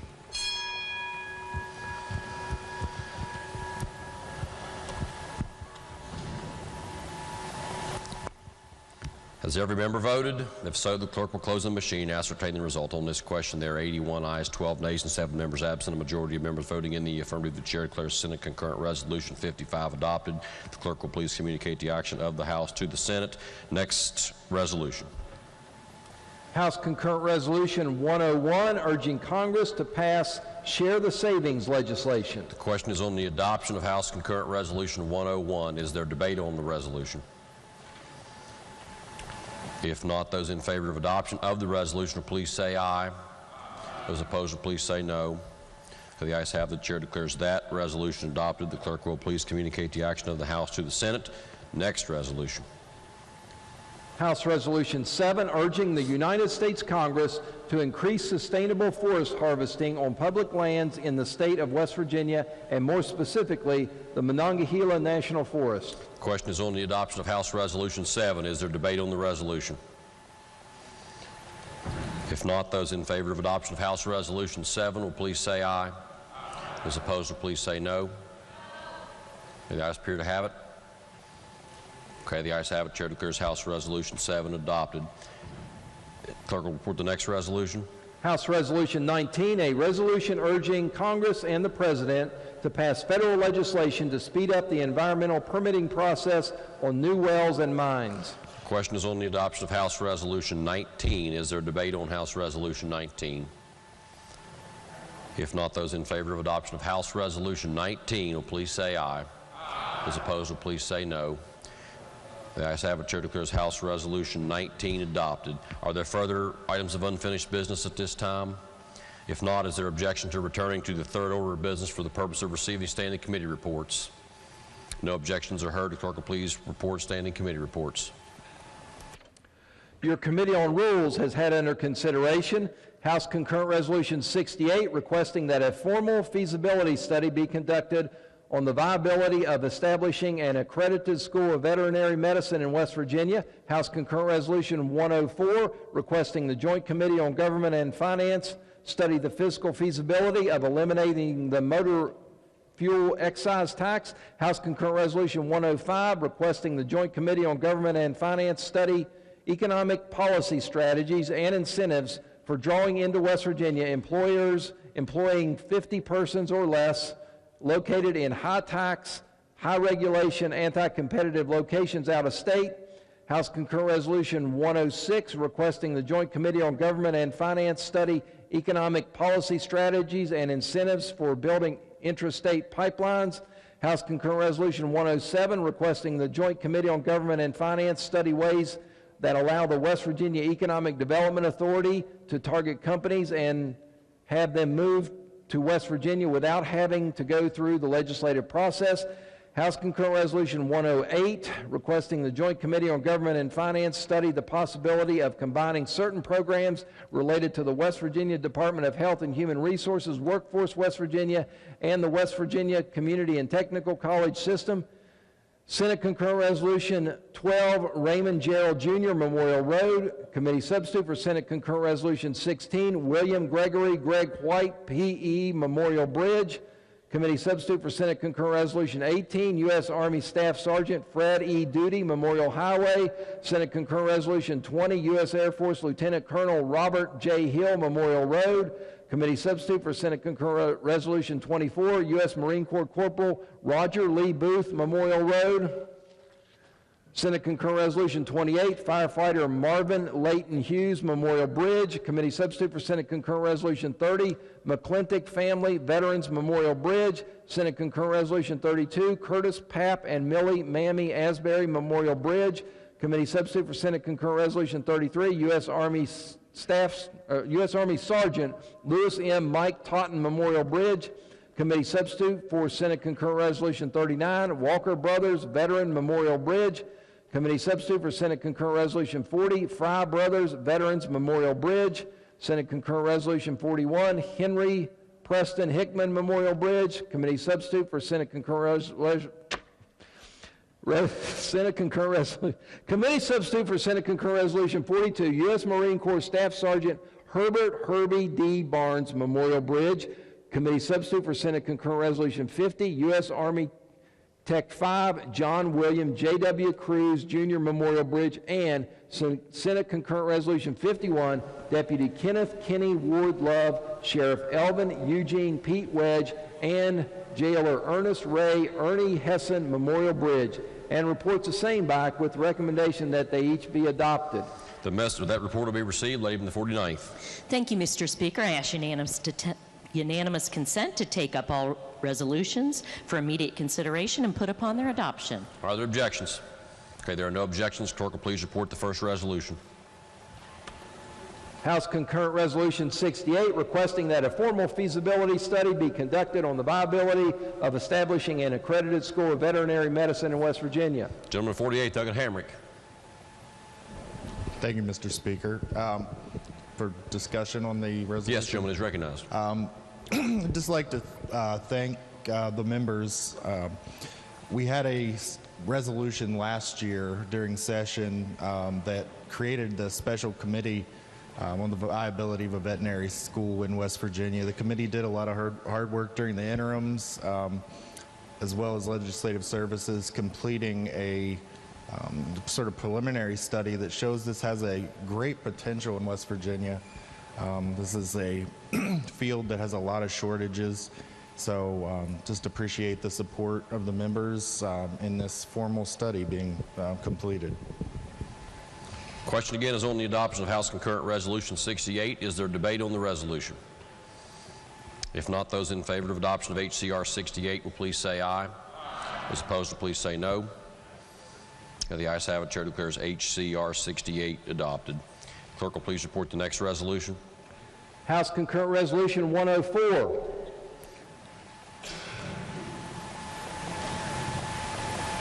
Requesting the Joint Committee on Government and Finance study the fiscal feasibility of eliminating the motor fuel excise tax. Question is on the adoption of House Concurrent Resolution 104. Is there debate on the resolution?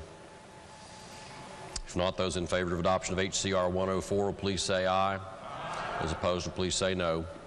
The ayes have it. Chair declares HCR 104 adopted. The clerk will please communicate the action of the House to the Senate. Next resolution. House Concurrent Resolution 105, requesting the Joint Committee on Government and Finance study economic policy strategies and incentives for drawing into West Virginia employers employing 50 persons or less located in high tax, high regulation, anti-competitive locations out of state. Question on the adoption of HCR 105. Is there debate on HCR 105?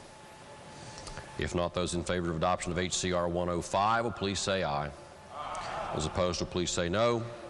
The ayes have it. Chair declares HCR 105 adopted. The clerk will please communicate the action of the House to the Senate. Next resolution.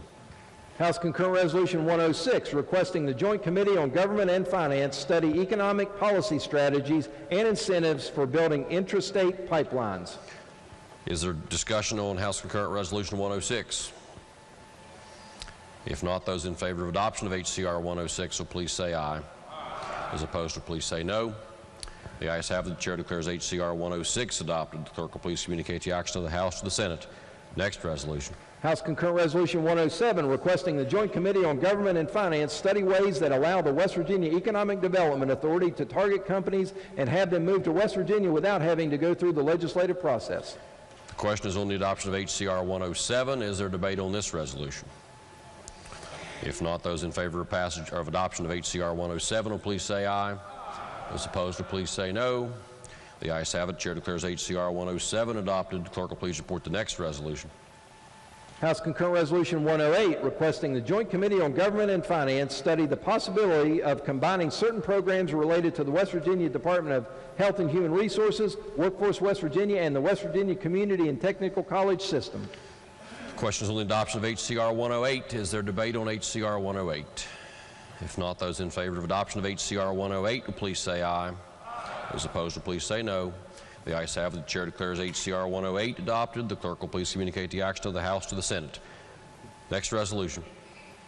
Chair will note that the rest of the resolutions offered for consideration today are infrastructure naming resolutions. If there are no objections, the chair will ask the clerk to report the remaining resolutions en masse. No objections are heard. The clerk will please report all the infrastructure naming resolutions. Senate Concurrent Resolution 12, Raymond Gerald Jr. Memorial Road. Committee substitute for Senate Concurrent Resolution 16.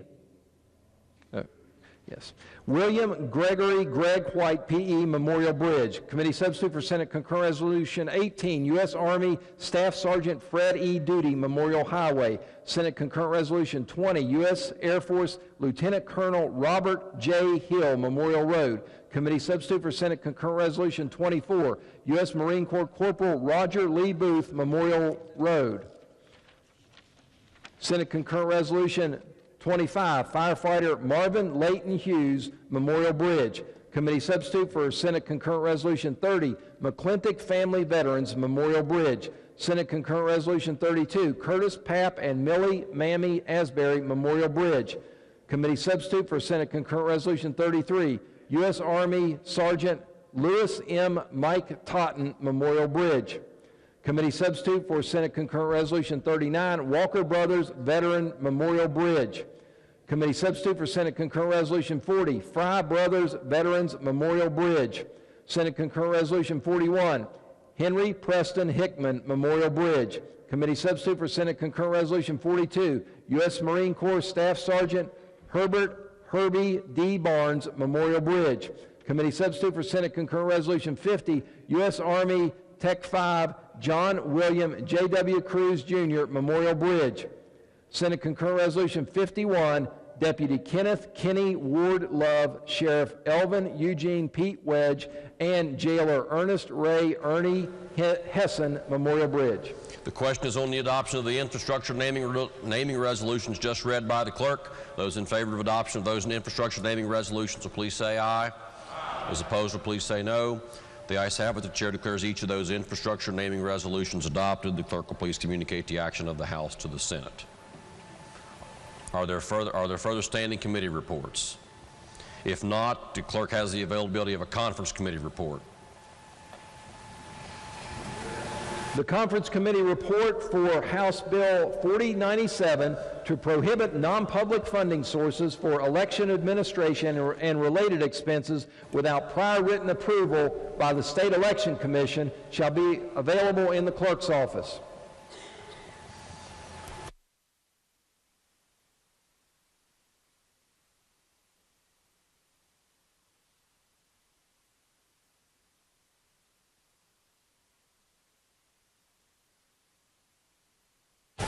Bills on third reading.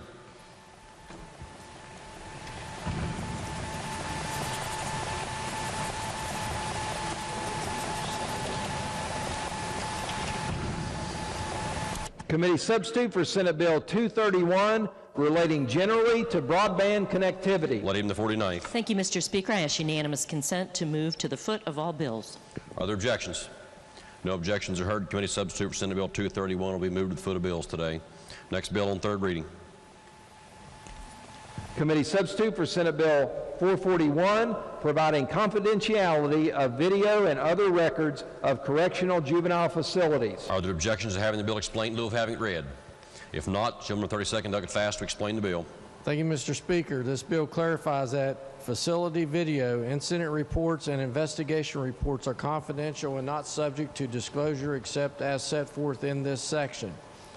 Overall, the bill provides for confidentiality of video and other records of correctional juvenile facilities. The bill also authorizes the Commissioner to disclose or release such reports to law enforcement if necessary for the investigation, prevention, or prosecution of crimes.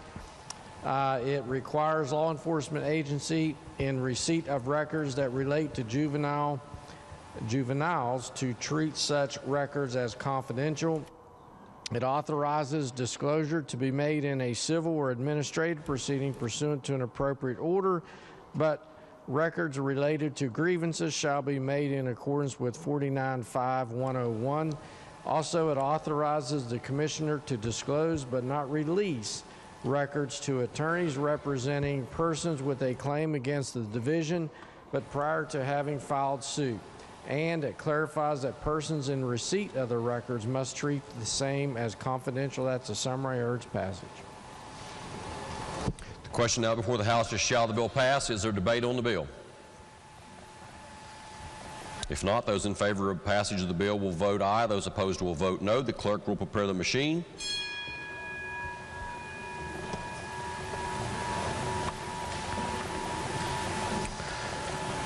Has every member voted?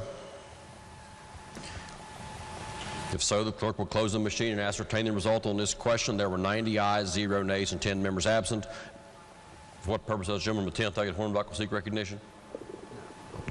On that question, there were 90 ayes, 0 nays, and 10 members absent. The majority of members voting in the affirmative, the chair declares that bill passed. The clerk will please report the title. Committee substitute for Senate Bill 441, providing confidentiality of video and other records of correctional juvenile facilities. Are there title amendments? Delegate Capito moves to amend the title. Question before the House is the adoption of the title amendment. Those in favor of adoption of the title amendment will please say aye. Those opposed will please say no. The ayes have it. The chair declares the title amendment adopted. The title as amended by the House will be and remain the title of the bill. The clerk will please communicate the action of the House to the Senate. Next bill on third reading. Committee substitute for Senate Bill 468, Committee substitute for Senate Bill 468, creating Unborn Child with Down Syndrome Protection and Education Act. This bill was advanced to third reading with amendments pending and the right to amend. Are there amendments? The Committee on the Judiciary moves to amend the bill. On page 1 by striking everything after. Are there secondary amendments?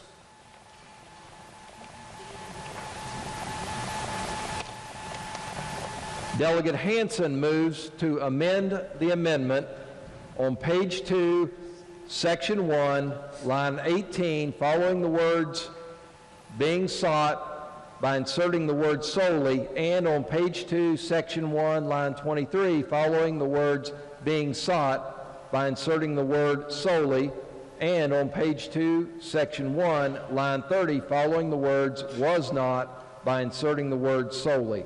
Question is on the adoption of the secondary amendment just read by the clerk. Is there debate on the secondary amendment? The gentleman of the 51st, Delegate Hansen, is recognized. Thank you, Mr. Speaker. As you heard when the clerk read the amendment, my amendment would insert the word solely in 3 places in this bill. And in order to explain this amendment, I wanted to say a couple things about the bill to put it in context. The first thing I want to say about the bill is it's titled Creating Unborn Child with Down Syndrome Protection and Education Act. But this bill is much broader than Down syndrome. I would refer you to the primary amendment, which has a definition of the phrase because of a disability. And that's defined as it means on account of the presence or presumed presence of a disability or diagnosis in a fetus, including but not limited to chromosomal disorders or morphological malformations occurring as the result of atypical gene expressions. So the important thing in this definition is including but not limited to. So this bill is not focused on Down syndrome. This bill is related to any type of fetal disability or diagnosis. So with that, my amendment inserts the word solely in a few places. So what does the bill do? The operative part of the bill says that except in a medical emergency or a non-medically viable fetus, a licensed medical professional may not intentionally perform or attempt to perform or induce an abortion of a fetus if the abortion is being sought because of a disability. And what I'm trying to do is get the word solely in there, solely because of a disability. And I'm trying to do that for 2 reasons that I think improve the bill. And I'll go through each of those reasons. The first is when a woman or a girl is pregnant, we should not put in place policies that would cause her to hesitate to get the best medical opinions possible. We shouldn't put policies in place that would give her hesitation or pause in seeing her doctor and understanding whether her fetus is healthy or not. And the bill as written would do just that. And the reason it would do that is because as soon as a diagnosis is made, she will no longer be able to have an abortion. That option for an abortion will be taken off the table. So you may have somebody who is feeling pains or isn't sure if things are going right with her pregnancy, but this will have a chilling effect on somebody seeing a doctor. Just in case the test is done and they find out that there is a disability in the fetus. That's the first reason we want women to access health care. The second reason is that, as written, the bill does something very strange, and I don't know if it was intentional or not. But what the bill does is it protects fetuses that have disabilities, but it doesn't protect others. Again, I don't know if that was intentional or not, but you could have a situation like this. Let's say a girl is raped, or a girl becomes pregnant in an abusive relationship and is considering an abortion. And oftentimes abortions are made for a variety of reasons. And it's a difficult decision, it's a complicated decision, it's probably the hardest decision that a person will make in their entire life. But it's not simple, it's not based on a single reason. But if a woman is considering an abortion, again, because she's raped, or is in an abusive relationship, or may not have the financial means to take care of a baby, and a diagnosis is made, the way the bill is written, she's precluded from having an abortion, even if she may have 3 or 4 other reasons for that abortion. If there's no diagnosis, she could go ahead and abort. But if there's a diagnosis, she can't. Again, I don't know if that was the intention of the bill, but that's the way the bill is written, and that's what my amendment is attempting to correct by inserting the word solely in a few places. So thank you, Mr. Speaker, and I would reserve the right to close. Gentleman 17th, Eric Rohrbach. Thank you, Mr. Speaker. I rise respectfully to urge rejection of the gentleman's amendment under the strike and insert that's before us from the Judiciary Committee. It really doesn't matter if it's the sole reason or part of the reason. Therefore, Mr. Speaker, I urge rejection of the gentleman's motion. The question again is on the adoption of the secondary amendment read by the clerk. Leading the 51st, Delegate Fleischauer. Thank you, Mr. Speaker. Will the gentleman from the 51st respond to some questions? Yes. So the way the bill is worded, if you mention an abusive situation, a lot of times abusive situations are particularly violent when women are pregnant.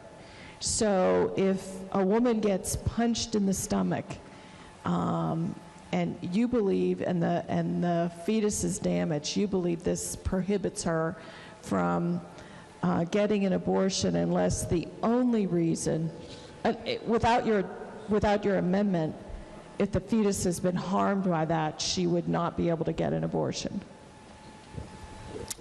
Am I right? If that harm would be considered a disability or a diagnosis of the fetus, then yes. Then that's how I read the bill. And same with a car wreck.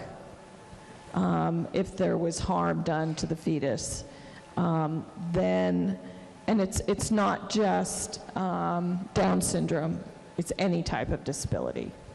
It's most definitely not just Down syndrome.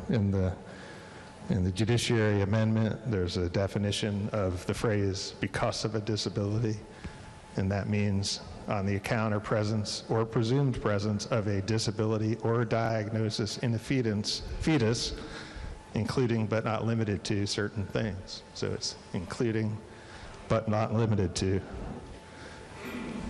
So a car wreck that caused harm could mean that a woman could could not get an abortion.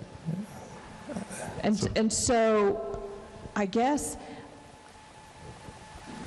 could women get abortions if the fetus was not damaged? That's the way I read the bill, that if it's a healthy fetus without a disability or diagnosis, then an abortion would be allowed. But if it's a fetus with a disability or diagnosis, the abortion would no longer be allowed. And so if, and that it doesn't matter whether you find out that the fetus has problems, whether it's early in the pregnancy or late in a pregnancy. I believe that's correct. And so I think what you're saying is that women will have a difficult time getting medical care if they're concerned that they might not get medical care, if they think that they cannot get an abortion, and if there's anything wrong with the fetus. Yeah, that's exactly what my first concern was. Yep. Okay, thank you. Thank you, Mr. Speaker. Lady in the 49th, Douglas Summers. Would the chairman of Health yield to a question? Gladly. Thank you very much. I understand there's a requirement in the bill that the abortionist has to ask the person why they're having the, like, is there a genetic reason that you're wanting to have this? But what I'm wondering is, does the patient have any requirement to tell them why they want one?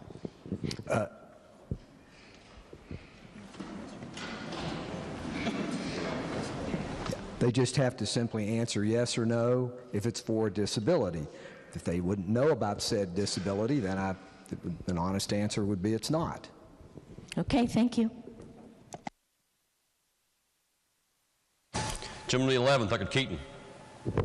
Thank you, Mr. Speaker. I would ask for a ruling from the chair pursuant to Rule 49 under the set of facts described to the chair. Yes, it would be the ruling of the chair that under the set of facts relayed to the chair by the gentleman the 11th, Douglas Keaton, that you would belong to a class of greater than 5 individuals, therefore would be directed to vote on this question, the amendments, and the underlying bill.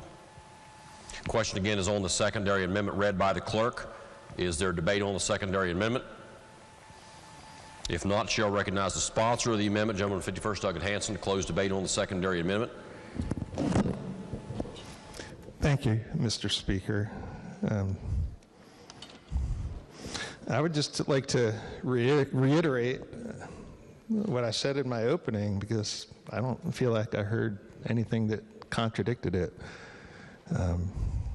Number one, this bill is much broader than Down syndrome. It's any disability or diagnosis in a fetus at any time during the pregnancy.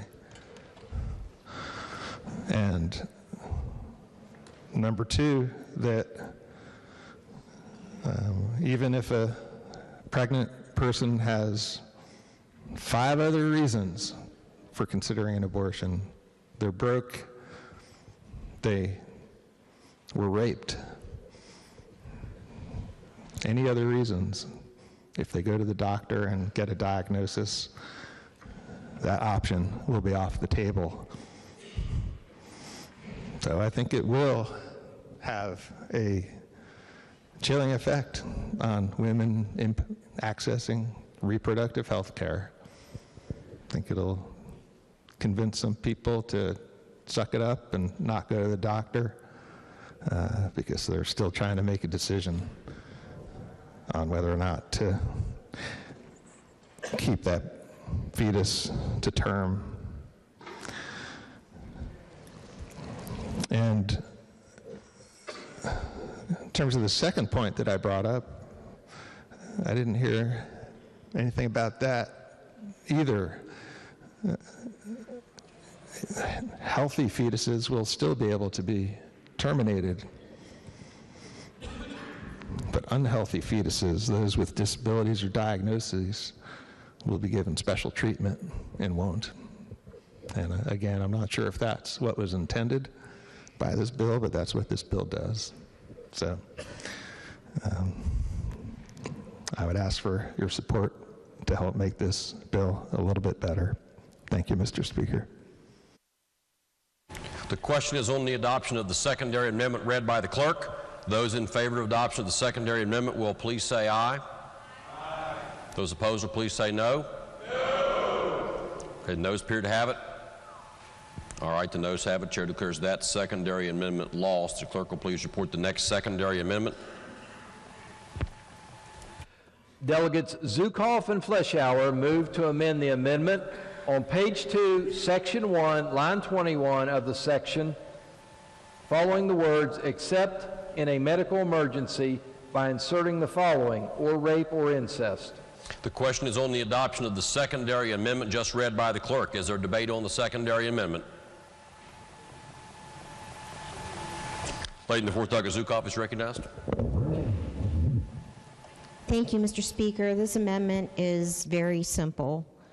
This gives an exception to a medical emergency by inserting the following rape or incest. You've heard me give this talk already, but I've had an opportunity to do some research about this, and to me, not because of I don't think that people with disabilities or Down syndromes shouldn't live or don't have the choice or can't have a good life, but we are going to be forcing victims of rape and incest. Remember, mental disability doesn't count as a medical emergency. So we, in this bill, which unfortunately I had the unfortunate event occurred that I heard some of the other folks on the committee on the other side of the aisle talking about we really needed this because we needed to have a check mark for something. And I really worry about some of the things we do down here. And let's not forget that this bill, and I have a tendency to believe it, because this bill, we were told by the Judiciary Chair that we weren't going to run this bill. That we weren't going to meet any longer in Judiciary.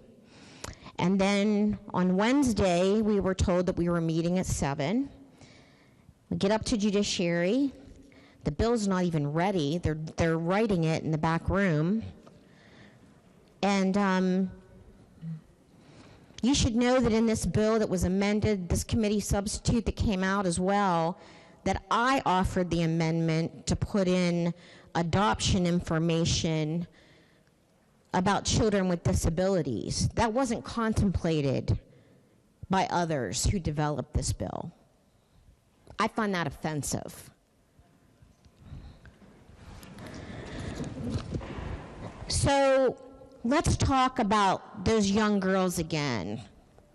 Those young girls, one true source I found, one true story, and I'll be happy to share this information with anybody who wants to follow up to give you the links. An 11-year-old was being raped by her father. Her father, the person who's supposed to be taking care of her.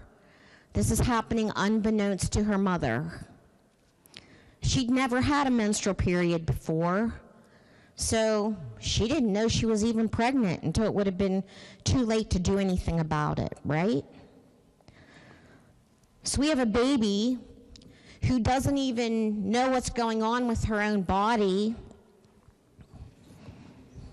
who may have a child who has a disability. She's too young to even take care of herself, let alone to take care of a child. And she's being sexually abused in her own home. Unfortunately, ladies and gentlemen, these situations happen every day in America and in West Virginia. Maybe not many, but it happens. So we're going to make this child have a child with Down syndrome or a disability that she's never even going to be able to take care of. Children who've been sexually abused are more likely to suffer from depression, anxiety, post-traumatic stress syndrome, and addiction. 40% suffer from thinking about have suicidal tendencies, and many more develop low self-esteem and feelings of worthlessness. Let's think about this 11-year-old who's now has to have this child. I don't know if you can even find maternity clothes for an 11-year-old. I don't know. She's going to have to continue. I'm assuming this body would want her to go to school. We care about education, right?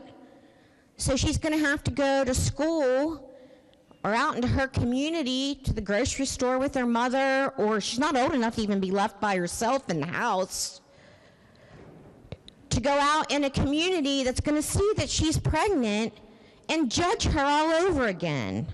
Judge her. She's 11 years old. She's being forced to carry this pregnancy. She's going to think that everybody knows what happens to her. Those ladies in the room remember what it's like to be 11, 12, 13, 14, 15 years old. It's not a very pleasant time. It's a time of growth and trying to understand who you are as a person, understanding what's going on with your body to begin with.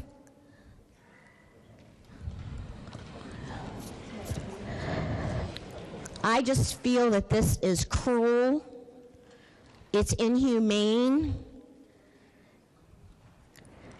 to be forced to go into this situation when you had a traumatic experience of being forced to have sex against your will.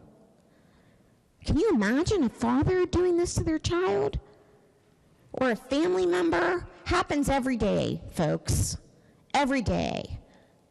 Most often, children who are sexually abused, it's by somebody they know. I've already went into all the situations about why they might not know that they're even pregnant. But this bill goes one step further, and I think it's unconscionable. And Mr. Speaker, I would ask for the yeas and nays and the right to close, please. The question again is on the adoption of the secondary amendment read by the clerk. Gentleman 17th, Rohrbach. Thank you, Mr. Speaker. I respectfully rise to oppose the gentlelady's amendment. The question again is on the adoption of the secondary amendment read by the clerk. Is there further debate on the secondary amendment? The gentleman from the third delegate, Fluharty, is recognized on the secondary amendment. Thank you. Gentleman yield.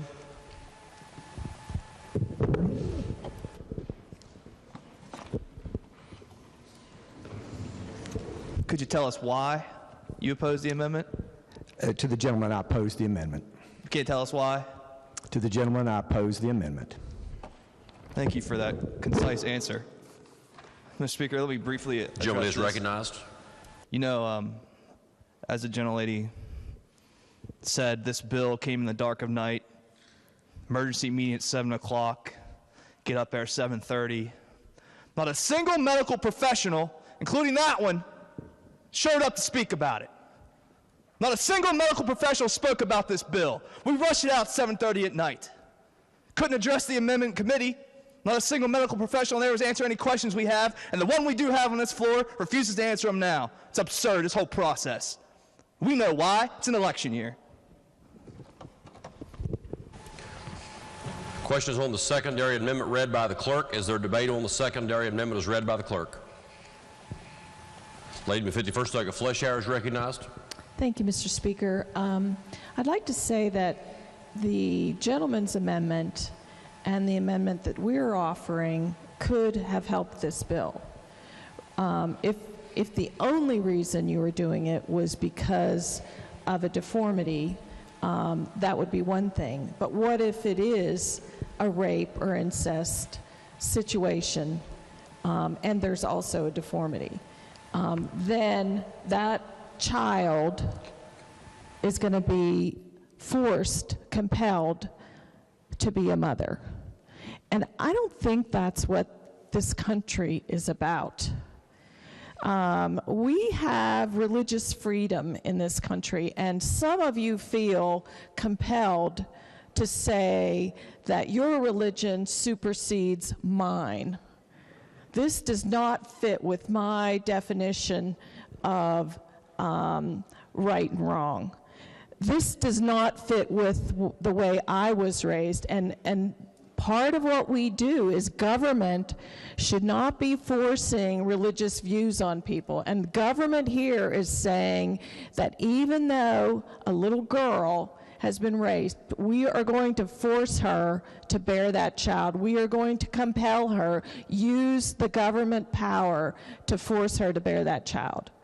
I think that's wrong, and I cannot believe this legislature would never find it in your hearts to say that incest and rape of a child, and if you want, we could put this of a child age 11 or 12. The most common age for rape is 15, of a child of 15. That child should be compelled to become a mother. I just think it's wrong, and I urge adoption. Question again is on the secondary amendment as read by the clerk. Is there further debate on the secondary amendment as read by the clerk? If there is not, shall recognize the sponsor of the secondary amendment, Doug Zukoff, to close debate on the secondary amendment. Thank you, Mr. Speaker. I don't like to talk about this. None of us likes to hear about this. None of us likes to think about what could happen. I know you all don't want sexual violence to happen to anyone, but it happens. It's real life. And in this situation, you're playing God. It's not our role on earth here. Not our job. Ladies and gentlemen, this is bad public policy, and you know it. And I would also say to you to think about, I asked you this before, but to think about those young women in your life that you know, that you love, how this would impact one of them. They've already been forcibly raped. They are now pregnant. They have a child with a disability that perhaps they can't take care of. There's no timeline on this, so, you know, and the other thing is, I read a story about a teenage girl who had a baby that was hydrocephalic. Those of you nurses in the room, you probably know about that. And it causes a child's head to be enlarged. It can, many times you have to have a cesarean. And in this case, the woman who had the child, who wasn't allowed, because she had a situation in a state similar to ours with some of these type of restrictions, couldn't have an abortion. And she ended up having an issue with the birth that caused her to never be able to have another child again. A teenager, forced to have a child with a disability that harmed her body in such a way that she will never be able to conceive. You really want to do that to somebody? I don't think so. So I would ask for the yeas and nays, Mr. Speaker, please think about those young girls in your life that this could happen to. Thank you. The question is on the secondary amendment read by the clerk. A roll call vote on this secondary amendment was demanded. Is the demand sustained? The demand is sustained. The question is, shall the secondary amendment be adopted? Those in favor of adoption of the secondary amendment will vote aye. Those opposed will vote no. The clerk will prepare the machine.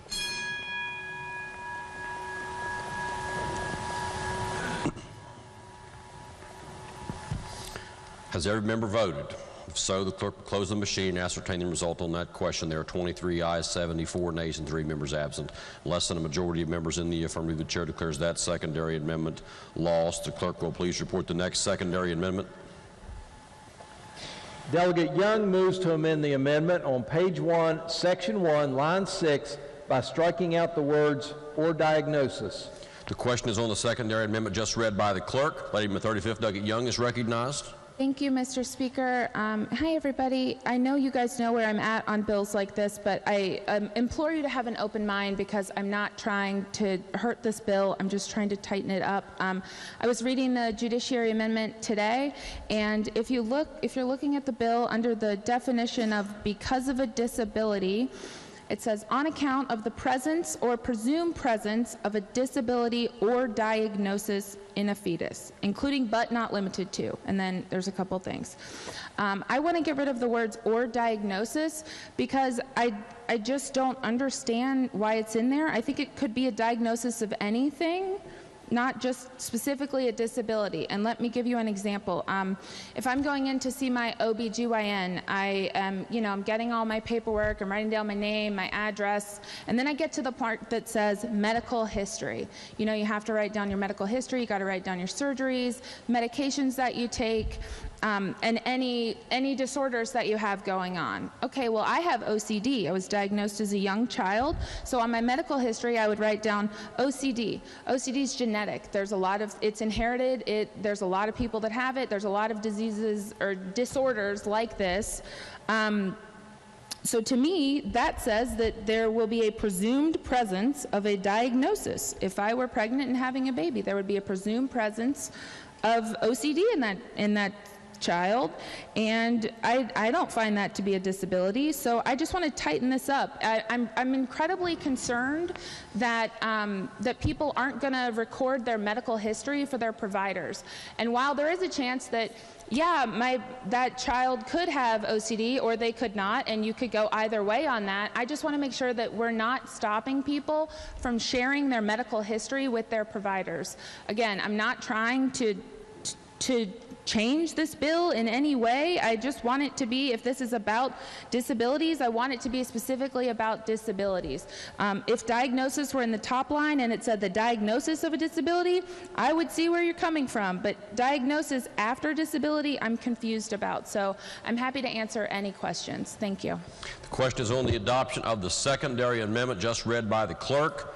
The gentleman of 17th, Deckard Rohrbach, is recognized. Thank you, Mr. Speaker. I respectfully rise to oppose the gentlelady's amendment because I would argue that since the bill says Down syndrome in the title, that is a diagnosis. It's not a disability, it's a diagnosis. So therefore, I respectfully say that the term diagnosis does need to stay in the bill, and I would urge rejection of the gentlelady's amendment. Thank you, Mr. Speaker. Question again is on the secondary amendment, as read by the clerk. Is there debate on the secondary amendment? If not, Chair will recognize the sponsor, Lady from 35th, to close debate on the secondary amendment read by the clerk. Thank you, Mr. Speaker. I just want to address that really quickly. I don't see a title in this, and I'm assuming there will be a title amendment. The judiciary strike and insert's very different, and it took out any mention of Down syndrome. So. This isn't about that, so I hope you'll support the amendment. The question is on the adoption of the secondary amendment read by the clerk. Those in favor of adoption of the secondary amendment read by the clerk will please say aye. Aye. Those opposed will please say no. No. Noes appear to have it. Okay, the noes have it. Chair declares the secondary amendment lost. Are there other secondary amendments to the primary amendment?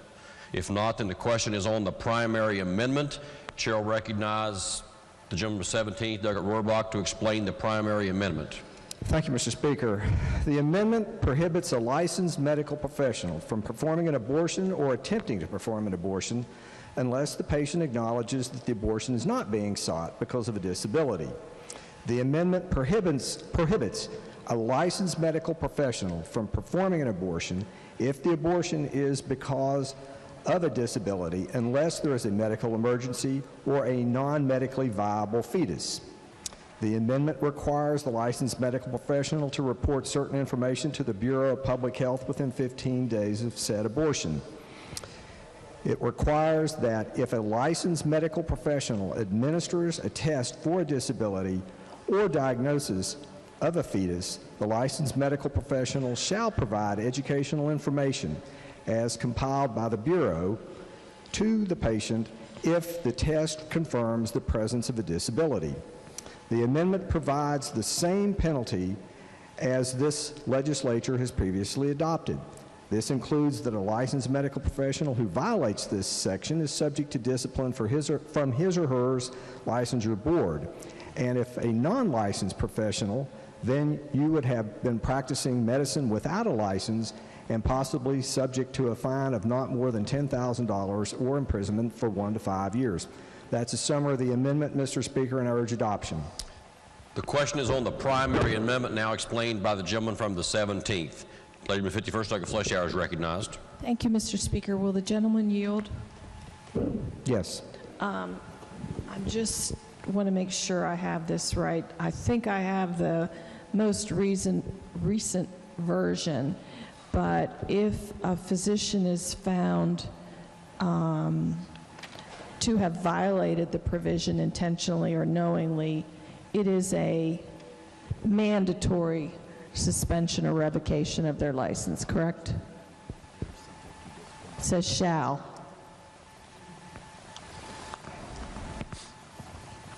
Just a second to the gentlelady.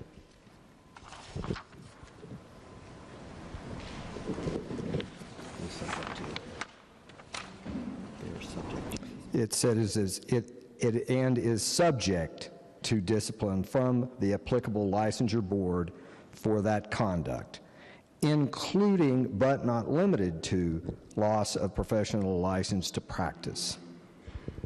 Well, I'm looking at 2Q7, and I think I have the most recent version where it says shall be suspended or revoked. Has that been adjusted? To the gentlelady, I believe I think you're on an older version of the bill.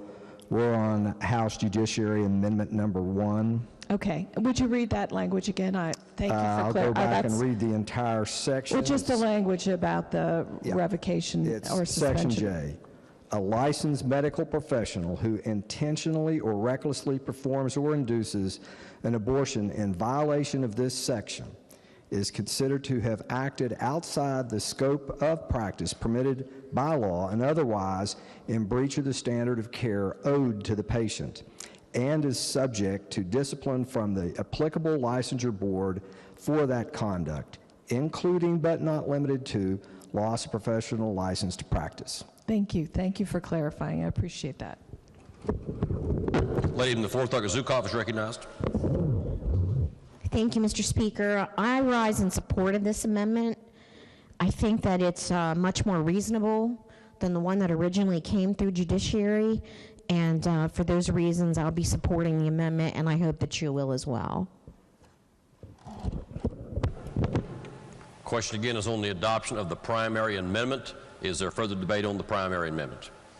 If not, does the gentleman wish to close debate on the primary amendment? If not, those in favor of adoption of the primary amendment will please say aye. Those opposed will please say no. The ayes have it. The chair declares the primary amendment adopted. Are there further amendments? If not, the clerk will please read the bill a third time. Committee substitute for Senate Bill 468, creating Unborn Child with Down Syndrome Protection and Education Act. Does any member require additional explanation of the bill in lieu of what the chairman has explained on the primary amendment? If not, then the question is, shall the bill pass? Is there debate on the bill? Gentleman from 51st State Williams is recognized. Thank you, Mr. Speaker. Would my friend the chairman of Health yield just for a couple questions? So I appreciate it. So when we're talking about the testing that is to be done, I remember when my wife and I were going through this a couple of years ago, she wanted to be tested for Tay-Sachs because of her ancestry, and so we did that, and then I can't remember when or if there was additional testing during pregnancy. Can you tell me when that typically happens? Well, to the gentleman, you're getting a little out of my field. I would, we can certainly look that up for you. Don't bother looking it up. I mean, can you give me any idea? Is it in the first month that these tests are able to be conducted? 10 weeks gestational age? Any neighborhood at all? To the gentleman, I'd be speculating. I just don't practice obstetrics. I appreciate it. And I guess part of my concern is that what we could see happen is you could have patients who are afraid to have testing done because of what it might say, and then that could lead to an inability on their part to prepare for having a child with a disability. Does that make any sense to you? Do you see where that could be sort of a chilling effect that we've heard on this? Again, since I don't practice obstetrics, I'm not going to say how that timeline fits into the current abortion law in the state. Okay. Thank you so much. I appreciate it. The gentleman to 50th, Thurgood Garcia, is recognized. Thank you, Mr. Speaker. Would the chair give for a couple questions? Yes. Thank you, sir. Okay. Is it your understanding that the Supreme Court case Planned Parenthood versus Casey is still the law of the land at this time? Yes. Okay. And that provides for viability as a standard from which before viability you can't have a prohibition on abortion. I believe the gentleman is correct. Okay. Now there's currently a case, I think, in front of the Supreme Court from Mississippi. Now does that relate to the 15-week ban, similar to kind of what this House passed? Restate your question. Could the gentleman restate his question? Absolutely. So there is a current Supreme Court case that is potentially that they're looking at Casey v. Planned Parenthood. Does that specifically have to do with a 15-week abortion ban? To the gentleman, that's my understanding of the case that's pending in front of the Supreme Court. Okay. So when we're talking about the prohibitions that are in this law, okay, relating to, I think really under subsection B, so we currently have a 20-week ban in West Virginia. Is that correct? That gentleman's correct. Okay. We are looking at a 15-week abortion ban, although it hasn't passed action in the House, or in the entire, it hasn't completed action in the entire legislature. The gentleman's correct. That has not completed legislative action. There is no number of weeks. This could be from week 0 to 20, I guess, which is the current standard, correct? This committee amendment that's in front of us does not specify a time. Okay, so any time the pregnancy. So when you go, and then we just heard the ladies' amendment regarding rape and incest. We've had a number of amendments, I feel like, on every bill related to rape and incest. And those other bills where we're talking about a certain period of time, like 20 weeks, for example. Even if the rape and incest amendment, if they've been voted down, there's no language in there, someone can still have an abortion up to that point in time for any reason whatsoever, correct? You mean to 20 weeks? Yes, sir. Gentleman's correct. Okay. So that's a little different. Second thing, and I'll ask you these questions first, and if you can't answer, that's fine. I'll ask the gentleman from the 27th. Can you let us know a little bit about the process of informed consent, just generally? What does that mean? As a doctor, what do you have to do with respect to a procedure that you do? Well, I can speak to that. Informed consent is informing the patient of why, in your medical judgment, they need said procedure and the risk that could be entailed from having said procedure. So basically, the risks and benefits of any procedure. The gentleman would be correct. And it's your duty to give a patient information so that they can make an informed decision. Is that correct? I do believe that's the law. Okay. Is there a requirement for patients to provide informed consent to doctors under the law? I mean, do they have to give their informed consent to have a procedure? Let me rephrase that. Does a patient have to tell the doctor normally their reasoning, their rationale behind why they are getting a procedure after you've explained the risks and benefits of that procedure? It typically Generally. It generally happens the other way around. Okay, so, and that's kind of what I'm getting at. So you explain to the patient risks and benefits. The patient then makes a decision, yes or no, but you don't require the patient to tell you why they're saying yes or no. Is that generally true? Well, you've typically diagnosed a disease for which said procedure is a treatment, and then you've kind of done that. I mean, it all happens along the same timeline. It's not quite as segmentalized as you're saying.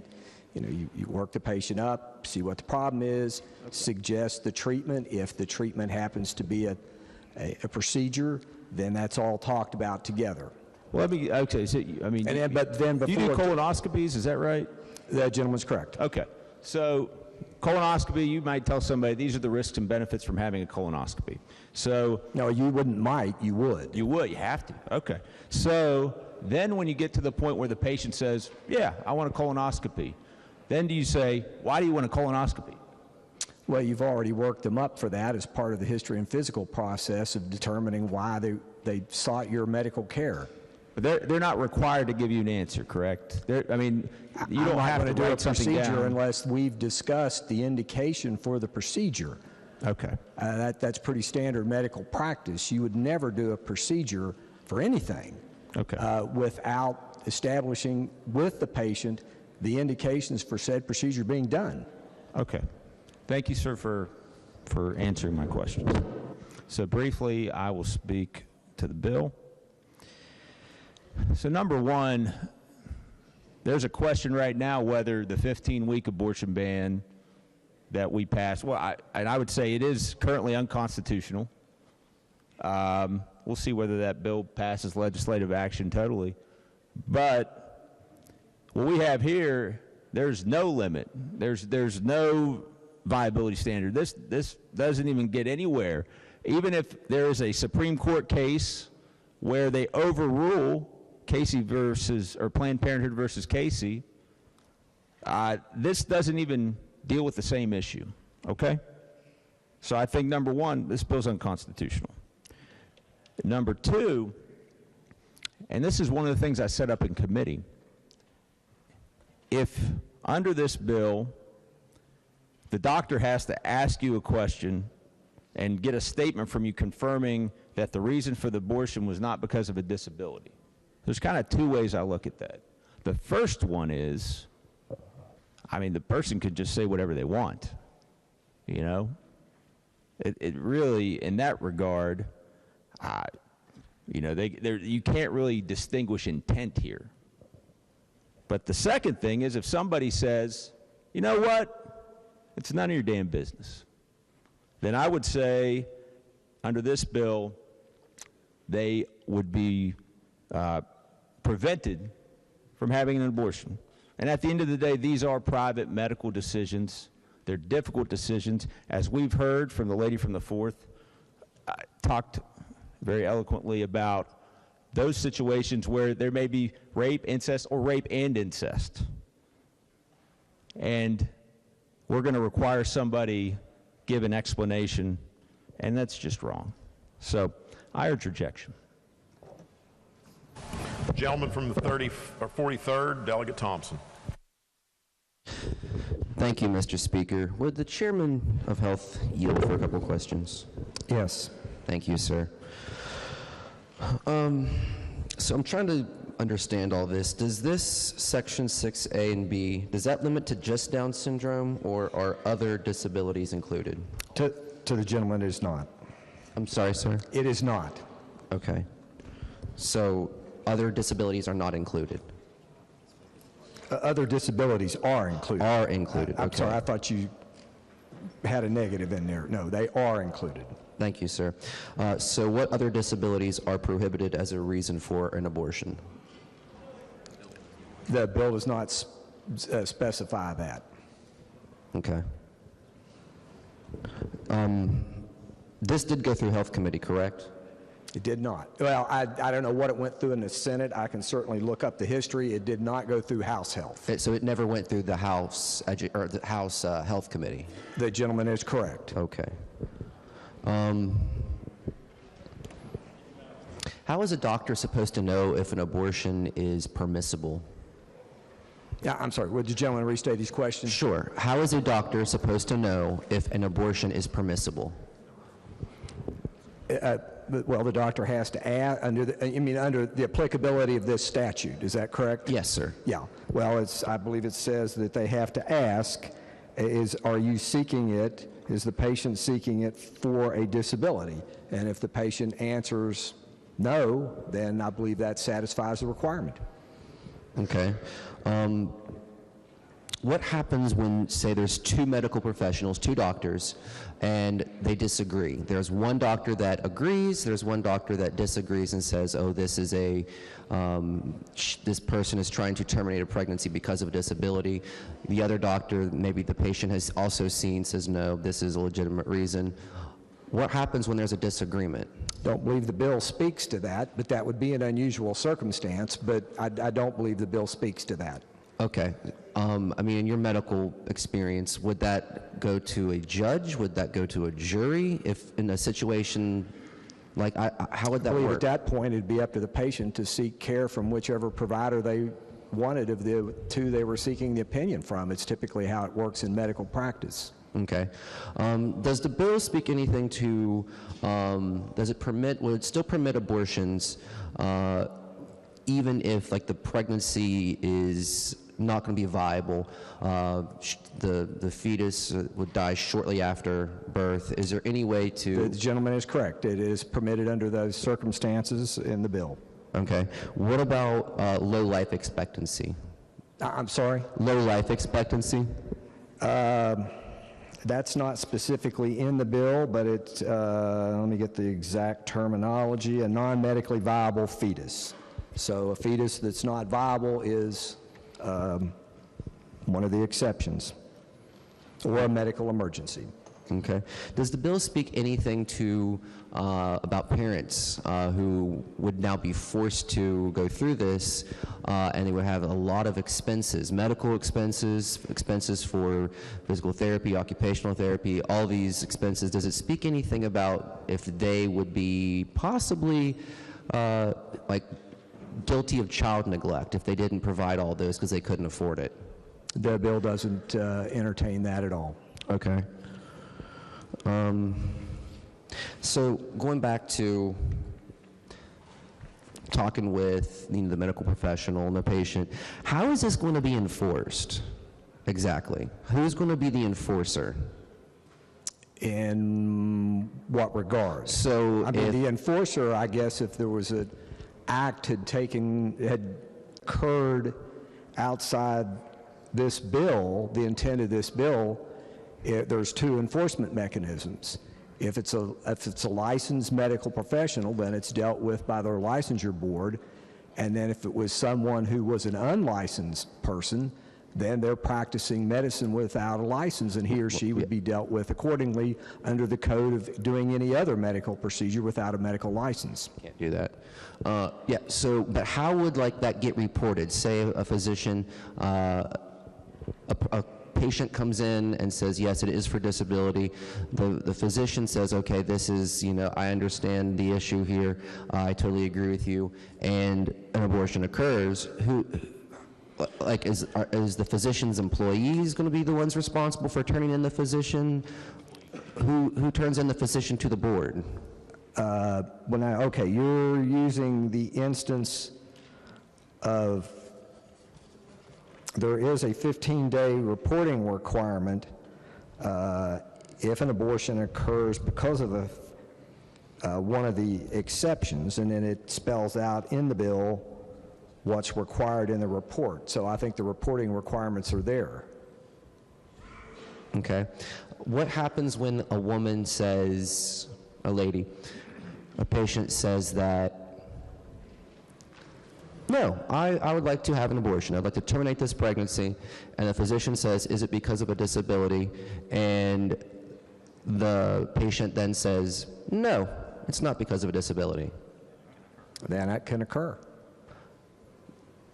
Can the physician then deny it and say, no, I think it is because of a disability? I do not see where that's required in the bill. I mean, it's always a physician's right to refuse to do any procedure. Okay.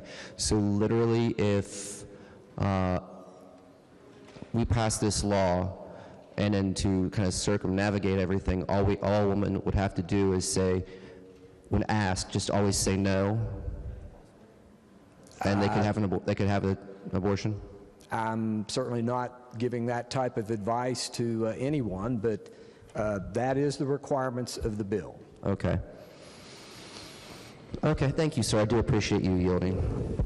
Very briefly. I'm confused on this bill. I understand the intent, and I do think that, you know, as a teacher who, you know, has a master's in special education, and I've taught special education students, they truly are, they become like your kids when you're their teacher, and you want to take care of them and protect them. So I'm very passionate about everyone's exceptionalities and disabilities. This, though, I'm just really concerned. My friend from Marshall, her amendment, I think would have really strengthened this bill in various ways to, you know, to speak to rape and incest. How can we not feel for that 11-year-old who has been raped and abused by a father or a family member, and in that situation? I'm a little confused here on the legalities, as I was asking my friend.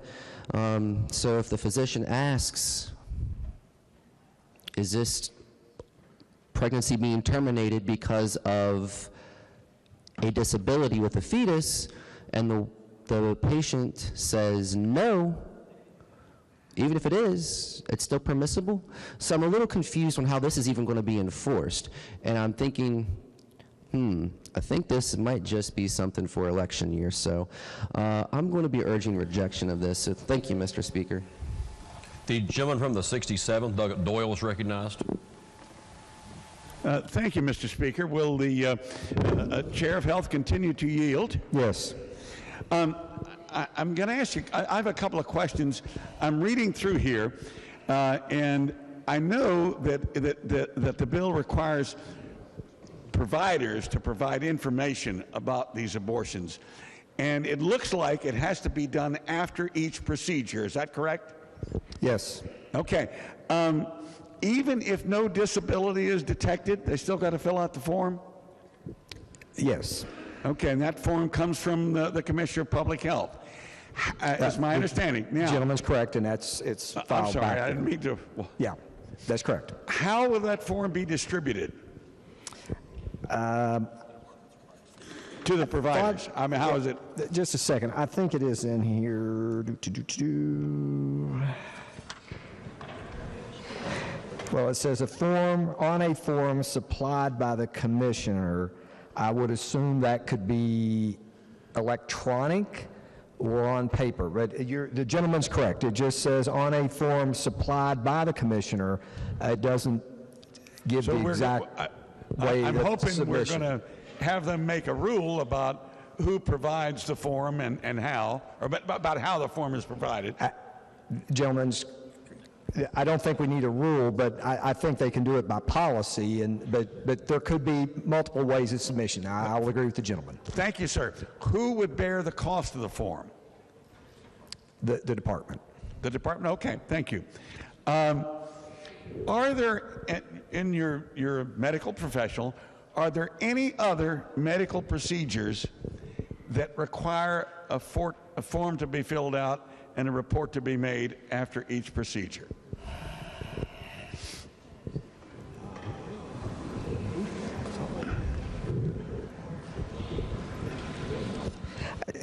Council and I can't think of anything now, but there are requirements for other things.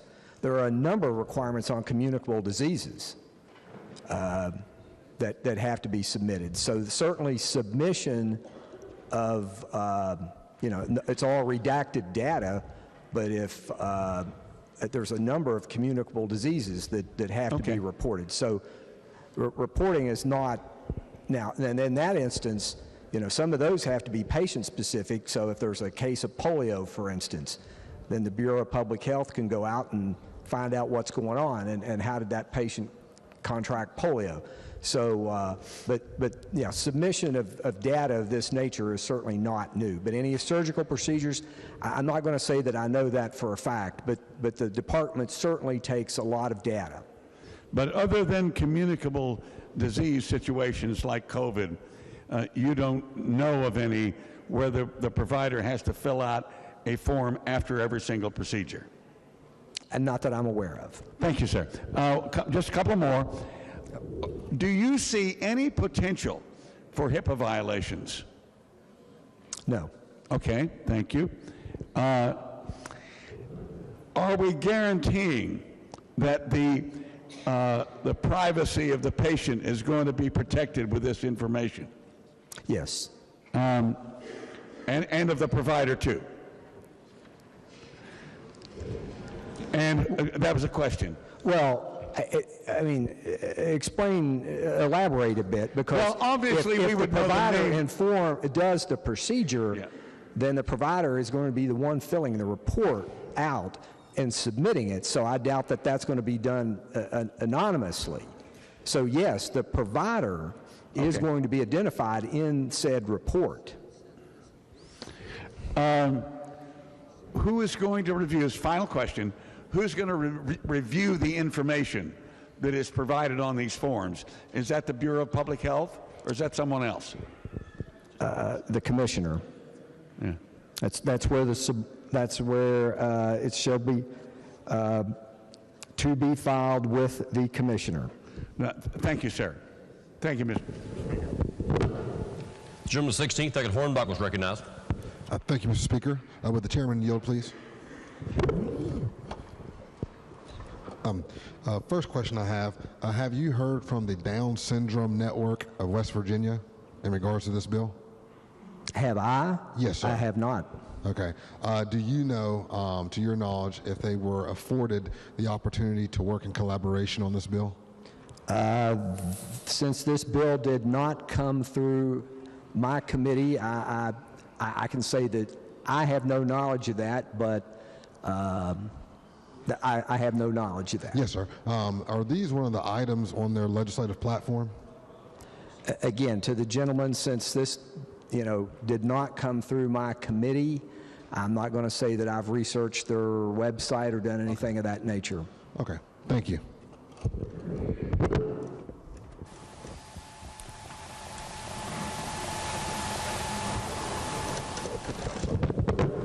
Ladyman 35th, Gentleman 36, Doug Barracks recognized.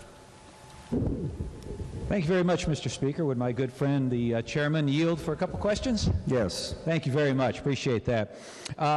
I had a few questions, but it seems that, as my colleague pointed out, this bill has really no teeth. I mean, if you go in and they say, are you getting this abortion because of a disability, even if you are, and you say no, then they have to go along with it. So I don't even see the point of this. But I did have a couple questions as to how many women in this state have abortions where they say it is based on a disability. Do we know that? We do not know that. Okay.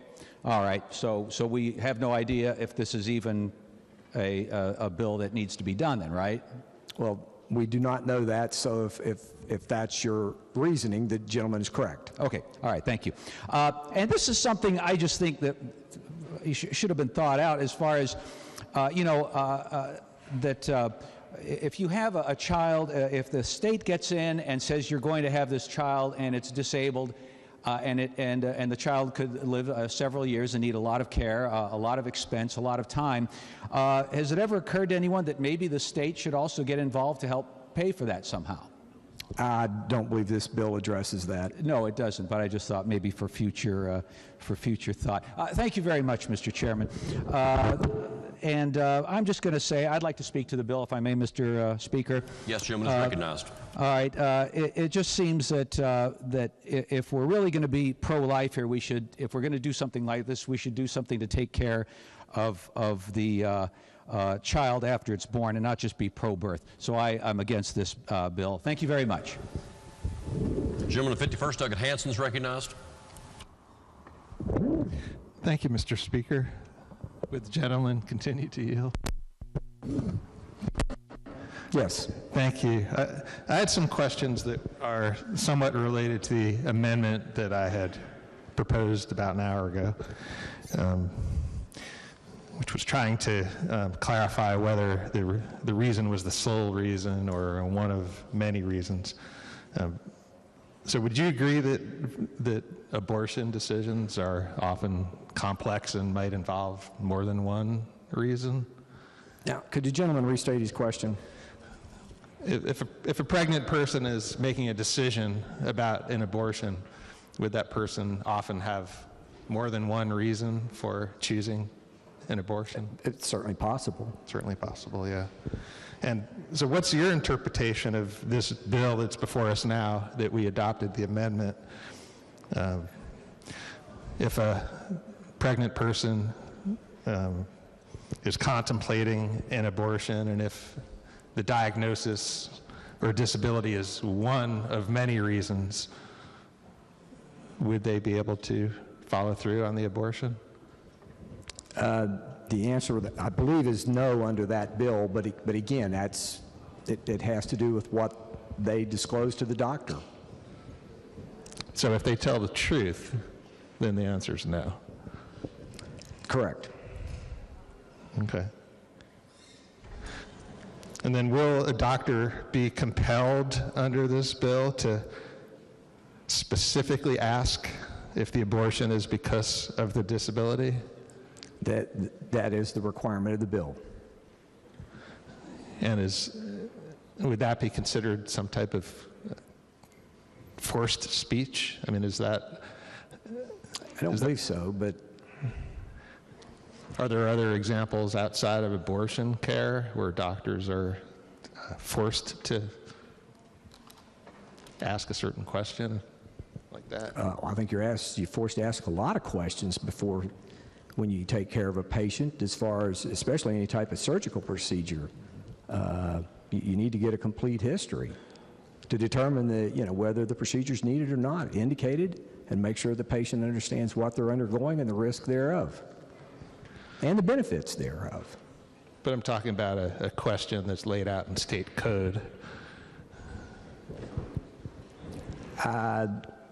In specifics, I don't know that it's laid out, but I believe that's the standard of care in medical practice, and all medical providers have to provide the standard of care. Okay. Do you think, in your experience as a doctor, that this might create a disincentive for a full discussion of a patient's medical history, or full discussion of any previous diagnosis related to a fetus? I would certainly hope not. But do you think it might? Yeah, I would certainly hope that it did not.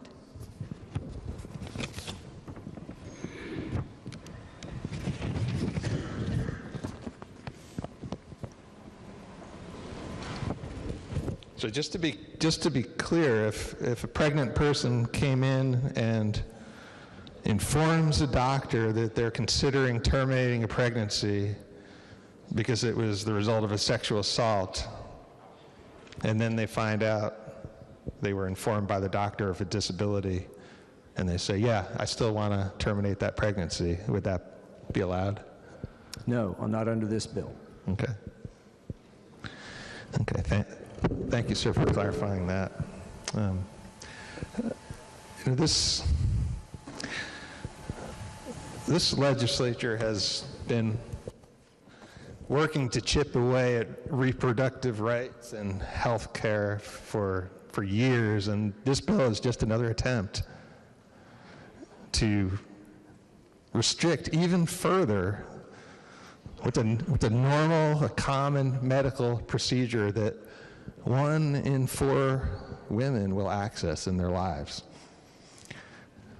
And some are advocating that this bill is about protecting people with disabilities or supporting people with disabilities, but that's an entirely different conversation. This bill does nothing substantial to support those children or those families that have children with disabilities once they're born. So this legislation is not supporting individuals with disabilities. It's not protecting those people or their families. This is an attempt to use people with disabilities as props for an anti-abortion agenda, something that the disability community has not asked for, as far as I know, and that's just wrong. I think that's wrong. I think there are a lot of real solutions that this legislature could consider to support kids with disabilities, but this bill doesn't do that. Bans on abortion based on the reason of the abortion don't make the state a better place for people with Down syndrome. This ban doesn't make our state a better place for any child with a disability. But what it does do is it creates government overreach into personal, family, medical decisions. I think we've already firmly established that this bill is not just about Down syndrome. It's about a broad range of disabilities and diagnoses. And that includes some pretty devastating disabilities and diagnoses that can lead to painful death early in life. You may know during the pregnancy that if you follow through and have this baby, that baby's not going to live very long. They're going to live a painful life, and they're going to die young.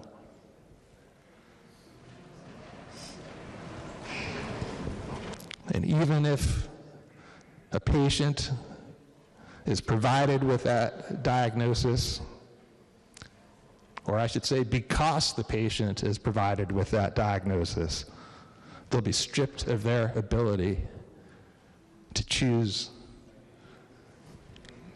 the right approach for them and their families.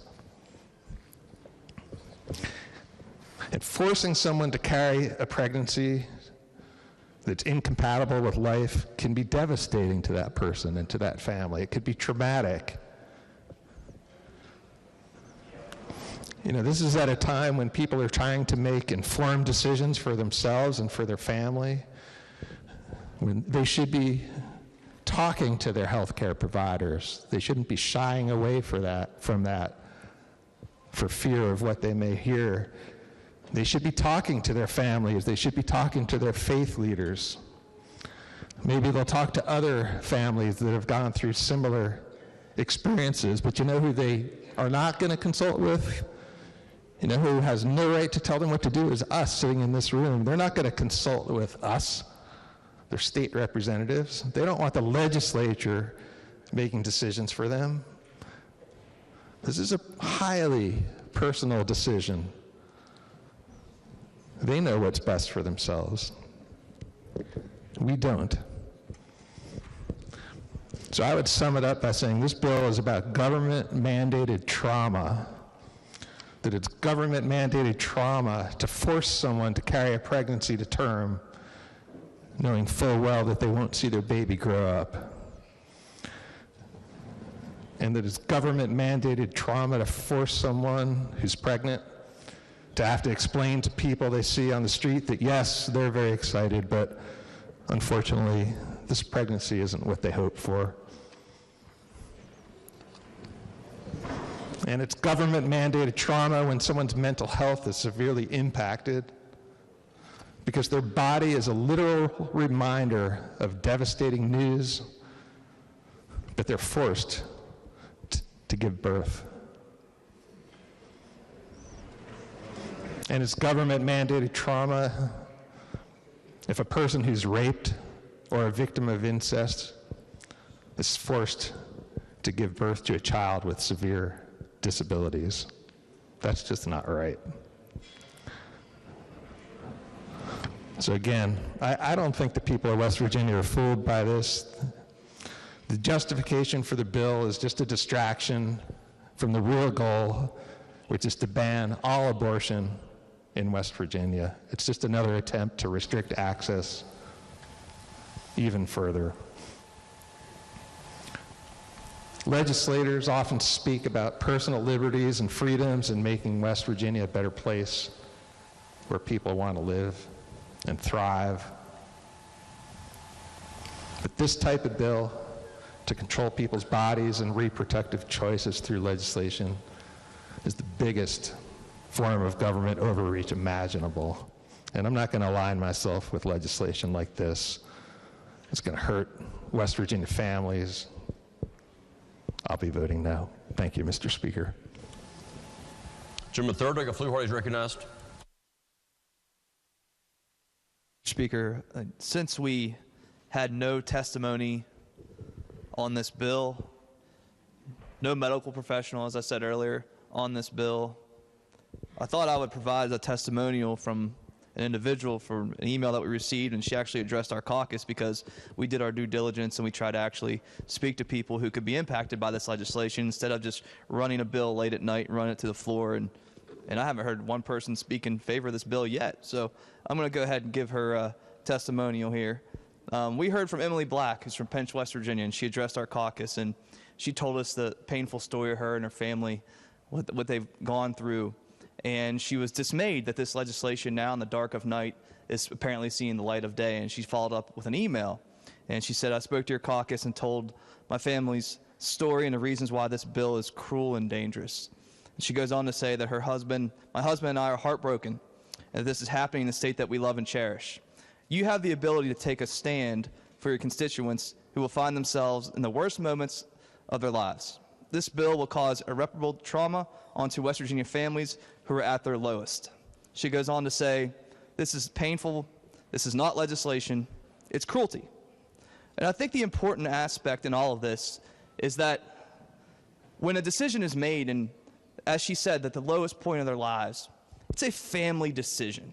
A family decision was made on that day. It was made with their medical professional. That's the conversations that were had. You know who they don't call when they're making these decisions at the lowest point of their lives? Us.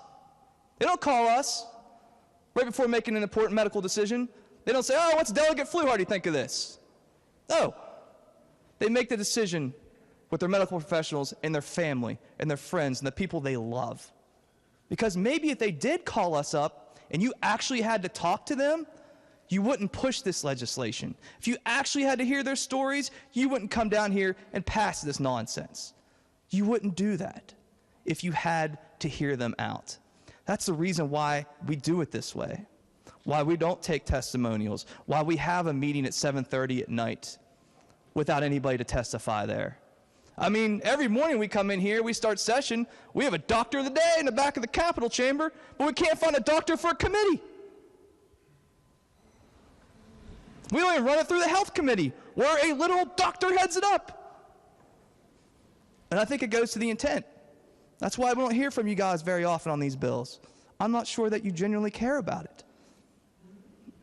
Just sounds good in November. Thank you, Mr. Speaker.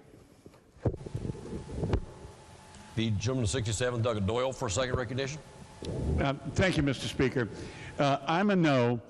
There are a lot of things wrong with this bill, as we've heard from the debate, but the fact that there's no exception for rape or incest, I think is the singular most important problem with the bill.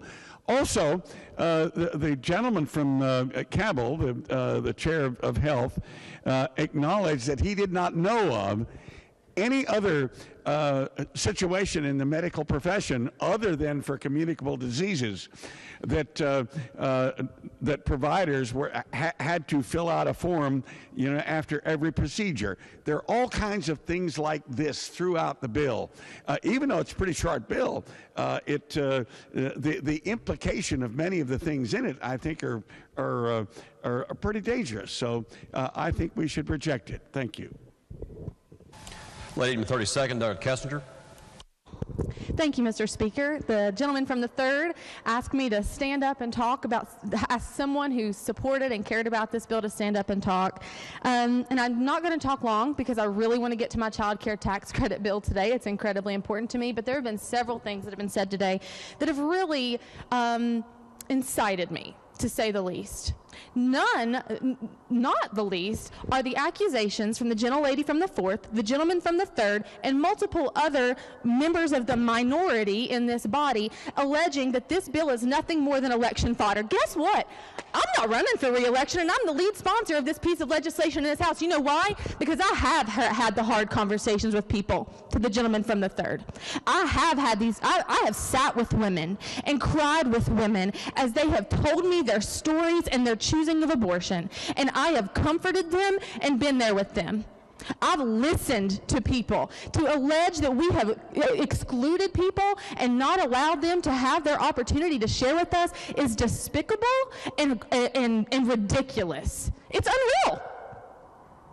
I am passionately supportive of this piece of legislation because I believe that every life has value regardless of its diagnosis, regardless of its place, regardless of its location, regardless of its place of development. Every life in this room, in the mother's wombs, regardless of where it is, was created in the image of the same God you and I were created in.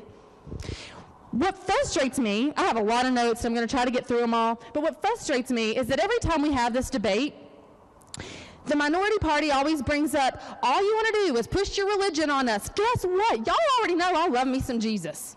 This ain't about religion. This is about science and morality. It's about when does life begin and whether or not it has value. Those are the only two questions you have to ask yourself. Do you believe life is present in the womb, and do you believe it has value? My answer to that question is based on science. If you want to be a science denier and believe that life doesn't begin inside the womb, then by all means, go ahead. But I am going to choose to stand with the side of science, and not outdated science from the 1900s, but technology and science that proves that life is present in the womb today. That's what we're talking about, is life, whether it has value, whether it's there, and it's a simple question. I saw some pictures of y'all posing with Chloe Condrick the other day, who was here lobbying on behalf of this bill, a young woman with Down syndrome who just recently had an incredible article printed in multiple newspapers across the country about the World Health Organization's recent decision to change Down syndrome into a severe birth defect. See, what we have is a lot of elitists and academics who are trying to eliminate people with Down syndrome from this world, and it is despicable. That's what we're talking about. You want to know how many women are, how many babies with Down syndrome are being aborted? There are many studies that say 90 to 92% of babies who receive a Down syndrome diagnosis are aborted. This, to me, is a really simple question. This has nothing to do with an election. This has nothing to do with checking a box. This has everything to do with whether or not we in this body are going to stand and say we in West Virginia are going to be a moral society who will defend and protect life in all of its stages, regardless of what society wants to say or do about any diagnosis that a pregnant woman may receive. So, Mr. Speaker, I urge passage of this bill. The gentleman from the 11th, Doug Keaton's recognized. Thank you, Mr. Speaker. I ask unanimous consent that the remarks by the lady from the 32nd on the passage of Senate Bill 468 be recorded and printed in the appendix of the journal. Are there objections? Okay, no objections are heard. The lady from the 51st, Doug Fleshour, is recognized. Thank you, Mr. Speaker. I am the grandmother of a disabled child. Nobody is going to tell me that I don't fiercely love that little one. Nobody is going to tell me that. And her mother feels very strongly that decisions should be left to women and their families. There is nobody that feels that more strongly than my granddaughter's mother. And I just think this is wrong legislation, that women should not be compelled. Like when we're born, we have 2 million eggs. 2 million eggs. And when during our lifetime we have 500. Do I have to bear all of them just so that some people can feel like we're saving babies? I don't think so. I think it should be up to families and women to make the decision about whether they're going to bear a child or not. And this bill is the government interfering in our decisions. Question again is, shall the bill pass? Is there further debate on the bill? Does the gentleman from the 17th wish to close debate on the bill? If not, then the question is, shall the bill pass? Those in favor of passage of the bill will vote aye. Those opposed will vote no. The clerk will prepare the machine.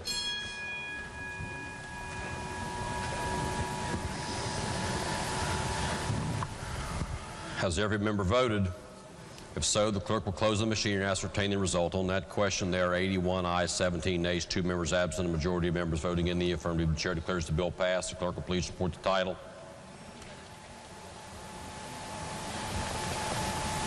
Committee substitute for Senate Bill 468, creating Unborn Child with Down Syndrome Protection and Education Act. Are the title amendments?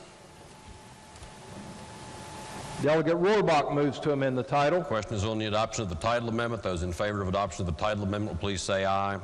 Those opposed will please say no. The ayes have it. The chair declares the title amendment adopted. The title as amended by the House will be and remain the title of the bill. The clerk will please communicate the action of the House to the Senate. Lady from the 49th. Thank you, Mr. Speaker. I ask unanimous consent, subject to announcements, that the House stand in recess until 4:25. Are there announcements first? Gentleman of the 10th, Dr. Kelly. Thank you, Mr. Speaker. I think probably most of the people in here know this by now, but I have been asked to announce that the Gas and Oil Association of West Virginia is providing a Chinese buffet beginning at 3 p.m. All members and staff, and that buffet is for all members and staff. Food will be available in the Gov Org Committee room, the Speaker's reception area, and the minority office. So have lunch is provided. Thank you, Mr. Speaker.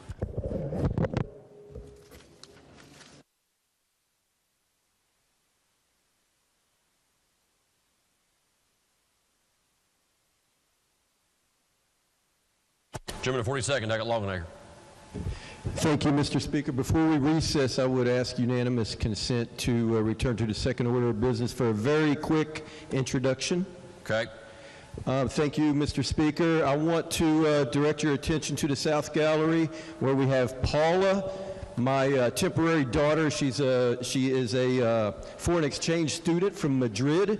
She'll be with me and my wife until the end of the school year, and also escorting her, also standing. They came in a little late due to the weather, but she was always right on time in my heart. That's my lovely wife, Sabrina. Give her a hand.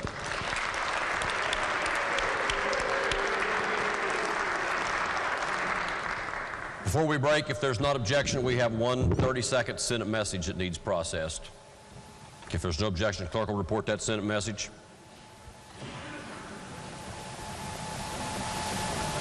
The clerk of the Senate announces that the Senate has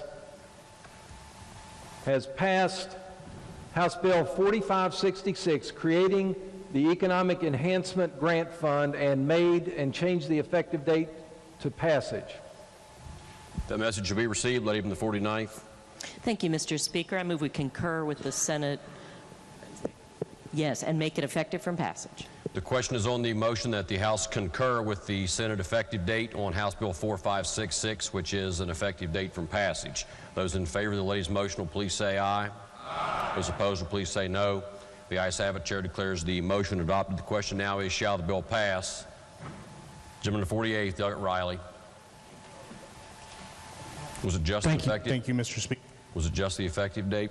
Okay, gentleman does not need to make the request. We have now made the effective date effective from passage. That motion is processed. Did gentleman 37 seek recognition? Okay, if not, then the question is on the lady's motion that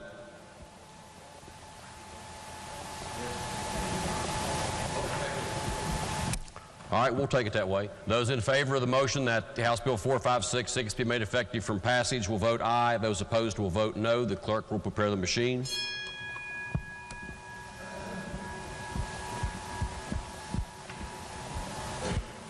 Has every member voted? If so, the clerk will close the machine and ascertain the result on that question. There are 94 ayes, 0 nays, and 6 members absent. 2/3 of members having voted in the affirmative, the chair declares House Bill 4566 effective from passage. The clerk will please communicate the action of the House to the Senate on House Bill 4566. Question is now on the lady's motion that the House stand in recess until 4:25. Are there objections? No objections are heard. We will be in recess until 4:25. The new part of the amendment, Mr. President, is the addition of a spousal component to the PEIA piece. And what this says is that the PEIA, the Public Employees Insurance Agency coverage, may only be extended to employees' spouses that cannot have the option of obtaining primary coverage through the spouse's employer. So that, added to what I stated previously, would be my amendment to the amendment, Mr. President. Is there further discussion? If not, question for the Senate is adoption of the amendment to the amendment offered by the Senator from Marshall. All those in favor will say aye. Aye. Those opposed, no. The ayes appear to have it. The ayes do have it. I declare the amendment to the amendment adopted. Are there further amendments to the amendment? No, sir. Is there further discussion on the Judiciary Committee amendment? If not, better look around. If not, the question before the Senate is adoption of the amendment offered to by the Committee on the Judiciary as amended. All those in favor will say aye. Aye. Those opposed, no. The ayes appear to have it. The ayes do have it. I declare the amendment adopted. Are there further amendments to the bill? No, sir. Question is on passage of the bill. Senator from Morgan. Just briefly, Mr. President, I would say that it started out as a good bill, and I appreciate the work and the creativity of the senator from Marshall County. I think his amendment makes it a better bill, and I like this idea of giving the House of Delegates multiple opportunities to look at the things we send to them. So I urge passage of the bill. Is there discussion? If not, the question for the Senate is, shall the bill pass? All those in favor vote yea. Those opposed vote nay. The clerk shall prepare the machine. Has every member voted? Has every member voted? If so, the clerk will close the machine and ascertain the results. On this question, 34 yeas, 0 nays, 0 absent, not voting.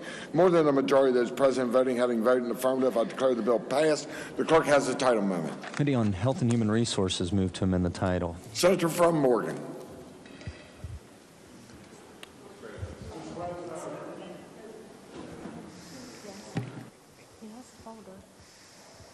Senator from Marshall first. Thank you, Mr. President. I'd request unanimous consent to withdraw the Health Committee amendment, title amendment.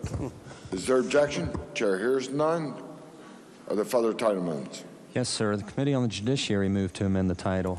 Senator from Morgan. Thank you, Mr. President. I question unanimous consent that the title amendment offered by the Judiciary Committee be withdrawn. Is there excuse me. Is there objection? Chair hears none. So ordered. Clerk has another title amendment. Senator Maroney moved to amend the title of the bill.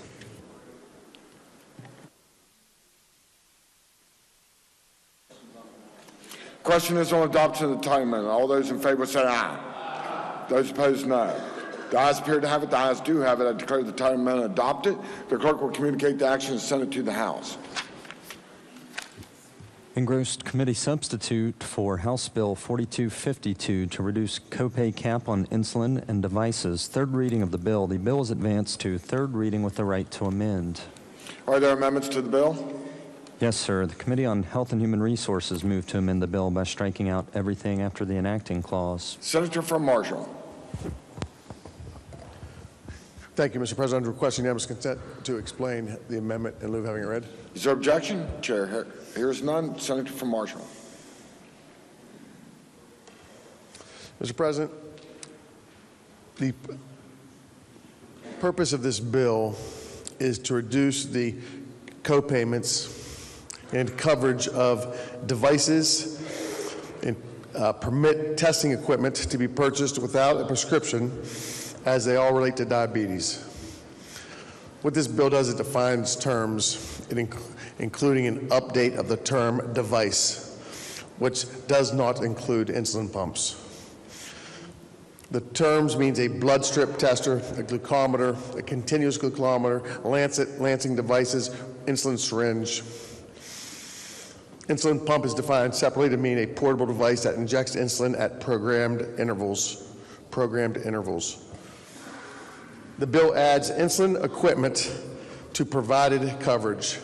It updates cost sharing for 30-day supply to not exceed $35 for covered prescription insulin and not to exceed $100 for devices. Both of those apply to 30-day supply. The bill provides that the cost sharing to the insulin pump may not exceed $250 and is limited to one insulin pump purchase every 2 years. It adds that prescription is not required to obtain blood testing kit for ketones. The bill adds a section applying the bill to the PEIA Insurance Agency, or the Public Employees Insurance Agency.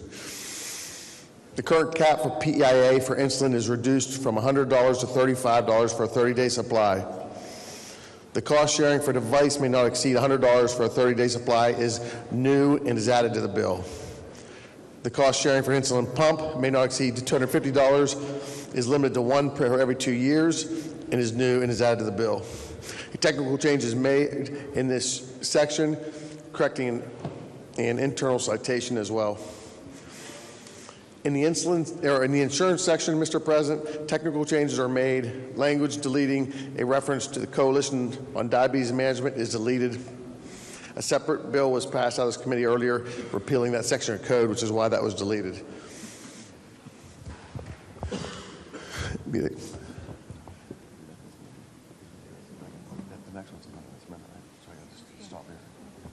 Mr. President, I urge adoption.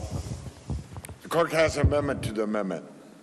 Senator Maroney moved to amend the committee amendment on page 3. Senator from Marshall. Mr. President,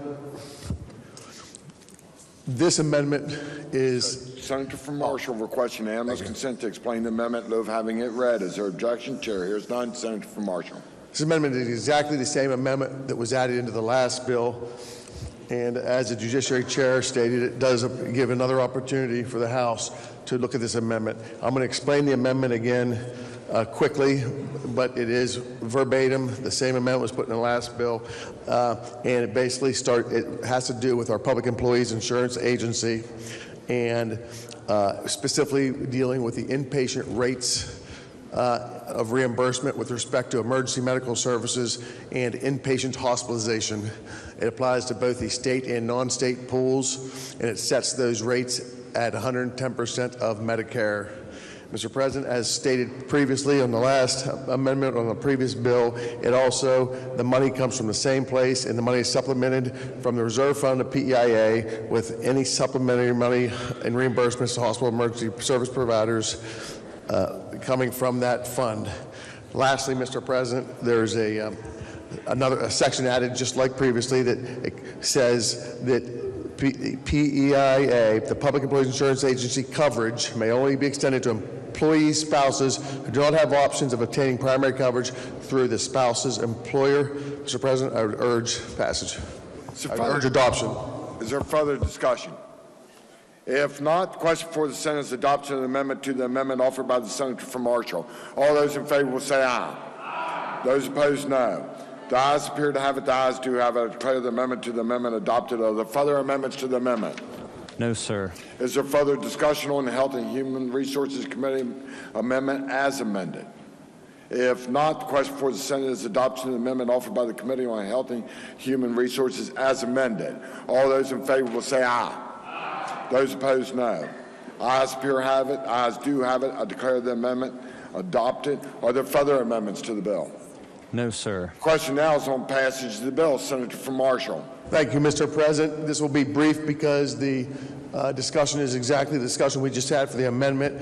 This is a bill that will help those inflicted with the chronic disease of diabetes by controlling their costs for the price of insulin, the price of the devices, and the price of an insulin pump, with all those numbers just described. Mr. President, this also adds that this does apply to PEIA, so those members of our PEIA program will get the exact same benefit of low cost as those in the commercial industry, Mr. President. Lastly, the amendment that was just adopted with respect to the reimbursement rates on inpatient hospitalizations, emergency medical services for those in the Public Employees Insurance Program is a part of this bill as that amendment was just adopted. Mr. President, I would urge passage of this bill. Question is on passage of the bill. Is there discussion? Senator from Boone. Thank you, Mr. President. I, too, rise in support of this bill. I see real patients every day, and this is a big deal for these patients. These are older patients frequently. They don't have a lot of spendable income. I have seen many times where these patients either don't use the exact amount that they should be using, or that they can't afford it at all. These medicines can be very expensive. The Lantus, long-acting insulin, Levemir, these other injectables such as Ozempic or Trulicity, these can be very expensive and a lot of out-of-pocket costs. They're real. So this is excellent legislation that would really, really help improve the health and the affordability and the accessibility of our diabetics in West Virginia, and we have, unfortunately, a lot of diabetics in West Virginia. I urge passage. Is there further discussion? If not, the question for the Senate, this shall the bill pass. All those in favor will vote yea. Those opposed will vote nay. The clerk shall the machine. Has every member voted? Has every member voted? If so, the clerk will close the machine and ascertain the results. On this question, 31 yeas, 3 nays, 0 absent, not voting. More than a majority of those present and voting having voted in the affirmative, I declare the bill passed. The clerk has the title amendment. Committee on Health and Human Resources move to amend the title. Senator from Marshall.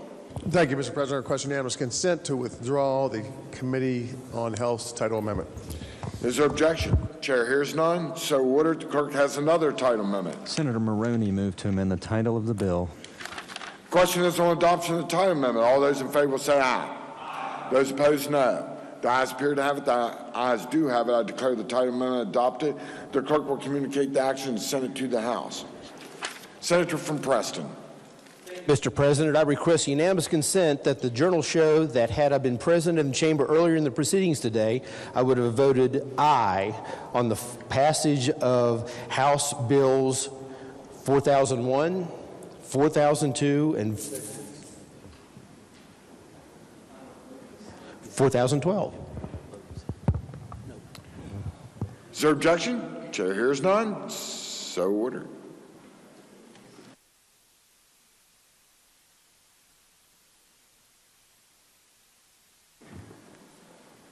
Engrossed House Bill 4307 increased some benefits payable from Crime Victims Compensation Fund. Third reading of the bill. The bill is advanced to third reading with the right to amend. Are there amendments to the bill? No, sir. Question now is on passage of the bill. Senator from Morgan. Thank you, Mr. President. House Bill 4307 is a bill that amends a single section of the code. As the clerk just said, there are no amendments to it, no PEIA amendment in it yet, although I got to say, it amends a single section of the code relating to our Crime Victims Compensation Fund, and what it does is it increases the amount that people can be awarded. A person who is a secondary victim in need of mental health counseling due to exposure to crime, the maximum award goes from $1,000 to $5,000. There are changes in in that same section to victim relocation costs. The former cap was $2,500. This goes to $4,500. Travel expenses from $1,000 now to a maximum of $5,000 for a claimant to attend court proceedings conducted for the prosecution of an offender. And there's a new language in the definition of a work loss. And the new language says work loss also includes loss of income from work by the claimant, the victim, or the parent, legal guardian of a minor victim who must miss work to attend court proceedings conducted for the prosecution of the offender. So, Mr. President, even though there's no PEIA bill in this bill, it's a good bill from the House. It raises, it actually is, I guess I'd sort of say fixing inflationary problems, but expanding a little bit what relief can be granted to the citizens under the Crime Victims Compensation Fund. I'd be happy to try to answer questions. I urge the bill's passage. Question is on passage bill. Is there discussion? If not, the question before the Senate is, shall the bill pass? All those in favor will vote yea. Those opposed will vote nay. The clerk shall prepare the machine.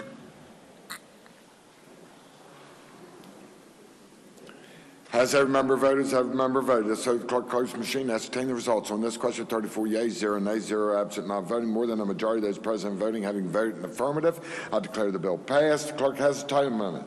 Committee on the Judiciary moved to amend the title of the bill. Question is on adoption of the title amendment. All those in favor will say aye. Those opposed, no. The ayes appear to have it. The ayes do have it. I declare the title amendment adopted. The clerk will communicate the action and send it to the House. Engrossed committee substitute for House Bill 4340 relating to maximizing the opportunity to recover anatomical gifts for the purpose of transplantation, therapy, research, or education. Third reading of the bill. The bill is advanced to third reading with the right to amend. Are there amendments to the bill? Yes, sir. Committee on Health and Human Resources moved to amend the bill by striking out everything after the enacting clause. Senator from Marshall.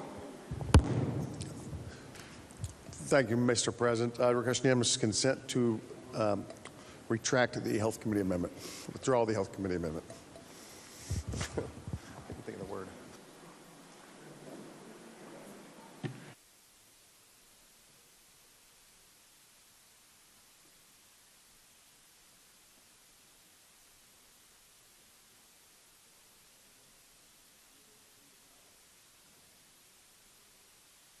Senator from Marshall would like to make another motion. Well, withdraw that last request. Without objection. Senator from Marshall. Mr. President, I request unanimous consent to explain the amendment in lieu of having it read. Is there objection? Chair hears none. Senator from Marshall.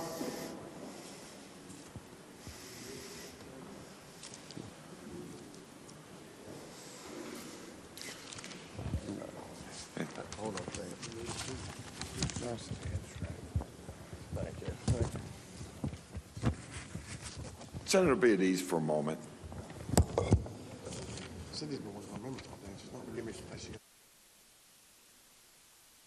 Senior Senator from 17. Thank you, Mr. President. I request unanimous consent that House Bill 4340 move to the foot of bills on third read. Is there objection? Chair hears none. So ordered.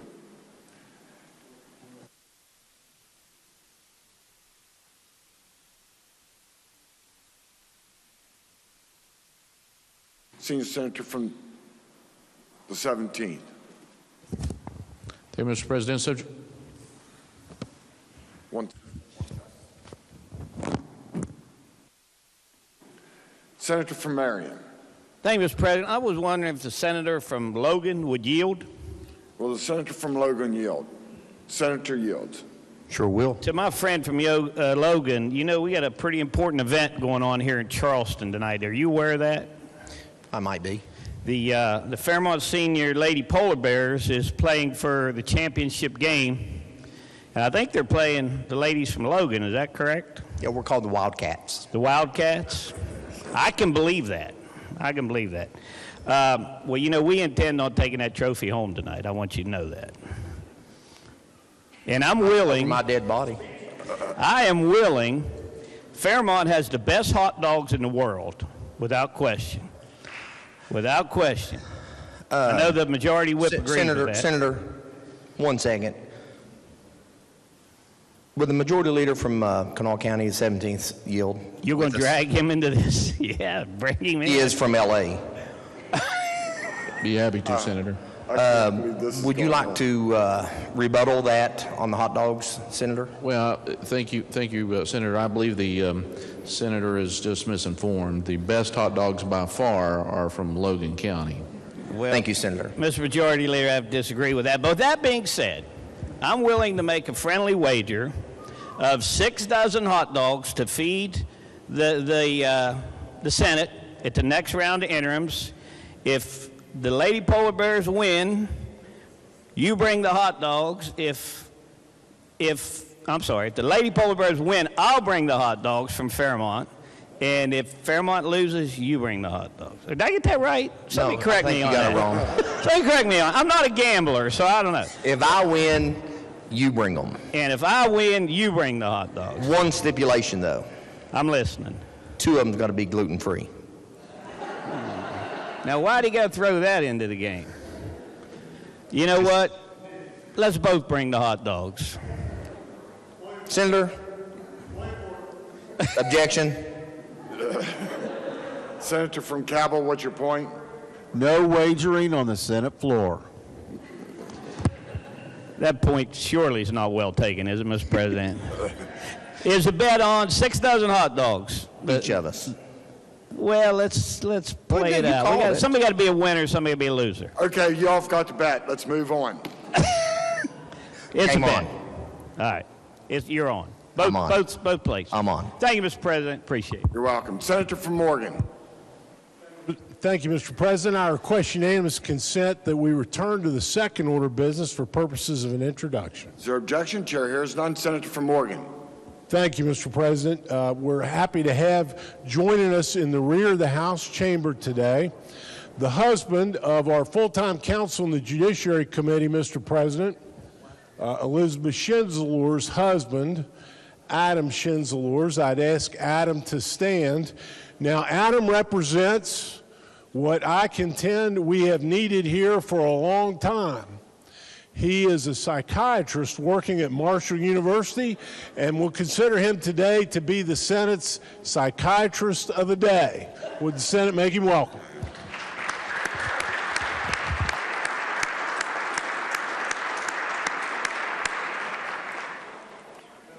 Senator from Morgan, where will he be practicing at the rest of this evening? Thank you, Mr. President. I'm afraid to admit that, as I understand it, he's already filled up several pages of clinical notes just from the hour or so he's been here with us. And we're all hoping that HIPAA prevents the disclosure of any of the diagnoses he renders during his visit here. Are there further introductions?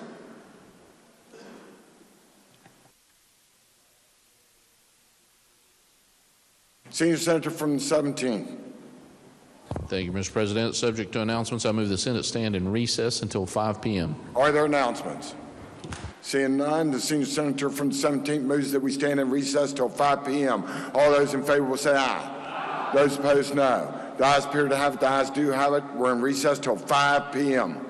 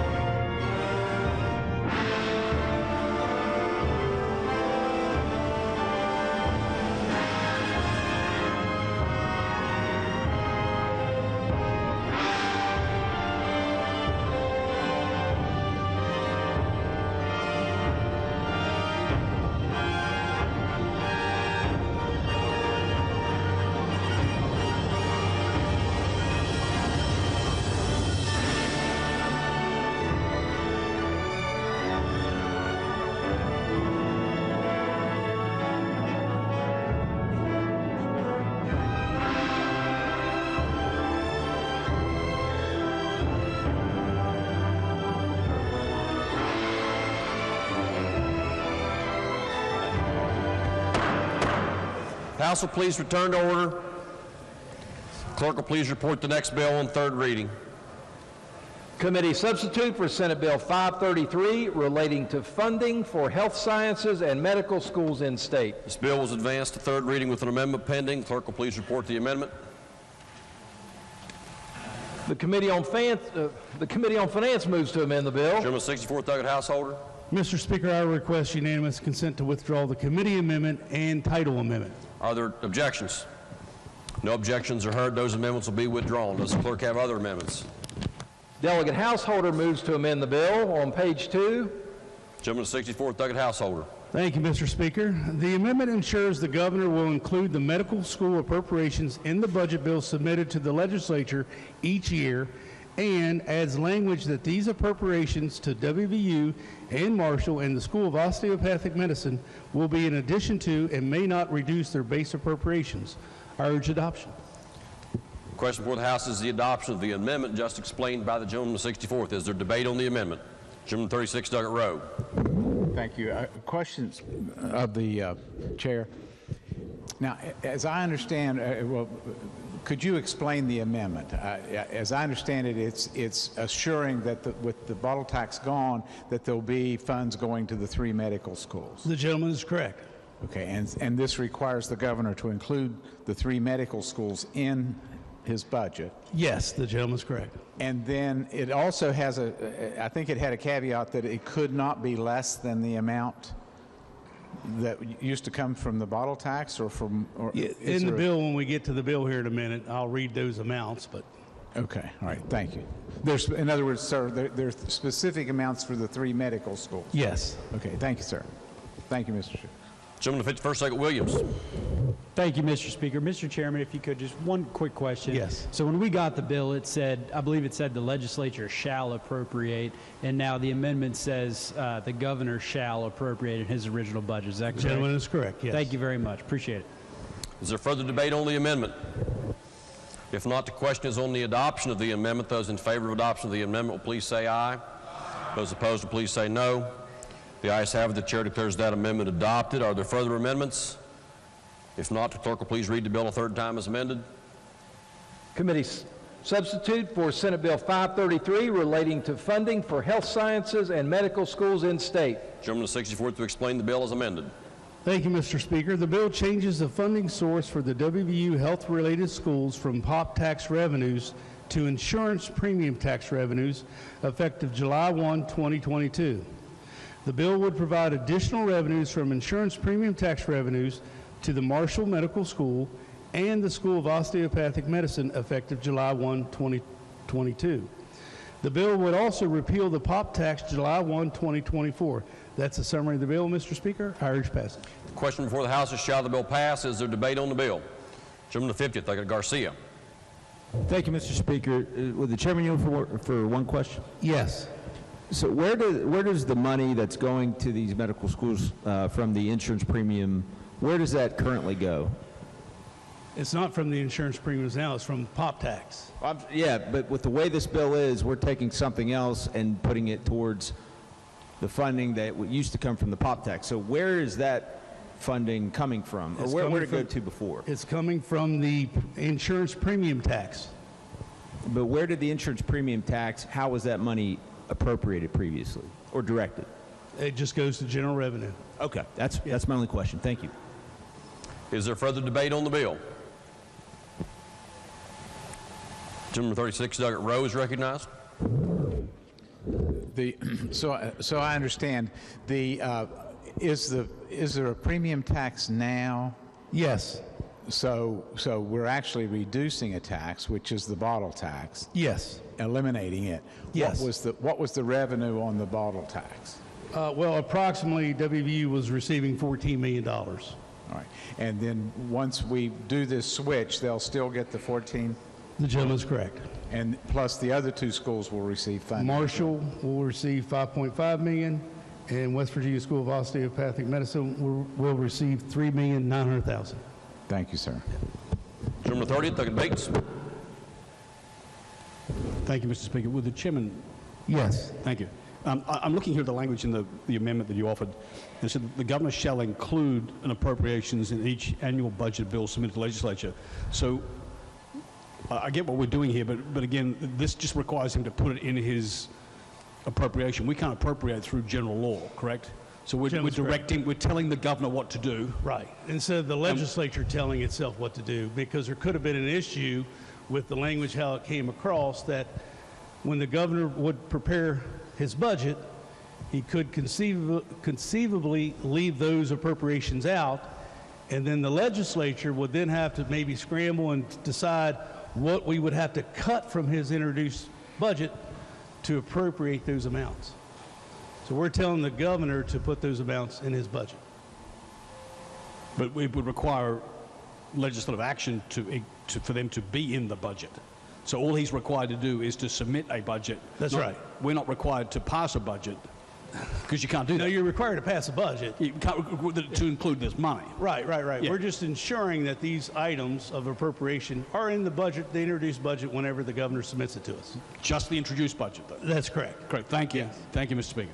Gentleman 35th, Doug Pack. Thank you, Mr. Speaker. I look forward to voting on this tax cut that will get past the finish line. I urge passage. Thank you, sir. The question again is, shall the bill pass? Is there debate on the bill? If not, the question before the House is, shall the bill pass? Those in favor of passage of the bill will vote aye. Those opposed will vote no. The clerk will prepare the machine.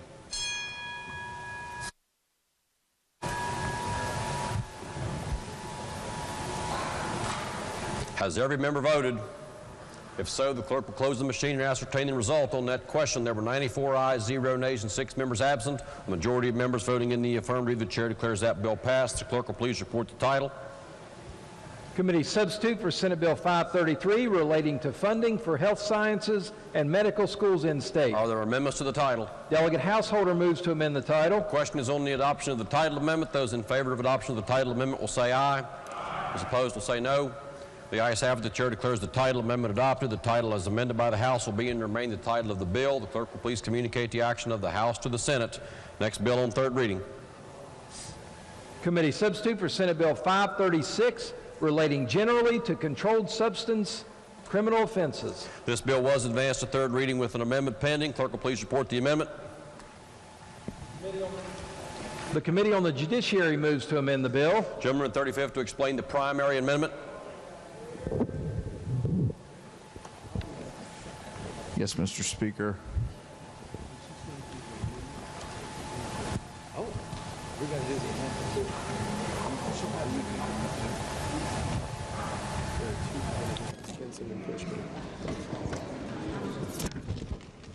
Thank you. Excuse me. Sorry, colleagues.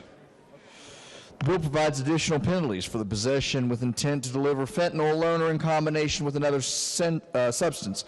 It creates a new offense for a person to knowingly or intentionally adulterate another controlled substance with fentanyl, create counterfeit substance, or imitate controlled substance using fentanyl, or cause the adulteration or counterfeiting or imitation of another controlled substance using fentanyl.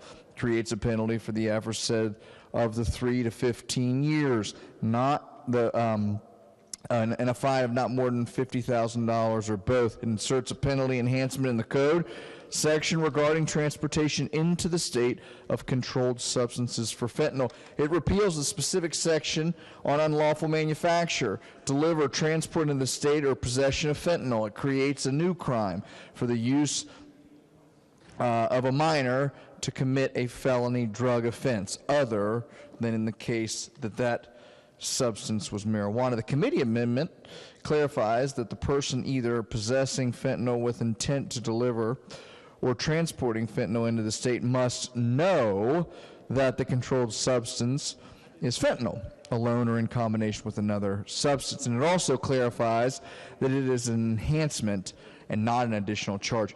Mr. Speaker, you asked me for the primary amendment description. I gave you a description of the bill were that primary amendment to be adopted, so I would urge adoption, and after that I'll urge passage. You've heard the primary amendment. The clerk will now report the first secondary amendment. Delegate Pushkin moves to amend the amendment on page 7, section 418, line 1 of the section, following the words "any person" by inserting the following: over the age of 21. The question before the House is the secondary amendment just read by the clerk. Gentleman 37, Doug Pushkin. Thank you, Mr. Speaker. This amendment only affects the last section of the bill. It's the section that was added in by the Senate, where it creates a new offense if someone is engaging a minor in the delivery with intent or with the manufacturing of the substance. So this part of the bill creates a new offense, and what this does, I think that they left out something that's pretty important, that the person charged with the offense should be over a certain age, shouldn't be a minor themselves. I don't think that's what their intent was. I think they just left it out. So I put over 21 so it would line up with 60A for 403A, which is, I'm sorry, 406. 60A for 406, which is distributions to persons under the age of 18 by persons over the age of 21. It matches up in that part of the Uniform Controlled Substance Act, so I would urge adoption. Gentleman 35th, Doug Capito. Yes, thank you, Mr. Speaker. I'm going to rise in support of the gentleman's amendment. My reading of that section of the bill really is targeted towards the conduct of adults with regard to the usage of and frankly abuse of minors. I don't think we're talking about minor on minor crime here. So again, I think the legislation is targeted towards adults that are utilizing minors for the sale of drugs. So I would urge adoption of the gentleman's amendment.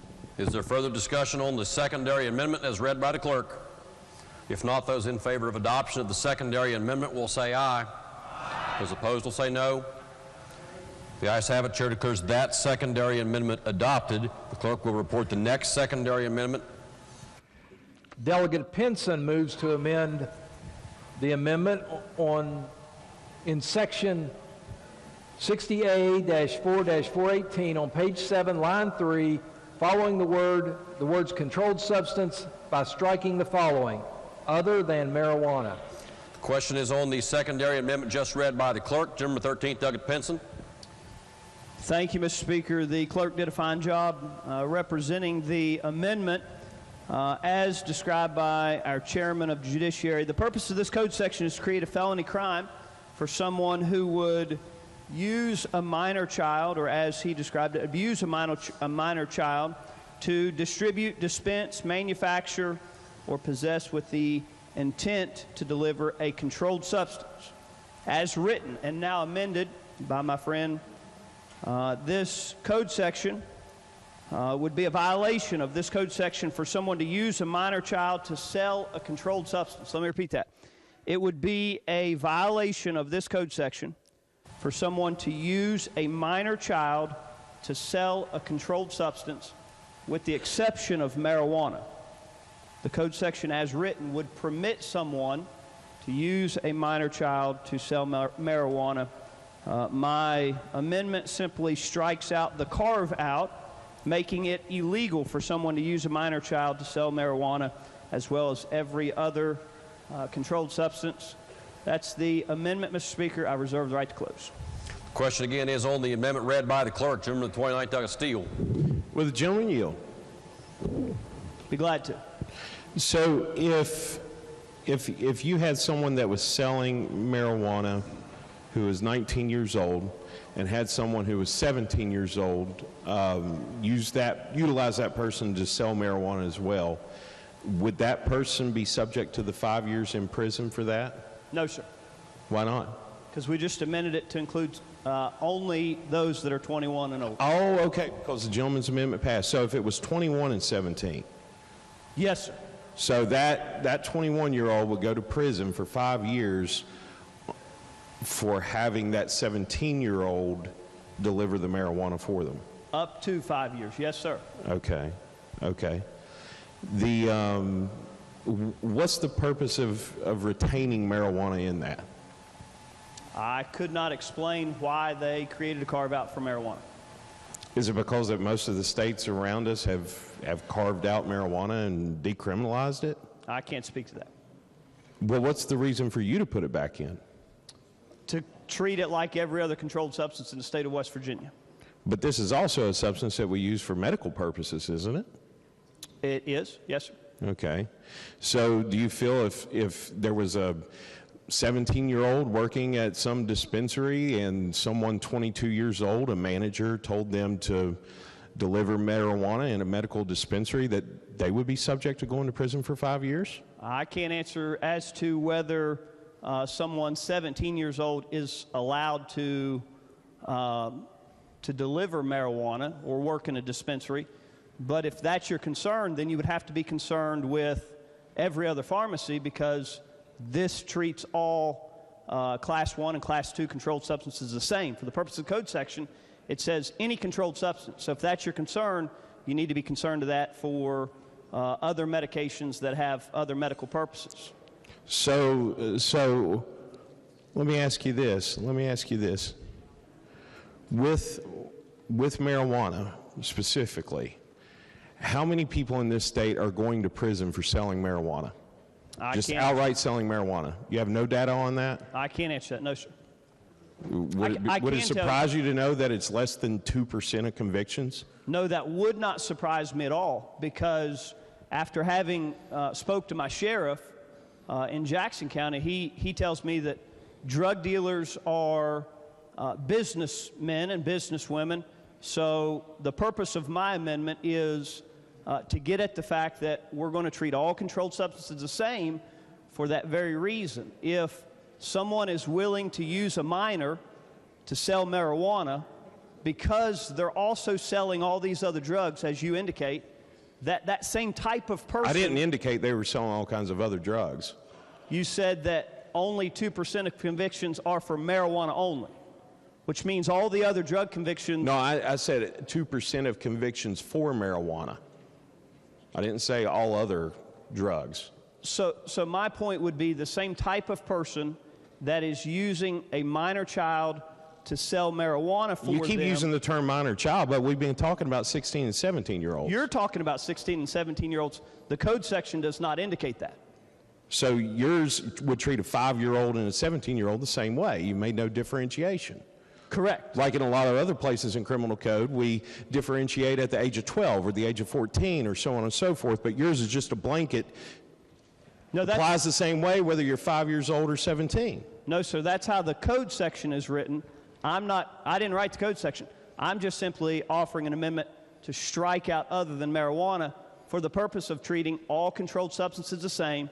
If it's bad for a minor child to sell heroin or cocaine or ecstasy, it's also bad for a minor child to sell marijuana for someone. Okay. Mr. Speaker, speaking to the amendment, I would urge rejection of this. Nearly every single criminal law that I've seen passed that's dealt with Chapter 60A over the last 4 years has specifically excluded marijuana for a couple reasons. One, we have a medical marijuana statute, like it or love it, it's here. I wasn't even here when it was done. It was done in 2017. I wasn't here. I didn't pass that law. I didn't vote on it. But we're here and we're living that system. All around us, all the states around us, getting closer, a lot of them have legalized or decriminalized marijuana. And here we are wanting to strengthen marijuana laws. Now, I know some people in here have very strong opinions about this, but I've got to tell you, at this point, I would agree with people that said if we're trying to make marijuana laws stronger in this state, we are discouraging other people from coming here.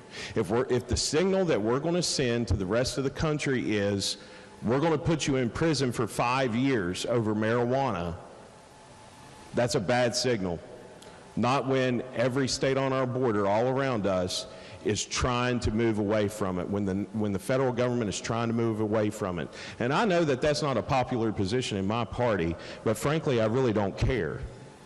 We have got to start getting smart on this. We've got to start getting smart on it. We have a dispensary opening up in Beckley right now that looks like a palace. Looks like an absolute palace. These folks are getting checked out harder than you could ever believe. And I think that reinserting this stuff back into the criminal code causes confusion to the marketplace. You're going to have people who are looking at being growers here. You're going to have people that are looking at being processors here. You're going to have people that are looking at being dispensaries here. And when they get a mixed signal from us, they're not going to want to make the investment. They're not going to want to make the investment. And I think that really most of what this amendment is more of a political stance. That's about all it is. And I know a lot of things we do in here, a lot of things I do in here are a political stance. But I think we're messing with something right now that could put serious business investment in jeopardy. And I'd urge rejection. Gentleman, 32nd, Doug Fast. Thank you, Mr. Speaker. You know, we can rationalize anything. The bottom line is short and sweet. If you want children to be able to sell drugs, and you can have an adult engage children in selling drugs, then you would want to vote no on this amendment. Otherwise, you would want to vote yes on this amendment. I support a yes vote on this amendment. Lady number 38, Doug Graves. Thank you, Mr. Speaker. Would the chair of Gov. yield? Trying to make sure I process this right. So could there be a circumstance, and let's say that a grandparent is dying from cancer and a 17-year-old, the grandchild is sent to pick up medical marijuana for that person and bring it home? I know I wouldn't do medical marijuana, but at my pharmacy, a family member's allowed to pick up I think Schedule 2 or whatever in the same family and take it home. Could something like that happen? I think it could. I think probably the more likely situation would be somebody that is in a situation where they need medical marijuana, but our law is so restrictive on the conditions you could have it for. Like, say it's a veteran with PTSD, 40 years old like me, and their 15-year-old child knows they can go get it from so-and-so down the street. Dad's having a panic attack, and they go down and get it and deliver it back to their dad. That person that's just trying to help that veteran now is getting 5 years in prison. Okay, so let's say that they have the medical marijuana at their house. It's for their grandmother who is down the street. So that 17-year-old could run it down the street. I mean, they already have it home from the pharmacy, but that person runs it down the street. No, under this, that would be a delivery. A delivery under West Virginia code does not have to be for value. It could be for free. There are plenty of people that are convicted in this state of delivery of a controlled substance when no value is exchanged. It can be a free gift. Thank you. You helped me make my decision. Thank you. Gentleman from the 53rd, Delegate Jennings. Thank you, Mr. Speaker. I guess you all know which side of the coin I'm on here. But of course, I'm for the amendment. The only thing, you know, whenever they pass this medical marijuana and all this, we're going to make sure that kids don't get it. And now then, we don't even want to make sure they don't get it. We want to make sure the laws are set so they can have it. Does that make any sense whatsoever to anybody in here? The whole deal was to pass it so that, but the kids couldn't get it. I don't care if you guys over there in your 30s and 40s want to get together with your little potheads and sit around and smoke it. That's fine with me. But the ones I worry about are the kids under age. And that's what we're trying to do here, is to stop that. I don't want I grew up around in the mountains, and if you don't think teenagers are used because they don't get in trouble, I can tell you stories about going to D.C., picking up vehicles, and bringing them back because they know if they get caught, they won't get in trouble. Well, that's exactly what drug dealers will do with young people. They will use them to sell their products just so they know they won't get in trouble. But this makes them at least worry about it, because if they do, the one that's pushing those kids out can get in trouble for at least 5 years. And I would like to think that you all in here would think about that just a little bit. And push green. Thank you.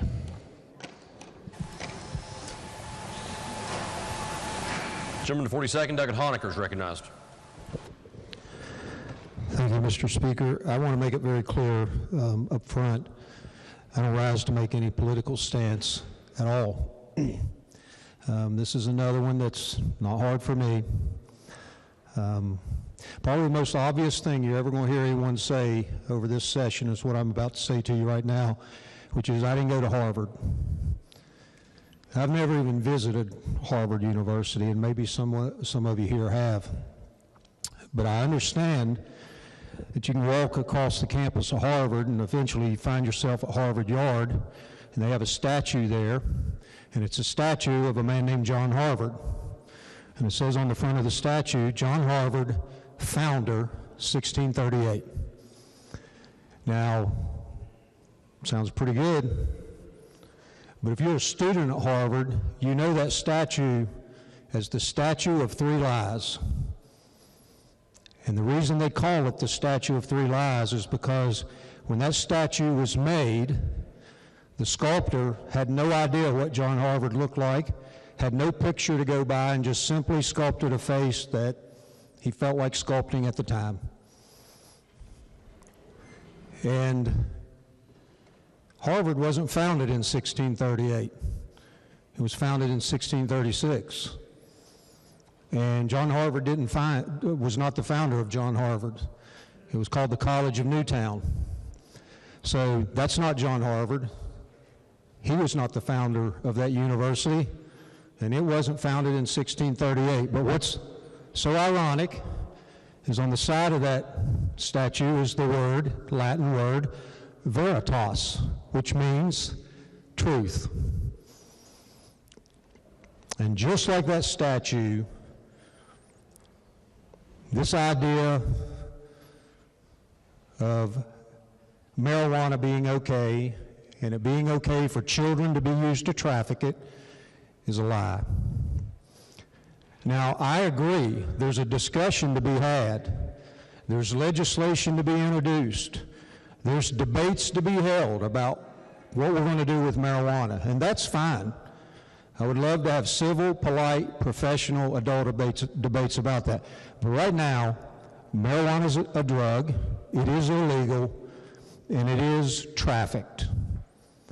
And I read a book once, and I think right now, when I think about the most vulnerable people around us that we see and interact with every day, it is the elderly, it is those with a diminished mental capacity, and it is children. And I read a book once, a man said in that book, he was talking about a place called heaven, and he said, if you want to know what heaven looks like, if you want to know what it's like, look at a child. And he said, don't ever prevent children from coming to me because it reminds me of heaven. And you know what he meant? He didn't mean what a child looks like when they're in the middle of Walmart throwing a fit because they're not getting their toy. Not how a child acts up in church, not how a child acts up in the grocery store.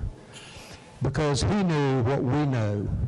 There's a big difference in being childish and being childlike.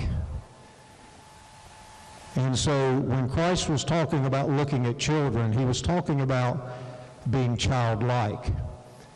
And he was talking about the faith of children. Think about children. You think you have faith? Here's the faith of a child. You can tell them that once a year, a big heavy-set guy in a red suit with a white beard and a sleigh that magically flies with reindeer is going to come to their house, slide down a chimney they probably don't even have, and leave them toys. They believe that. They believe that every spring a big giant bunny rabbit on steroids is going to show up and leave them a basket full of candy and prizes. Their faith is so incredible.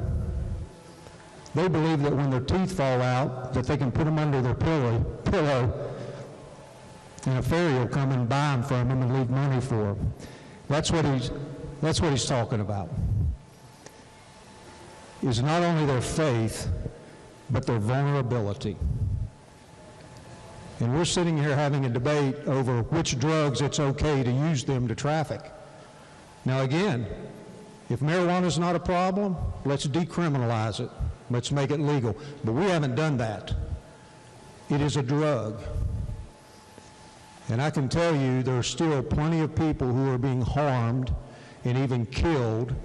And I can tell you who's still making money off of it. Cartels, gangs, drug kingpins, and even your local drug dealer. A man named Nelson Mandela once said, "We will be judged by history, by the difference we make in children's lives day to day." And we are not doing our children any favors. We are not protecting them, we are not nurturing them, and we are not giving them a future by saying it's okay for some drug dealers to use you to traffic their narcotics. And I really appreciate my friend Delegate Steele, and I hold him in the highest regard. He said a moment ago, he said, "Hey, marijuana's here, we might as well accept it." Well, fentanyl's here. Heroin's here. I mean, it's all here. But how can we just simply say, well, you know, we're going to wink at this one. We're just going to kind of turn a blind eye to this one because it's kind of cool. You know what? If it's okay, it's okay. Let's legalize it. You know, we can sit here and say, well, marijuana has a medicinal purpose. We've got medical professionals here that will tell you fentanyl has medical uses. If it's governed, if it has proper oversight and it's used for the right reason, again, that's a discussion we can have. But I just can't imagine, that we're going to sit here and say, we're going to take some drugs and say to the cartels and to the drug kingpins and the drug dealers, you know what, we're going to get you good if we catch you doing this one, but I will kind of wink at this one because a lot of people like it. And might be good for business in our state, might help our economy out a little bit. We need a culture of compliance, and we do that by having strong laws, strong education about those laws, and strong enforcement of those laws. I'll say this and sit down. I've said this until my mouth is dry, place after place, everywhere I've went. We spend so much time trying to fix broken adults, and what we should be doing is raising strong children. And it is a lot easier to raise strong, educated children with an opportunity than to fix them later on when they're broken. And nothing's going to break them more outside of the abuse and neglect they already suffer than to allow them to be used to traffic drugs in this state. I urge adoption of the amendment. Thank you. The gentleman at 37, Dr. Pushkin's recognized. Thank you, Mr. Speaker. And first of all, I did not go to Harvard either. In fact, I'm not a highly educated person. But I know this bill because I took the time to read it. It went through the committee that I serve on the Judiciary Committee, and I take great interest into a lot of our criminal bills. And this one really, it's a governor's bill. The main purpose of the bill is to enhance penalties on people who knowingly, willingly take fentanyl, a very deadly drug, and put it into something else and pass it off as something else, because that practice that's been going on has been killing people in this state. Now, this last paragraph of the bill was added on by the Senate. In my opinion, it probably shouldn't even be in the bill, but that's a whole different argument that we're not going to have right now. But what we're talking about is an enhanced penalty. So if people are getting up and saying, well, if you're for kids having this or kids having that, they can't now. It's illegal. We're not making anything legal in this that's illegal now. This is about an enhanced penalty, and the policy question is, should we treat cannabis the same as you're treating heroin, fentanyl, cocaine, methamphetamine? deadly drugs that have killed people. Should we treat them the same, treat that the same as cannabis, which is legal to some extent in most of the country? It's just a policy question.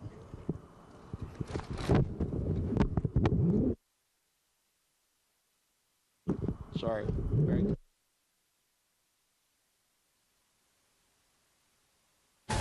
Gentleman from the 16th, Doug at Limble. Thank you, Mr. Speaker. With the Chair Governor Guild. Yes. Mr. Chairman, I understand that you also formerly have some prosecutorial experience. Oh, yeah.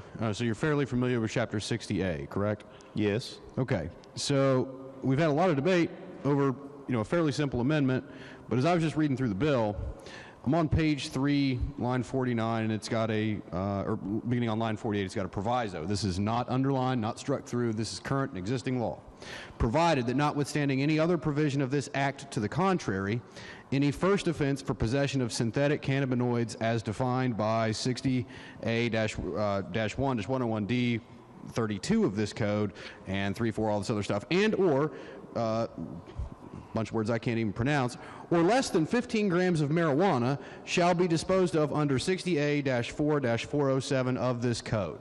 So would addition of marijuana here create a conflict in the code that is different than that proviso, and it's a notwithstanding proviso, which means that no matter what, it's going to be done by that exact code citation, which would mean that it would be charged under 60A-4-407 of this code. It's a proviso. And that is a kind of a, lack of a better term, more of a misdemeanor, deferred adjudication type of instrument. Now, it would depend, I guess you would say, if the minor under the amendment were trafficking more than 15 grams or delivering more than 15 grams, then I don't believe that would apply. But if it were less, then yes, there would be a clear conflict in the code if this amendment were to pass, given what we're doing here. Okay, I think we're arguing over, at least based on my reading, a lot of nothing. There's a notwithstanding proviso that remains in the code, and that is not stricken. And I don't even know why we're arguing this. Thank you, Mr. Speaker. Gentleman from the 40th, Delegate Jeffries. Thank you, Mr. Speaker. Will the sponsor of the amendment yield? Yes, sir. You're a former law enforcement officer, if I'm not mistaken. Had you ever heard of or seen marijuana laced with fentanyl? Absolutely, yes, sir. Thank you. Thank you.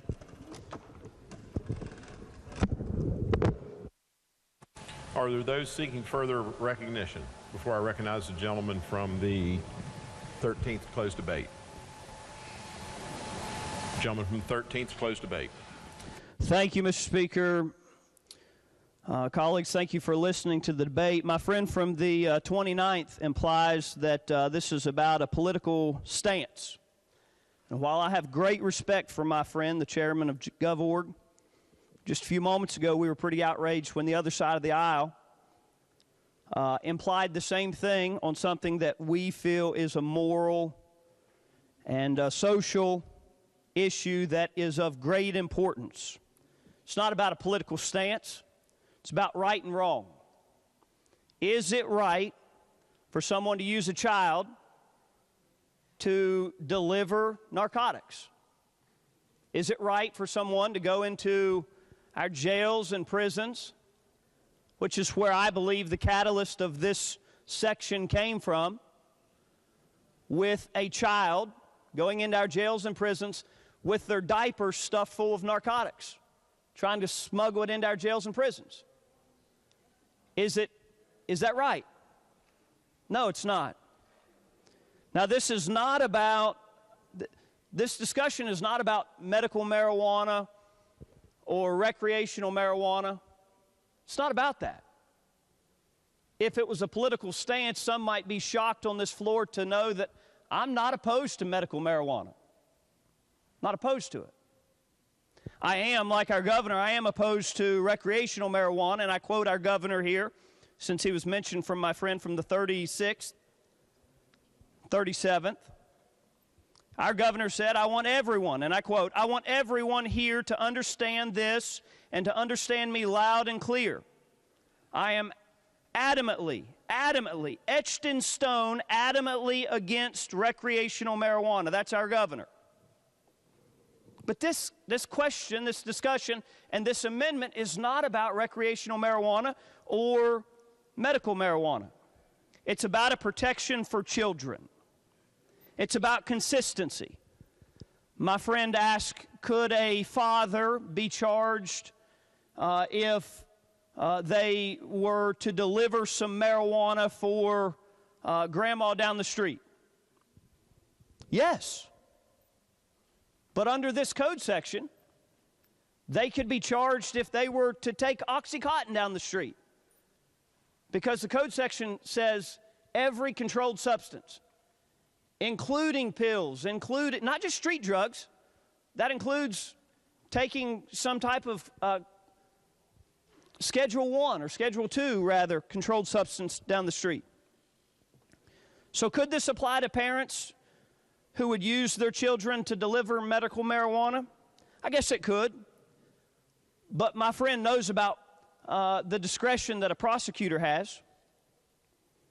My friend knows about the discretion that the judicial system has. It's been said, well, we're going to put people in jail for 5 years. No. The bill says up to 5 years. I remind you of that discretion. And then finally, I'll say this. It was said that this causes confusion, that striking out 3 words in this section causes confusion. No, I tell you what causes confusion. To say that it's illegal for kids to sell all these other drugs, to be used, to be taken advantage of, to sell all these other drugs, with the exception of marijuana. That causes confusion. That it's okay to use a child to do that. It's not. This does not cause confusion. This causes clarity. Our children shouldn't be taken advantage of, and that's a policy decision for you to make. Do you think it's okay or is it not? I would urge passage of the amendment. Thank you, Mr. Speaker. The question before us is on passage of the secondary amendment. All those in favor signify by saying aye. Aye. Opposed? No. The ayes appear to have it. Roll call has been demanded. Is demand sustained? Demand is sustained. Question before us is on passage of the amendment. Those in favor will press aye. Those opposed will press nay. Clerk will prepare the machine.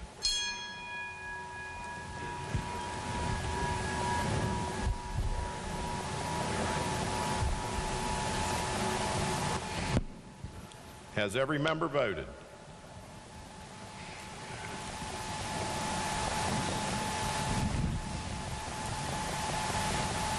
Has every member voted? If so, the clerk will close the machine and ascertain the results.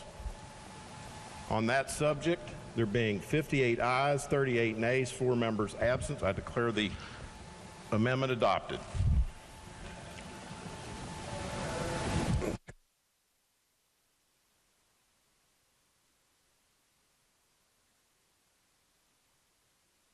Questions on the primary amendment as amended. Is there further discussion on the primary amendment as amended? If not, the question before the House is the adoption of the primary amendment as amended. Those in favor of that motion will please say aye. Aye. Those opposed will please say no. The ayes have it. Chair declares the primary amendment adopted. The question now before the House is, shall the bill pass? Clerk will read the bill a third time as amended. Committee substitute for Senate Bill 536 relating generally to controlled substance criminal offenses. Number 37, Doug Pushkin. Thank you. I was ready to support this bill.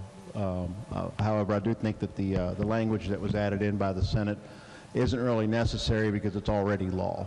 And I quoted that law, or cited that law when I made my amendment. That's 60A 4406, and that's involving a minor in any sort of illegal act at all. There are already enhanced penalties for that. I think we just made the bill one that the Senate's probably not going to take. It was a governor's bill, fairly important bill that would have saved lives, and I would just urge the body to Well, first of all, just want to clear up one thing. Cannabis is not a narcotic. So know your subject before you speak. Question again is now, shall the bill pass? Is there debate on the bill as amended? Does the gentleman wish to close debate on the bill? If not, the question is, shall the bill pass? Those in favor of passage of the bill will vote aye. Those opposed will vote no. The clerk will prepare the machine.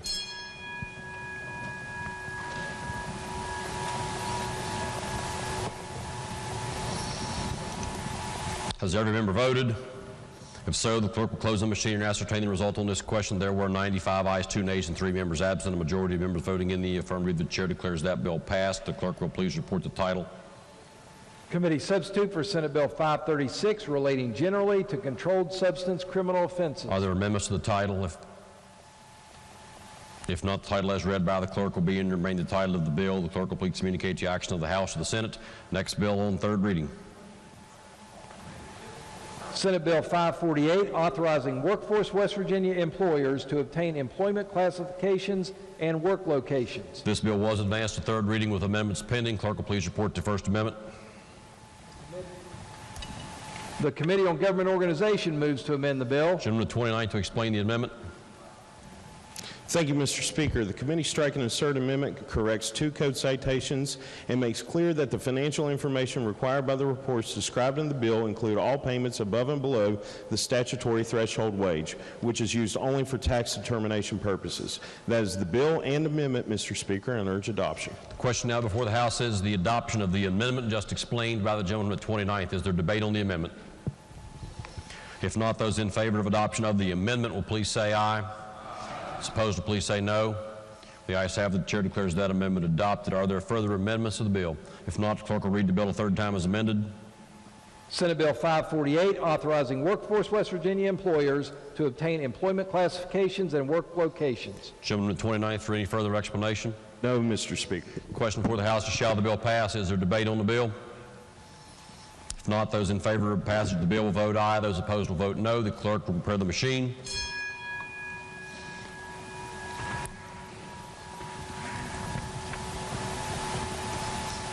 Has every member voted? If so, the clerk will close the machine and ascertain the result on that question. There were 96 ayes, 0 nays, and 4 members absent. The majority of members voting in the affirmative. The chair declares that bill passed. The clerk will please report the title. Senate Bill 548, authorizing Workforce West Virginia employers to obtain employment classifications and work locations. Are there amendments to the title? The Committee on Government Organization moves to amend the title. Question is on the adoption of the title amendment. Those in favor of adoption of the title amendment will please say aye. Those opposed will please say no. The ayes have it. The chair declares the title amendment adopted. The title as amended by the House will be and remain the title of the bill. The clerk will please communicate the action of the House to the Senate. Next bill on third reading. Committee substitute for Senate Bill 552 relating to tax sale process. This bill was advanced to third reading with amendments pending. Clerk will please report the First Amendment. The Committee on the Judiciary moves to amend the bill on page 31, section 4, line 5, after the first use of the word of by deleting the word 3 and in lieu thereof inserting the word 2. Question is on the amendment just read by the clerk. Gentleman 32nd, Doug Fast. Thank you, Mr. Speaker. This amendment comes under this bill, and the bill involves tax sales where properties are delinquent for taxes and they go through a sale. The amendment covers a situation where a tax sale has been completed, person gets a deed for their purchase, but there is a statute of limitations where the true owner, the original owner, can come back and seek leave of court to set aside the deed. Right now it's 3 years, and this amendment, at the discretion and the wisdom of the committee, seeks to change that to 2 years. A situation where a person may try to set aside a tax deed could be, for instance, if there was inadequate notice. One could claim, I just didn't get notice, or you didn't do the notice provisions correctly, therefore I should be given my property back. And a reason for changing this from 3 years to 2 years would be that the individual who is the tax sale purchaser is really stymied in investing in the property, say cleaning up the property, improving the property, or reselling the property, because you have that window of time wherein the deal could be undone. And so that is the purpose of this amendment, Mr. Speaker. I urge adoption.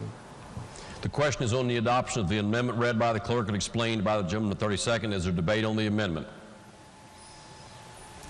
If not, the question is on the adoption of the amendment. Those in favor of adoption of the amendment will please say aye.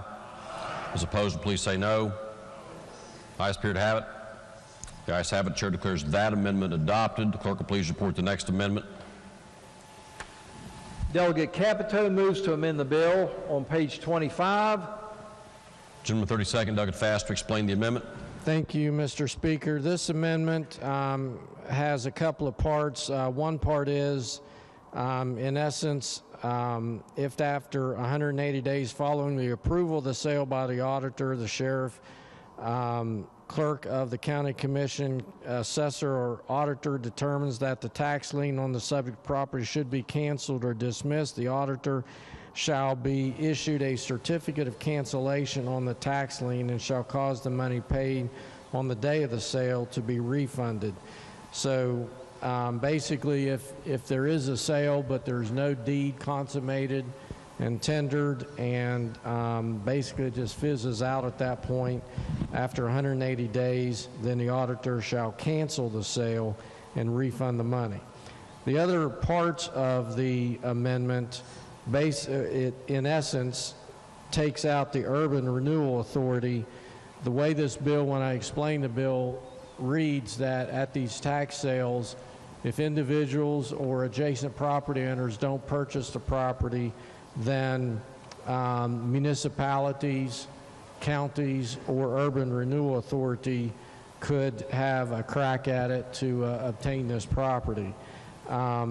Because of Senate Bill 135, which covers Urban Renewal Authority rights, it would conflict with this bill, and so that's the purpose of the second part of this amendment, is to remove the Urban Renewal Authority language. Thank you, Mr. Speaker. I urge adoption. Question is on the adoption of the amendment just explained by the gentleman 32nd, Doug Fast. Is there debate on the amendment? If not, those in favor of adoption of the amendment will please say aye. Those opposed will please say no. The ayes have it. Chair declares that amendment adopted. Are there further amendments? If not, the bill will be advanced to third reading, and the clerk will read the bill a third time. Committee substitute for Senate Bill 552 relating to tax sale process. Gentleman 32nd to explain the bill. Yes, thank you, Mr. Speaker. This bill modifies and modernizes the process for tax sales. It transfers the current procedure for selling real estate for delinquent taxes and for redeeming such property from the sheriff to the state auditor. The bill continues the requirement that a sheriff send tax due notices to property owners and advises them of the availability of discounts. The bill accelerates by 1 month the process for the sheriff to present delinquent property lists to the county commission, and the commission in turn to certify the list to the auditor. The sheriff is to publish the second list with notice that the list will be certified to the auditor October 31 each year. The auditor continues to be required to send notices to owners that the property is subject to sale at public auction. Owners may redeem before the sale. Property not sold at auction may be acquired thereafter in order of priority by an adjacent landowner first, the municipality where the property is situate second, the county where the property is situate third, the West Virginia Land Stewardship Corporation fourth, and finally, any party willing to purchase, all on such terms as the auditor deems appropriate. The bill adds provisions relating to the process an owner without timely notice of the sale within 3 years may pursue, and actually we just amended that to 2 years, may pursue an action to set aside the sale. That's a summary, Mr. Speaker. I urge passage. The question before the House is, shall the bill pass? Is there debate on the bill? Is there debate on the bill? If not, the question before the House is, shall the bill pass? Those in favor of passage of the bill will vote aye. Those opposed will vote no. The clerk will prepare the machine.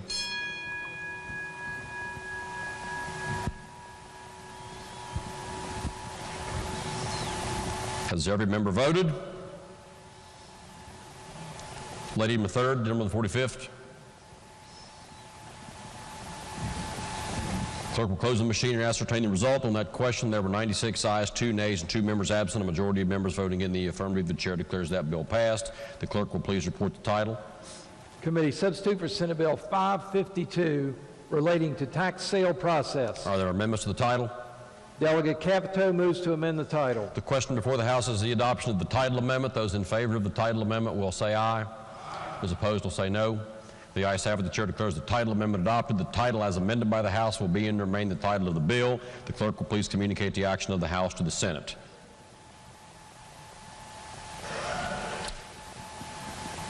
Clerk has the availability of the conference committee report. The Conference Committee report for Committee Substitute for Senate Bill 334 authorizing miscellaneous agencies and boards to promulgate rules shall be available in the clerk's office. Clerk will report the next bill on third reading.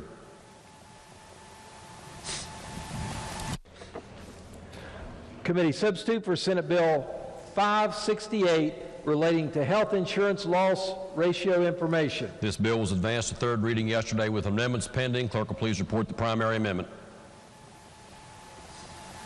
The Committee on the Judiciary moves to amend the bill.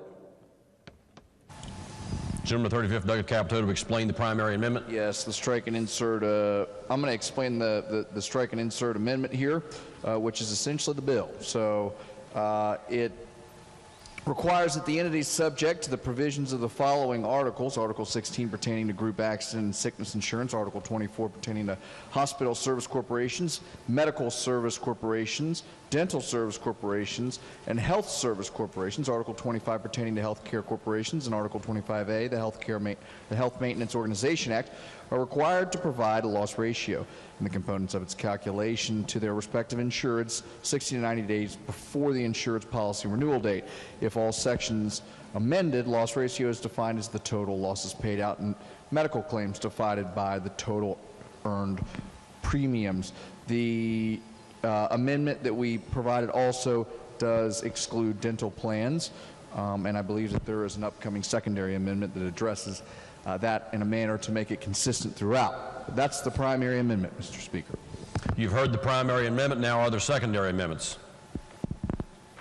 Delegates Westfall and Storch move to amend the amendment. Chairman 12th, Delegate Westfall, to explain the secondary amendment. Thank you, Mr. Speaker. The secondary amendment just extends a judiciary amendment to Articles 3316, 3325, and 3325A, affecting the bill in order to clarify that dental-only and vision-only plans are not required to calculate in the loss ratios. That's the amendment, and I urge passage.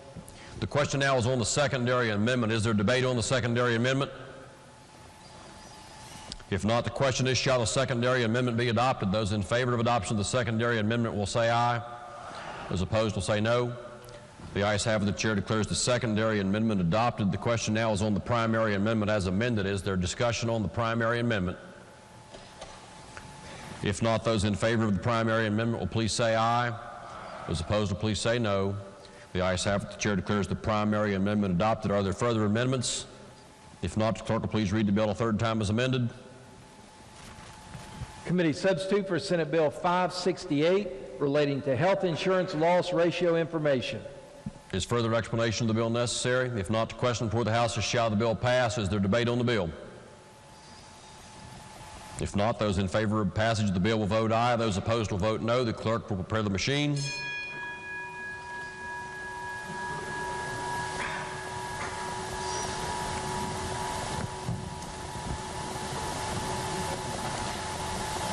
Has every member voted?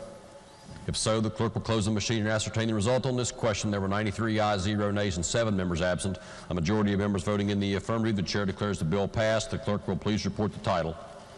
Committee substitute for Senate Bill 568 relating to health insurance loss ratio information. Are there amendments to the title? If not, the title as read by the clerk will be and remain the title of the bill. The clerk will please communicate the action of the House to the Senate. Next bill on third reading. Committee substitute for Senate Bill 582 creating West Virginia Workforce Resiliency Act. This bill was advanced to third reading with an amendment pending. Chair recognizes the gentleman at 29th to explain the amendment. Thank you, Mr. Speaker. The amendment for Senate Bill 582 makes two minor corrections in the same sentence relating to requirements the State Recovery and Hope Officer must have. With the amendments, the sentence will require managerial and strategic planning experience and strikes a / in the word or to make certain areas all required. This is the amendment, Mr. Speaker, and I urge adoption. The question is on the primary amendment just explained by the gentleman at 29th, Douglas Steele. Is there debate on the primary amendment? If not, those in favor of adoption of the primary amendment will please say aye. Those opposed will please say no. The ayes have it. The chair declares the primary amendment adopted. Are there further amendments? If not, the bill will be read a third time as amended. Committee substitute for Senate Bill 582 creating West Virginia Workforce Resiliency Act. Is further explanation of the bill necessary? Yes, Mr. Speaker. Gentleman's recognized. The purpose of this bill is to create two new positions in the governor's office. First, the bill creates the Workforce Resiliency Officer to coordinate with various state agencies and higher education institutions in this state to act as a connection or liaison for job openings, creation, and future planning. The bill also creates the State Recovery and Hope Officer to act as a similar liaison, but for assistance to persons integrating into the workforce with substance abuse disorders. The office will not cost anything additional beyond a salary for each person and is intended to mirror the State Resiliency Officer, which coordinates emergency management issues across the state and within local governments. That is the bill, Mr. Speaker, and I urge passage. The question before the House is, shall the bill pass? Is there debate on the bill? If not, those in favor of passage of the bill will vote aye. Those opposed will vote no. The clerk will prepare the machine.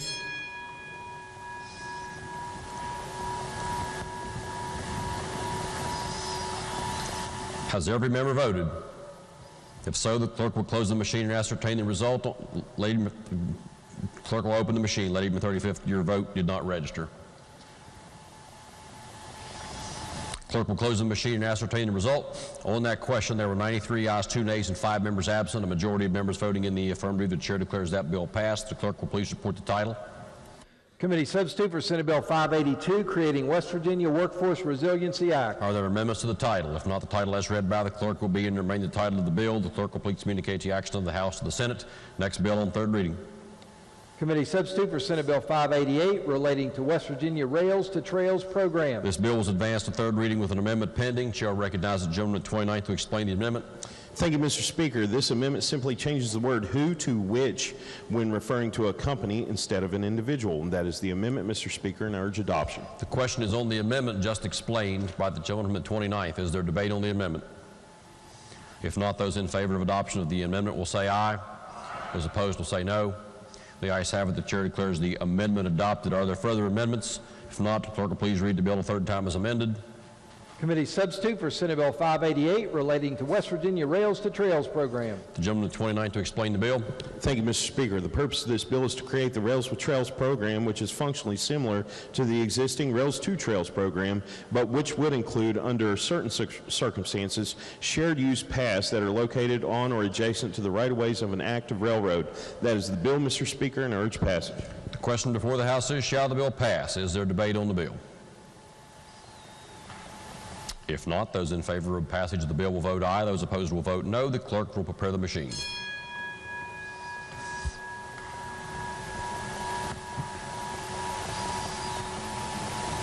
Has every member voted? If so, the clerk will close the machine and ascertain the result. On that question, there were 92 ayes, 2 nays, and 6 members absent. A majority of members voting in the affirmative. The chair declares that bill passed. The clerk will please report the title. Committee substitute for Senate Bill 588 relating to West Virginia Rails to Trails program. Are there amendments to the title? If not, the title as read by the clerk will be and remain the title of the bill. The clerk will please communicate the action of the House to the Senate. Next bill on third reading. Committee substitute for Senate Bill 590, clarifying that tenancy includes persons who reside in sober living homes. This bill was advanced to third reading yesterday with an amendment pending. Chair will recognize the gentleman from 35th to explain the amendment. Thank you, Mr. Speaker. The primary amendment is a strike and insert amendment. It establishes that residents of a recovery residence should be treated as tenants and thus subject to the protections and laws relating to evictions, provides instances where a recovery residence may be immediately discharged. Specifies that a resident discharged for other reasons are entitled to the same due process afforded a tenant in law. It specifies that discharged residents prior to the expiration of time for which they paid rent or other fees shall be refunded or prorated amount. It also specifies that a recovery resident shall first apply any such refund to costs relating to placing the person in a higher level of care facility, but otherwise must be refunded within 72 hours. It also requires the recovery residents to provide transport outside the state at its own expense in certain instances. It creates reporting requirements to the DHHR and Office of Drug Control Policy. It requires recovery residences to comply with provisions of 37-6A-1, including the award of attorney's fees for willful or bad faith noncompliance. It provides a mechanism for summary relief for wrongful occupation and makes technical changes. The committee amendment operatively changes this into a pilot program to take place in Cabell County, West Virginia. Mr. Speaker, that's the primary amendment. You've heard the primary amendment explained. Are there secondary amendments? Delegate Capito moves to amend the amendment on page 4, section 1, line 3 by striking 4 after the word through and inserting in lieu thereof 5. Gentleman to 35th to explain the secondary amendment. Thank you very much, Mr. Speaker. Incorporated into the primary amendment that I just presented to the body was an amendment that was adopted in committee to add another provision, including that a violation of written residence agreement entered into could be a reason for disqualification and eviction from the home. That followed along in other parts of the bill. We missed a portion of the bill that referred back to that section, so we're merely making a technical correction with this amendment, and I urge its adoption. The question is on the secondary amendment. Is there debate on the secondary amendment? If not, those in favor of adoption of the secondary amendment will please say aye. Those opposed will please say no. The ayes have it. The chair declares the secondary amendment adopted. The question now is on the primary amendment as amended. Is there discussion on the primary amendment? Gentleman from 17th District, Rohrbach. Thank you, Mr. Speaker, and good evening, ladies and gentlemen. I rise in support of the primary amendment. As we've known, we've got a real substance abuse problem in this state. And as recovery housing has come to be part of the treatment and the solution to this, we've realized we've got a lot of good operators, we've got a lot of bad operators. So what this bill attempts to do is to get some controls over this, and if you're a good operator, you won't have a problem with this bill. If you're a bad operator, you're going to have problems with it. I'll admit that. But this is an attempt to try to put some discharge planning and give the people that are in this housing some consideration rather than just being thrown to the curb and they relapse and we're right back where we started. So with that in mind, Mr. Speaker, I would urge the body to adopt this. The question again is on the primary amendment. Is there further discussion on the primary amendment? Gentleman to 66, Douglas Espinosa. Thank you, Mr. Speaker. Will the chairman from Health yield, please? Gladly. And I'm sure our chairman of Judiciary could have responded as well, but I've heard some concerns, actually from some folks in Cabell County about some of the challenges that you described, and I'm just trying to more fully understand how will this address some of those concerns of the concerns that I've heard is that some of those group home operators, just don't really provide the supervision needed. Does this bill address that at all? Well, what it really does is one of the biggest provisions in this bill is if someone is evicted, then they have to make provisions for them to be transported back to where they came from, and at the operator's expense. And if you'll remember, I've talked on the floor of this House before about body brokering, which the delegate from Braxton and I did a bill a number of years ago, about 3 years ago about. And we in Huntington one time had a busload of people show up from Tulsa, Oklahoma, so they're swapped around. And when they relapse, which sadly enough, a lot of people do, they don't go back to Tulsa. They don't have the means to get back to Tulsa. So look, I think people in the state of West Virginia, we want to take care of our own. But I don't believe that we need people from all over brought in, and that's okay, but then no consideration given to them once they're kicked out. That's what this bill is an attempt to do, is to give those people some rights of tenancy. So I would suspect if I'm an operator and I don't want to comply with this, then I'm going to be a little bit more selective about how many people I take and where I take them from, and perhaps I don't need to have them shipped in here from 5 states away just to make money off of them. Well, thank you for that response. Would appreciate the opportunity to speak with you further about it later. Thank you. Thank you. Thank you, Mr. Speaker. Is there further debate? Question again is on the amendment. Those in favor of adoption, does Jim wish to close debate on the amendment at all? If not, the question is on the adoption of the amendment. Those in favor of adoption of the amendment will please say aye. Those opposed will please say no. The ayes have it. Chair declares that amendment adopted. The question now is, shall the bill pass? Are there other amendments to the bill? No. Clerk will read the bill a third time, then as amended. Committee substitute for Senate Bill 590, clarifying that tenancy includes persons who reside in sober living home. The question is, shall the bill pass? Is there debate on the bill? Gentleman 37, Douglas Pushkin is recognized. Yeah, thank you, Mr. Speaker. And while I supported the primary amendment, I think that it made some misguided policy somewhat more palatable. I think just because you can find something to one county doesn't necessarily make it good policy. And I think it is an issue we really need to look at. There is patient broker. What my friend from the 17th spoke about is called patient brokering. And that's when people bring folks in and into some of these houses, but the money's not in the houses, the money's in the billable services. I would say if you really want to address the problem, you cut the head of the snake off and then the snake dies. It's the money, and that's in the billable services, not in the housing, but in what they're billing Medicaid for, like recovery coach programs and other billable services. It's also already illegal. So I would recommend that if you know of facilities that are busing people in and then take them to these other facilities where they can bill, call the Attorney General's office. File a formal complaint. That's patient brokering. It's illegal. And the Medicaid fraud unit is now located in the Attorney General's office.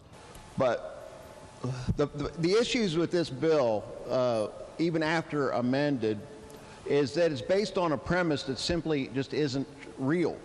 And it's residents who check into a recovery residence for a stated purpose of getting off of drugs, getting off of alcohol. It is not they're not tenants. They are residents, or more like patients of a program. And if it's treated, and the reason they can't be treated like tenants, because if they behave badly, their poor behavior doesn't just affect them and the quote-unquote landlord, it affects everybody else in the house who are also there for the same stated purpose, hopefully, which is to get better.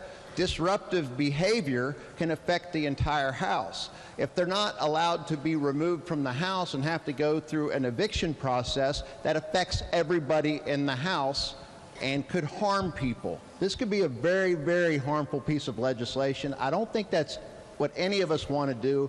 I would beg of you to take off the blinders right now. This is not a Republican issue. This is not a Democrat issue. We're talking about how the substance abuse disorder has just wreaked havoc on our state. We've got a huge problem here, and this is one of the byproducts of it. This isn't really going, this attempt at a solution would actually create more problems, because when they check into the house first, it's not a tenant-landlord relationship. Now, one of the things that we did change about this was that if they violate the contract of that, it's not in the Senate bill, it's in our version, which makes it much better. If they violate a contract going in, they can be removed from the house.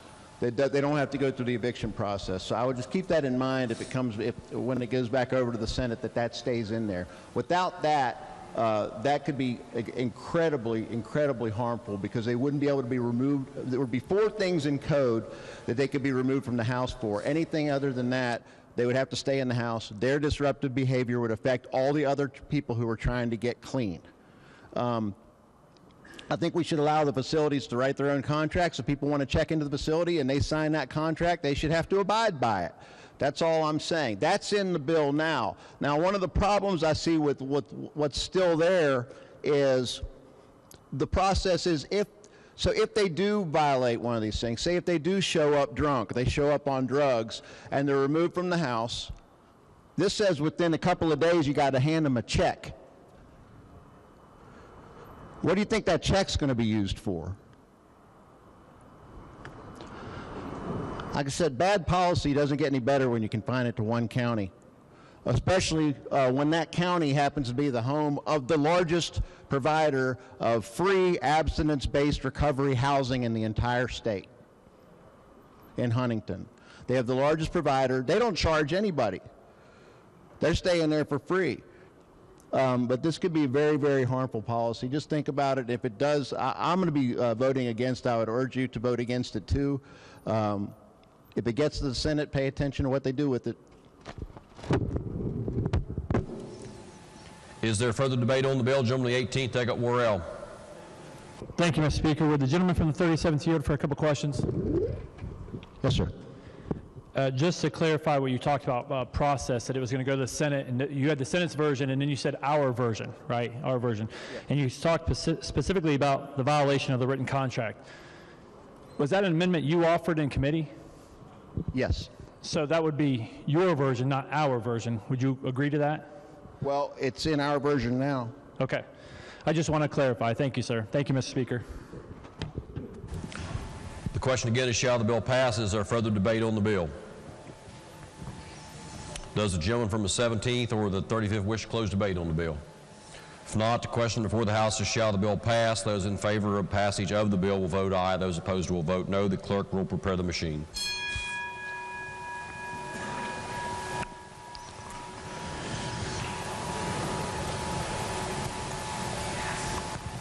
Has every member voted? If so, the clerk will close the machine and ascertain the result on that question. There are 72 ayes, 25 nays, and 3 members absent. A majority of members voting in the affirmative. The chair declares that bill passed. The clerk will please report the title. Committee substitute for Senate Bill 590, clarifying that tenancy includes persons who reside in sober living homes. Are there amendments to the title? Delegate Capito moves to amend the title. The question is on the adoption of the title amendment. Those in favor of adoption of the title amendment will please say aye. Those in favor of the title amendment will please say aye. Those opposed will say no. The ayes have it. Chair declares the title amendment adopted. The title as amended by the House will be and remain the title of the bill. The clerk will please communicate the action of the House to the Senate. Next bill on third reading. Committee substitute for Senate Bill 610, relating to duties, powers, and responsibilities of DOT Secretary. Gentleman, 35th, Delegate Capito, to explain the bill. Thank you very much, Mr. Speaker. Under existing law, the Secretary of Transportation is the only cabinet secretary that does not have specific statutory duties. This agency bill is from that department, sets forth duties, powers, and responsibilities of the secretary, and defines terms.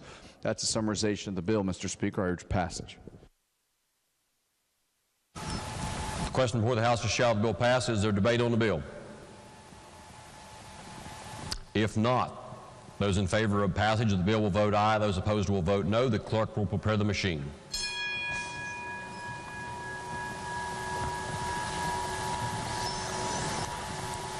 Has every member voted?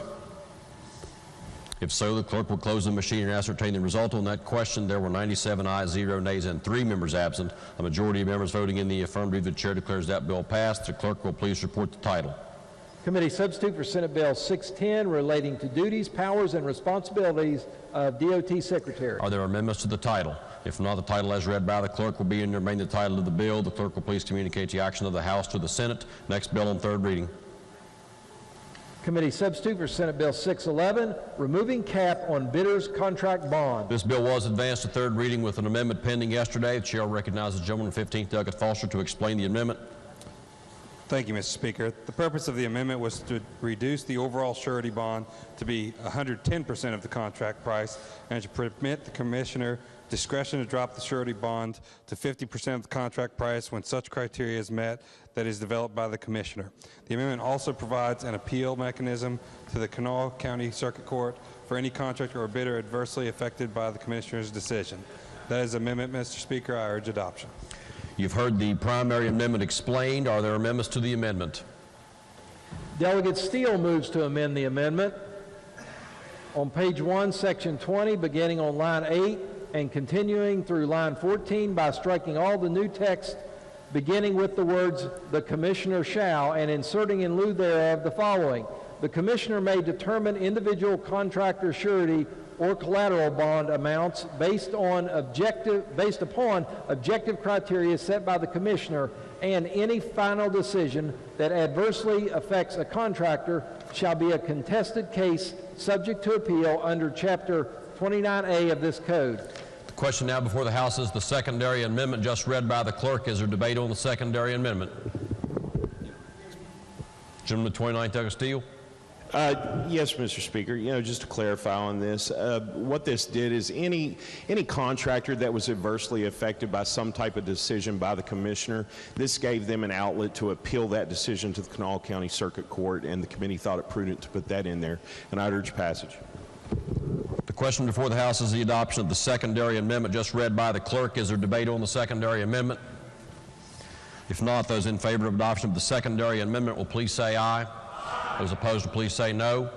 The ayes have it. The chair declares the secondary amendment adopted. The question now is on the adoption of the primary amendment as amended. Is there discussion on the primary amendment? If not, those in favor of adoption of the primary amendment as amended will please say aye. Those opposed will please say no. The ayes have it. The chair declares the primary amendment adopted. Are there further amendments to the bill? If not, the clerk will read the bill a third time as amended. Committee substitute for Senate Bill 611, removing cap on bidder's contract bond. Gentleman 29th to explain the bill.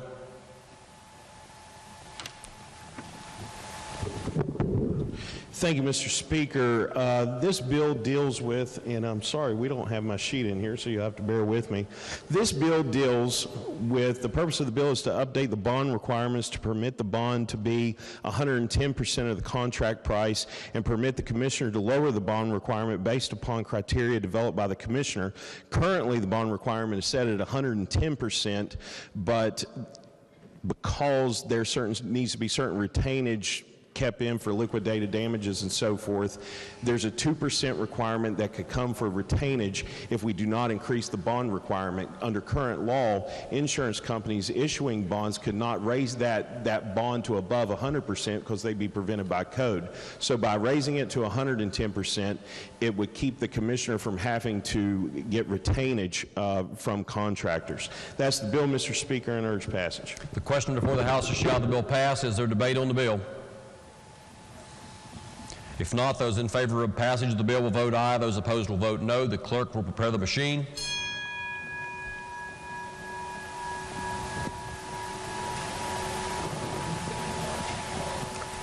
Has every member voted? If so, the clerk will close the machine and ascertain the result on that question. There were 94 ayes, 2 nays, and 4 members absent. A majority of members voting in the affirmative. The chair declares that bill passed. The clerk will please report the title. Committee substitute for Senate Bill 611, removing cap on bidder's contract bond. Are there amendments to the title? If not, the title as read by the clerk will be and remain the title of the bill. The clerk will please communicate the action of the House to the Senate. Next bill on third reading. Senate Bill 617, relating to qualifications for members of boards, commissions, and other entities. This bill was advanced to third reading yesterday with an amendment pending. Gentleman from 29th to explain the amendment. Thank you, Mr. Speaker. The purpose of this amendment is to remove code sections for boards that have already completed legislation.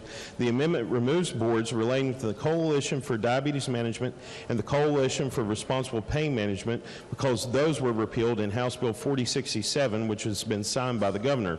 The bill also removes references to the Library Commission, which passed in Senate Bill 524, and the Broadband Council, which passed in Senate Bill 542. That is the amendment, Mr. Speaker, and urge adoption. The question before the House is the amendment just explained by the gentleman from the 29th. Is there debate on the amendment? If not, those in favor of adoption of the primary amendment will please say aye. Those opposed will please say no. The ayes have it. The chair declares that amendment adopted. Are there other amendments to the bill? If not, the clerk will read the bill a third time as amended. Senate Bill 617 relating to qualifications for members of boards, commissions, and other entities. Gentleman from the 29th to explain the bill. Thank you, Mr. Speaker. The purpose of this bill is to correct membership of various boards and commissions that are tied to congressional districts, as West Virginia has lost one congressional district, and this would reorganize those boards accordingly. That is the bill, Mr. Speaker, and urge passage. The question now before the House is, shall the bill pass? Is there debate on the bill? If not, those in favor of passage of the bill will vote aye. Those opposed will vote no. The clerk will prepare the machine.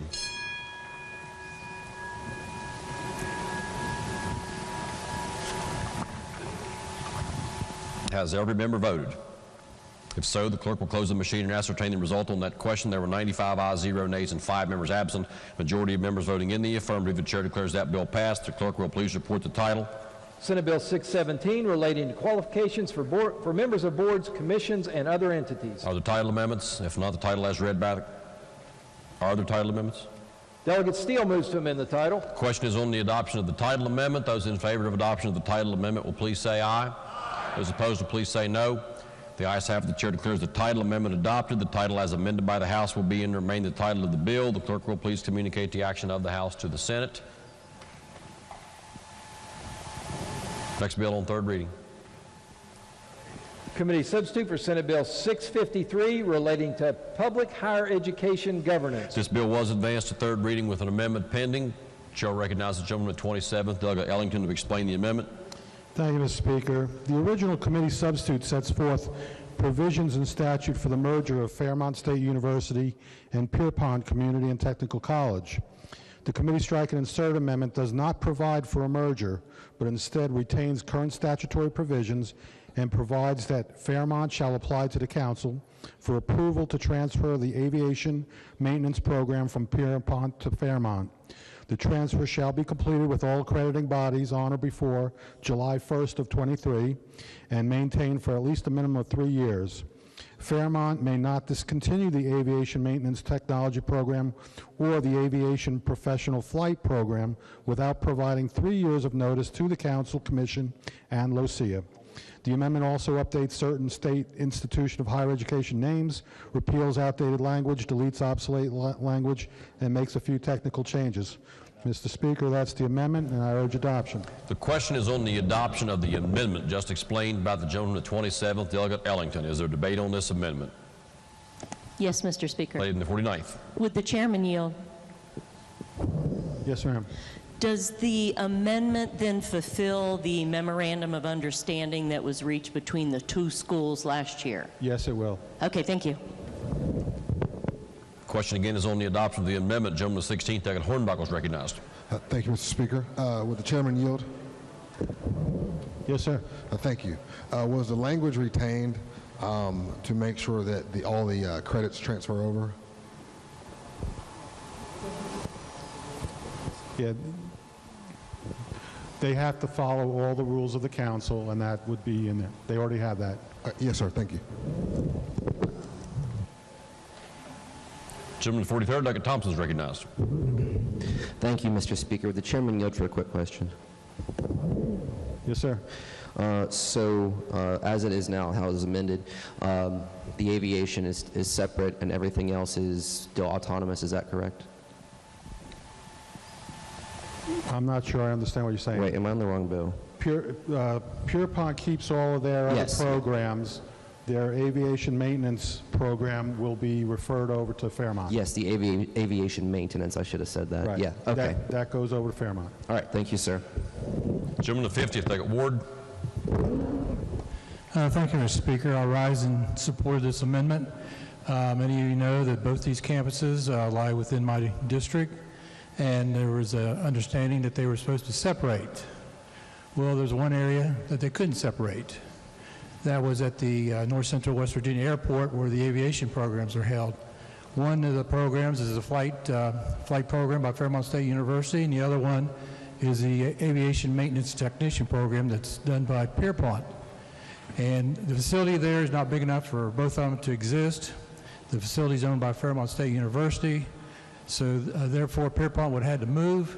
So the best solution was just all the rest of the programs were separated between Pierpont and Fairmont State. And like I said, this is the one area they couldn't separate, and the best solution is just to let Fairmont State have the whole facility and both programs. So I support this amendment. Thank you. Gentleman, the 52nd Mallow. Thank you, Mr. Speaker. I'd like to stand in support of the amendment. Bear with me, please. All the students and all the programs at these two institutions are important to us. However, the two programs that are clearly in question here are the C-147 Aviation Technician and the C-141 Pilot Training programs. My colleague's amendment solves the problem in that it keeps the technician program in its current physical location. This resolves several issues. One, the conditions of the memo of understanding that were agreed upon last year will be met in that Pierpont will be vacating all of Fairmont State's properties. Two, since the technician program will not be moving from its present physical location, their accreditation will not be jeopardized and they will not require recertification from the FAA. Three, this will allow Pierpont to continue with their other programs as they see fit. People speaking on behalf of Pierpont gave conflicting and confusing statements about their financial situation. Some of the terms used to describe their financial future were cloudy, financially unbearable, and hopeful. If the C-147 technician program should stay with Pierpont, the folks there are hopeful for its future. Hope is not a plan for our students nor our state's economic future. We must have a smooth and seamless transition for the tech program. We cannot afford an interruption in the tech program. This amendment will assure us of that needed transition. Furthermore, if in the future Pierpont finds that it cannot operate on its own financially and its other important programs are in jeopardy, this body will stand ready to assist in the needed reunification. The pilot training program is one of 25 elite programs in the country. It is an incredible opportunity to bring exposure, growth, and expansion to our area and our state. The technician program is an opportunity to develop workers for jobs in waiting in our area and here in the Mountain State. These two programs and the jobs and opportunities that will come from them are pivotal for our area's economy and the future of West Virginia. Putting the C-147 technician training program together with the C-141 pilot training together under the Fairmont State umbrella is the most reasonable, sensible, and logical solution to this current problem. For these reasons and so much more, I support the amendment and I urge passage. Thank you, Mr. Speaker. Question again is on the amendment. Is there further debate on the amendment? Does the gentleman wish to close debate on the amendment? If not, those in favor of adoption of the amendment will please say aye. Aye. Those opposed will please say no. The ayes have it. Chair declares that amendment adopted. Are there further amendments? If not, the clerk will please read the bill a third time as amended. Committee substitute for Senate Bill 653 relating to public higher education governance. Question now is, shall the bill pass? Is there debate on the bill? Gentleman 27, Doug Ellington. I'm just going to say that the amendment is the bill now. Gentleman 50, Doug Ward. Thank you, Mr. Speaker. Will the chair from the Education Committee yield? Yes, sir. There just seems to be some concern with the students that are now participating in the aviation program here at the airport. And now they're going to, and I know it's a year away before they even, or about a year and a half away, really, before that's all said and done. But will these students have to stay in the dorm? If the first, well, really the students there now wouldn't have to, but new students coming in, would they have to stay in the dorm like the Fairmont State first-year students do? They may have to. I think that has to be worked out if they're new students, or if they live a certain distance away, more than 50 miles. And also, I think Fairmont State students have to pay a fee, or maybe more than one fee, but I know they pay a fee for the Falcon Center, the use of the Falcon Center. The Falcon Center's on the campus in Fairmont, and these aviation students are going nowhere near that. So would they have to pay that too? Since they would be part of Fairmont, I would imagine they would have to be under their rules. Okay. But I think that, right, tuition stays the same. It has, yeah, yeah. Yeah, the community council, community college rates stay the same with the council, but they may have other fees that may apply to that. And associated with the four-year college. Correct. All right, thank you. The question now is, shall the bill pass? Is there further debate on the passage of Senate Bill 650, or committee substitute for Senate Bill 653? If not, those in favor of passage of the bill will vote aye. Those opposed will vote no. The clerk will prepare the machine.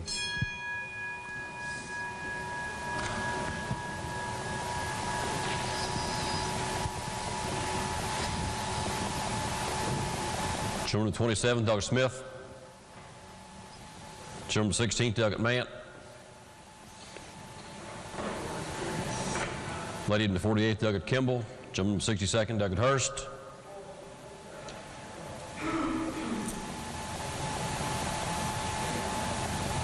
Has every member voted? If so, the clerk will close the machine and ascertain the result on that question. There were 90 ayes, 3 nays, and 7 members absent. A majority of members voting in the affirmative. The chair declares that bill passed. The clerk will please report the title. Committee